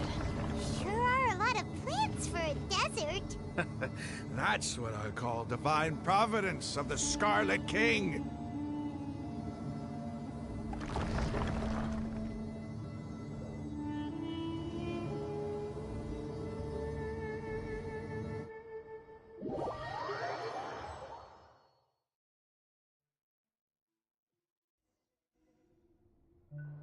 It's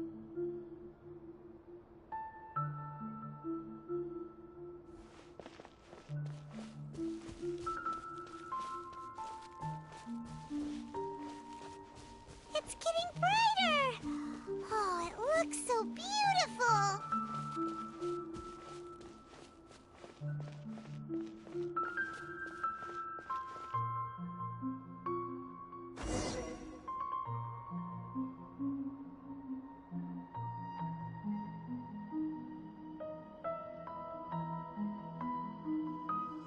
Wait.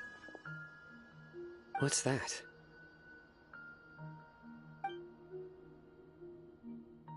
A load of flowers. And it looks like there's something among them. Oh, these are Scarlet King runes. They left something behind. Yes. It's an elegy written in an ancient script. What does it say? Here lies our faithful priest Kasala. His wisdom is a miracle among the people, deserving of high praise and admiration. You can read ancient Scarlet King script? Of course. Every student needs to master at least 20 languages before they graduate. He's not serious, right? There's still something off about this place. The elemental energy here is too concentrated. The scent of life. Is it trying to tell us something? Is this it? Analyzing.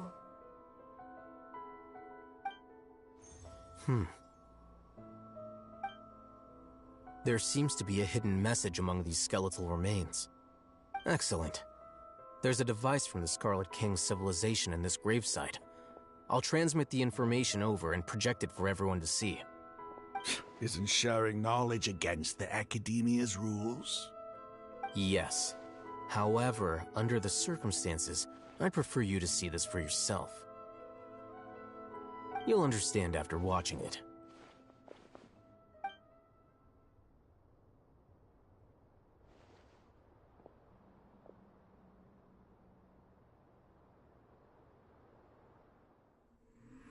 Civilization is born of knowledge, but so too can knowledge be its demise. A disaster caught us unaware. It was knowledge that did not belong to this world. The Scarlet King brought this forbidden knowledge into our world, and it quickly spread like a plague. People's minds were filled with crazed whispers. Dark gray scales spread across their bodies. Even the land was stripped of its vigor. Only a desperate, deathly silence remained. Were it not for greater Lord Ruka Devata from the forests, the damage would have been irreversible. She summoned the priests to build temples and infused into them the divine power of life.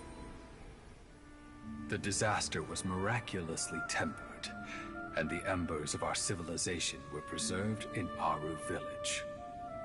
Alas, the miracle could not last. As long as forbidden knowledge continued to exist, it would forever blight this world. In the end, the proud king of the desert, my eternal lord, chose to sacrifice himself. I have spent my whole life since guarding one of these many temples. But now, my duty is coming to an end.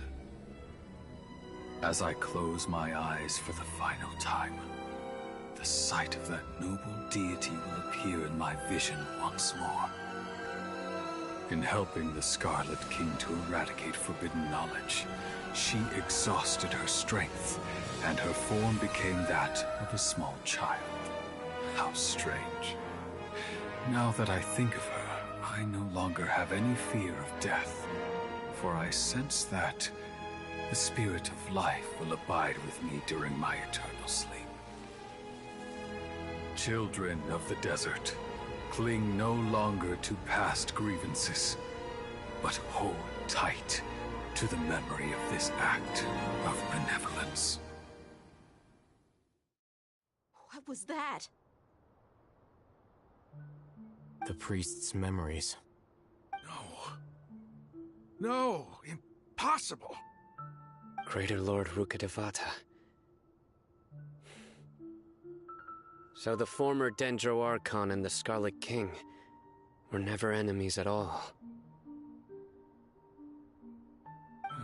But this doesn't make any sense. The Dendro Archon's followers, they're clearly... Was that the former Dendro Archon? She became so tiny in the end.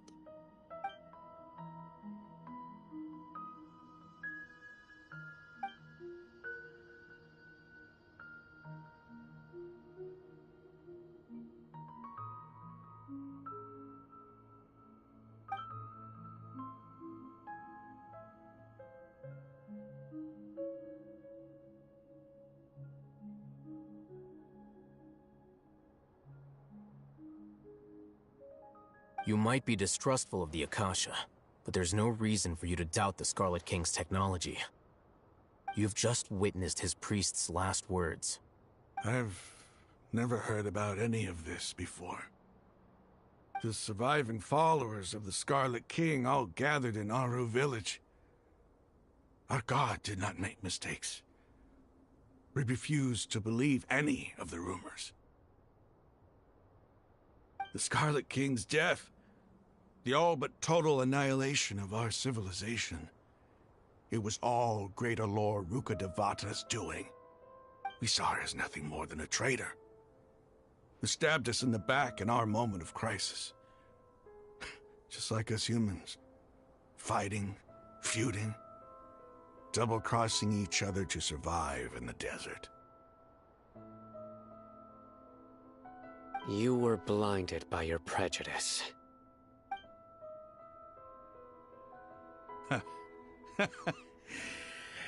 If I hadn't seen this for myself, if I hadn't witnessed his last words with my own eyes, ears, and heart,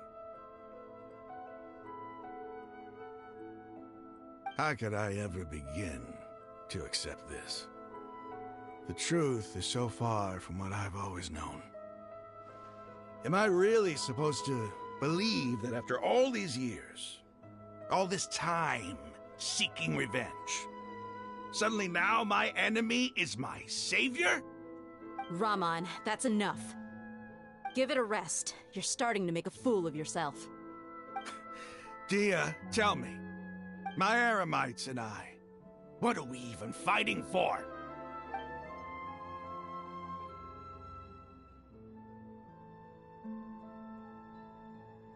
Hey, how you doing?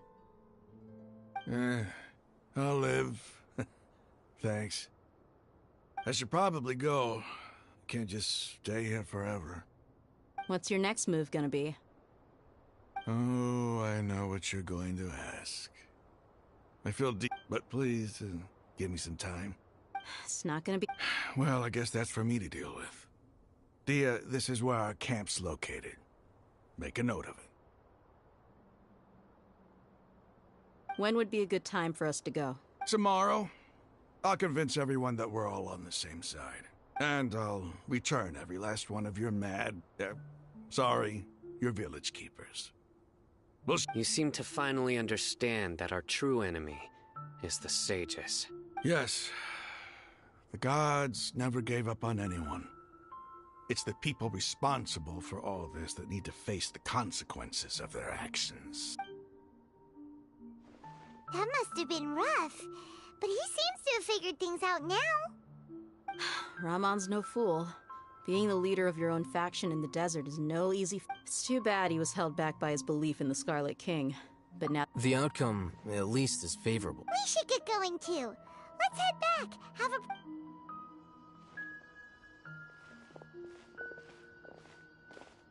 Sino, we're leaving! Stop yelling.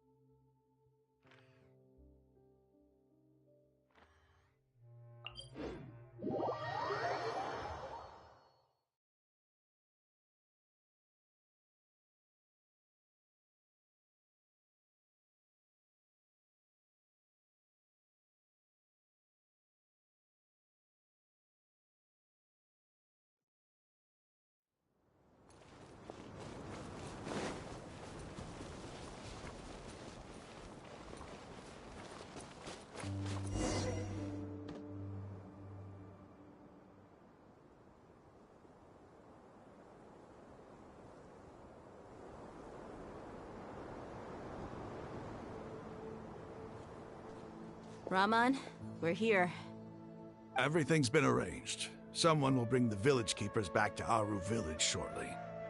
I guess all I can say now is thanks for agreeing to help. Don't mention it. But we share a common cause now. From here on out, we're out. Where are the perpetrators? I'll bring you to them.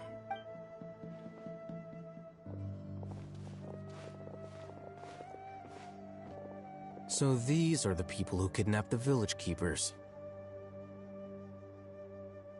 Oh no, it's the scribe! There's no need to yell. We've been all over the desert trying to find you! That's right.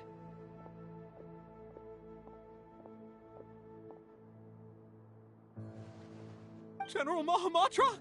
No, no! Make it quick, please! Swift and painless! Whoa. The moment they set eyes on Sino, they turn pale like they've seen a ghost! You should have known that I would be coming for you. Wait, we were just following orders. You know what I'm talking about, right? There's no way we could have done all this by ourselves. No, not Sino. He's gonna tear us limb from limb. I could do worse. Please have mercy. Start talking. Otherwise, I'll have to resort to other methods. So, your superiors have kept you quite busy recently. Why? What are they trying to accomplish? They wanted to extract canned knowledge. Don't play dumb. You know what I'm really asking. They extract divine canned knowledge. Then what? I really don't know how to... Well, you better start talking! You don't want to make things any more difficult for yourself, do ya? Be my guest.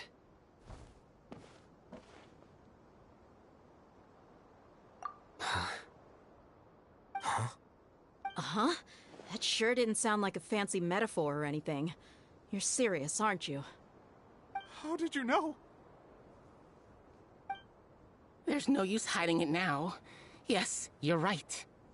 The Academia is working on an important and potentially world-changing project. They are creating a new god. A god that will belong to them and to the people of Sumeru. It may seem as if Sumeru's academics are thriving, but ever since the death of Greater Lord Rukkhadevata, scholarly breakthroughs have been few and far between. The withering of Irminsul has been getting worse recently. The sages have tried everything they could think of, but nothing's worked. I'm always hearing them say things like, if only Greater Lord Rukkhadevata was still with us. Continue. And then, someone from the Fatui showed up. They called him the Doctor. He brought a gnosis, and said he wanted to borrow the Academia's research facilities.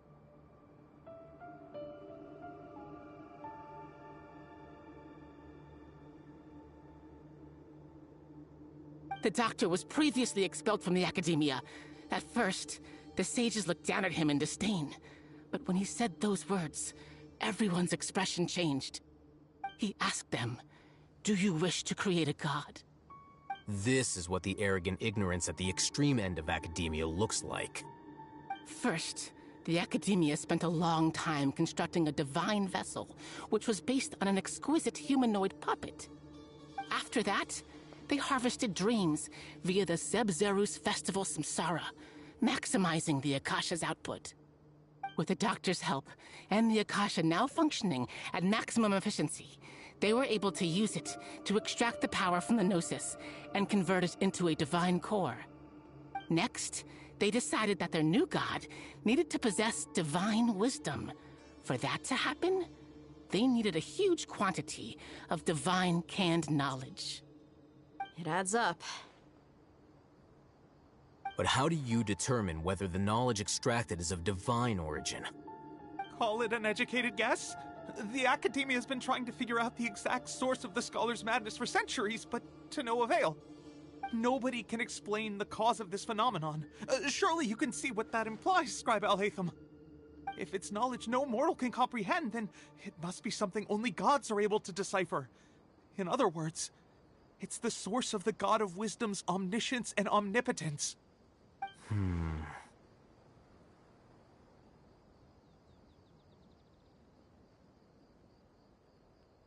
You must have noticed by now. The Academia doesn't care about who their god is. It's the ability to exercise control over knowledge and wisdom that matters. It is as if they are cursed with a desire for omniscience and omnipotence that burns in their blood. Some organisms demonstrate phototaxis, and thus orient their entire life. This is but a form of... Then what does Lesser Lord Kusanali mean to you?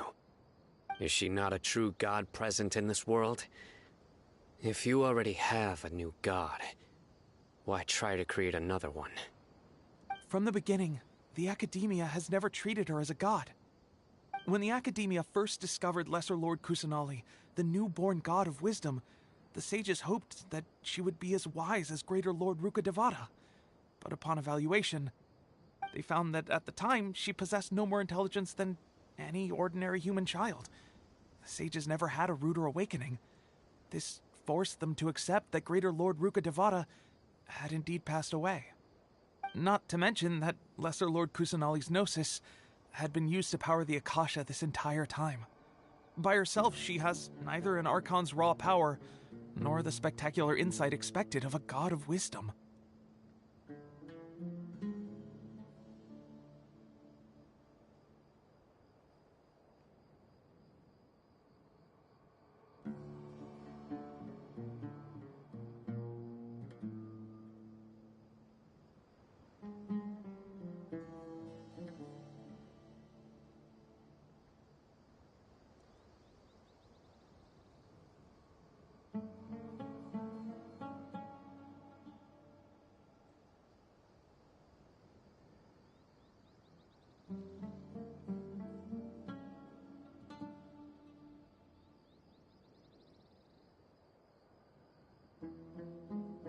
Slowly but surely, people began to forget about her existence.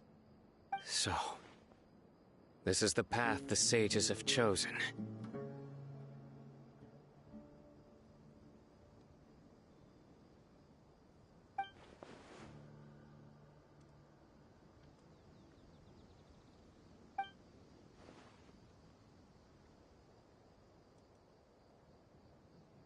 All right, let's try to keep our cool. If everyone's in a bad mood, then let's change up our scenery. Raman, give me a few men to help us escort the village keepers back to the village. And these two scholars, they're coming too.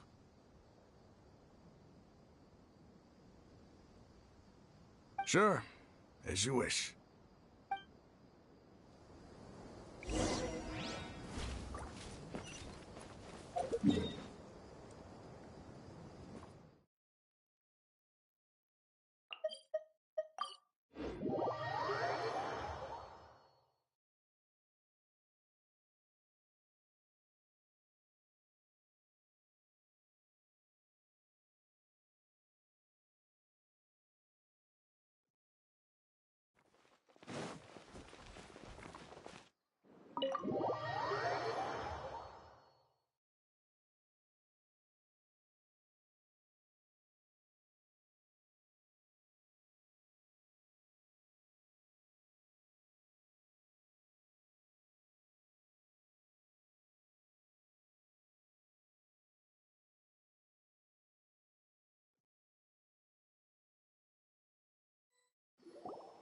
The village keepers you found have all been returned to their homes, and each one has a dedicated caregiver to look after them.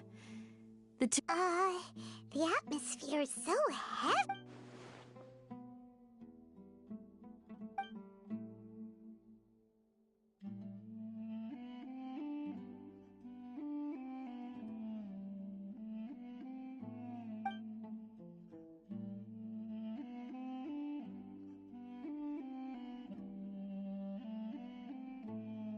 Hey! Say something! Stop spacing out!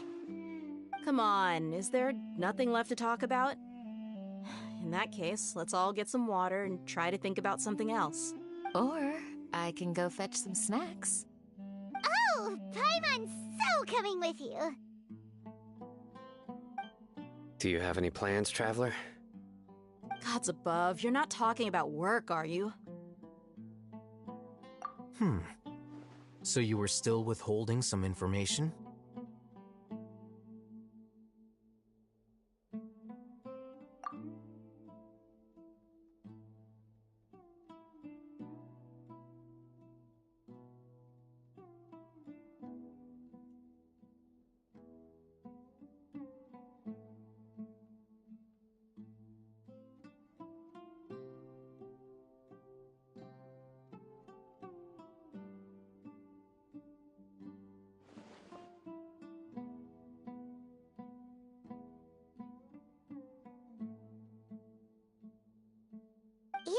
you lived through all of this firsthand, it still feels super surreal to hear you talk about it again.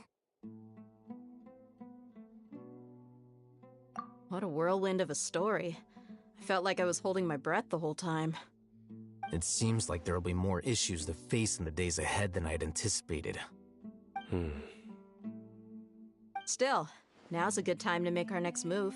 Now that Ramon's joined us, we'll be an even stronger team. It's time to make a plan. Indeed. These events are a flagrant transgression of the rules in every sense. We cannot allow it to continue. So, everyone, are we on the same page? Crush the sages and rescue our god. That is our ultimate goal.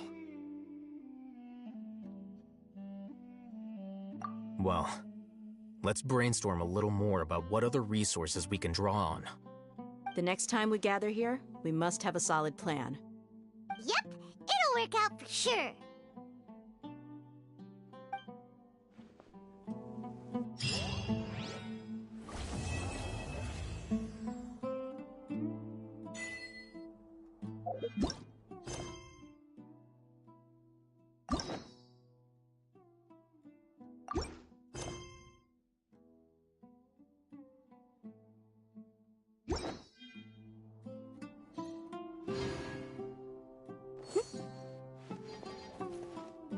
Incinerate!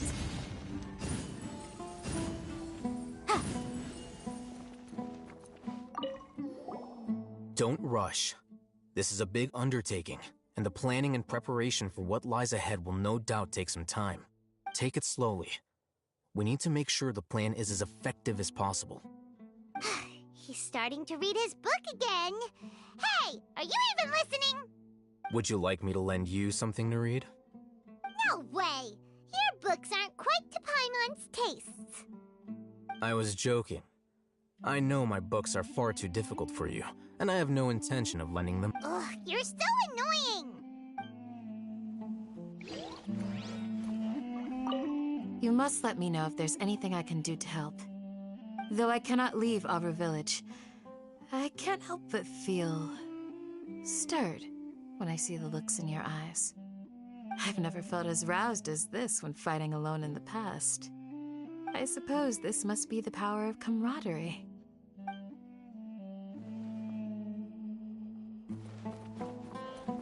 By the way, you still remember? Your memory is far superior to mine. The past few days have been some of the most challenging work I've ever taken on. And none of it'll earn me a single Mora. I can't believe it. Look on the bright side, Dia. Maybe we'll get a huge reward after this is all over. You've got a point. Hey, what would you do if you woke up tomorrow with more money than you could ever spend? Paimon would buy boatloads of tasty snacks. That's it? And make... Well, here's to all our indulgent fantasies. And here's hoping that everything we do from now on...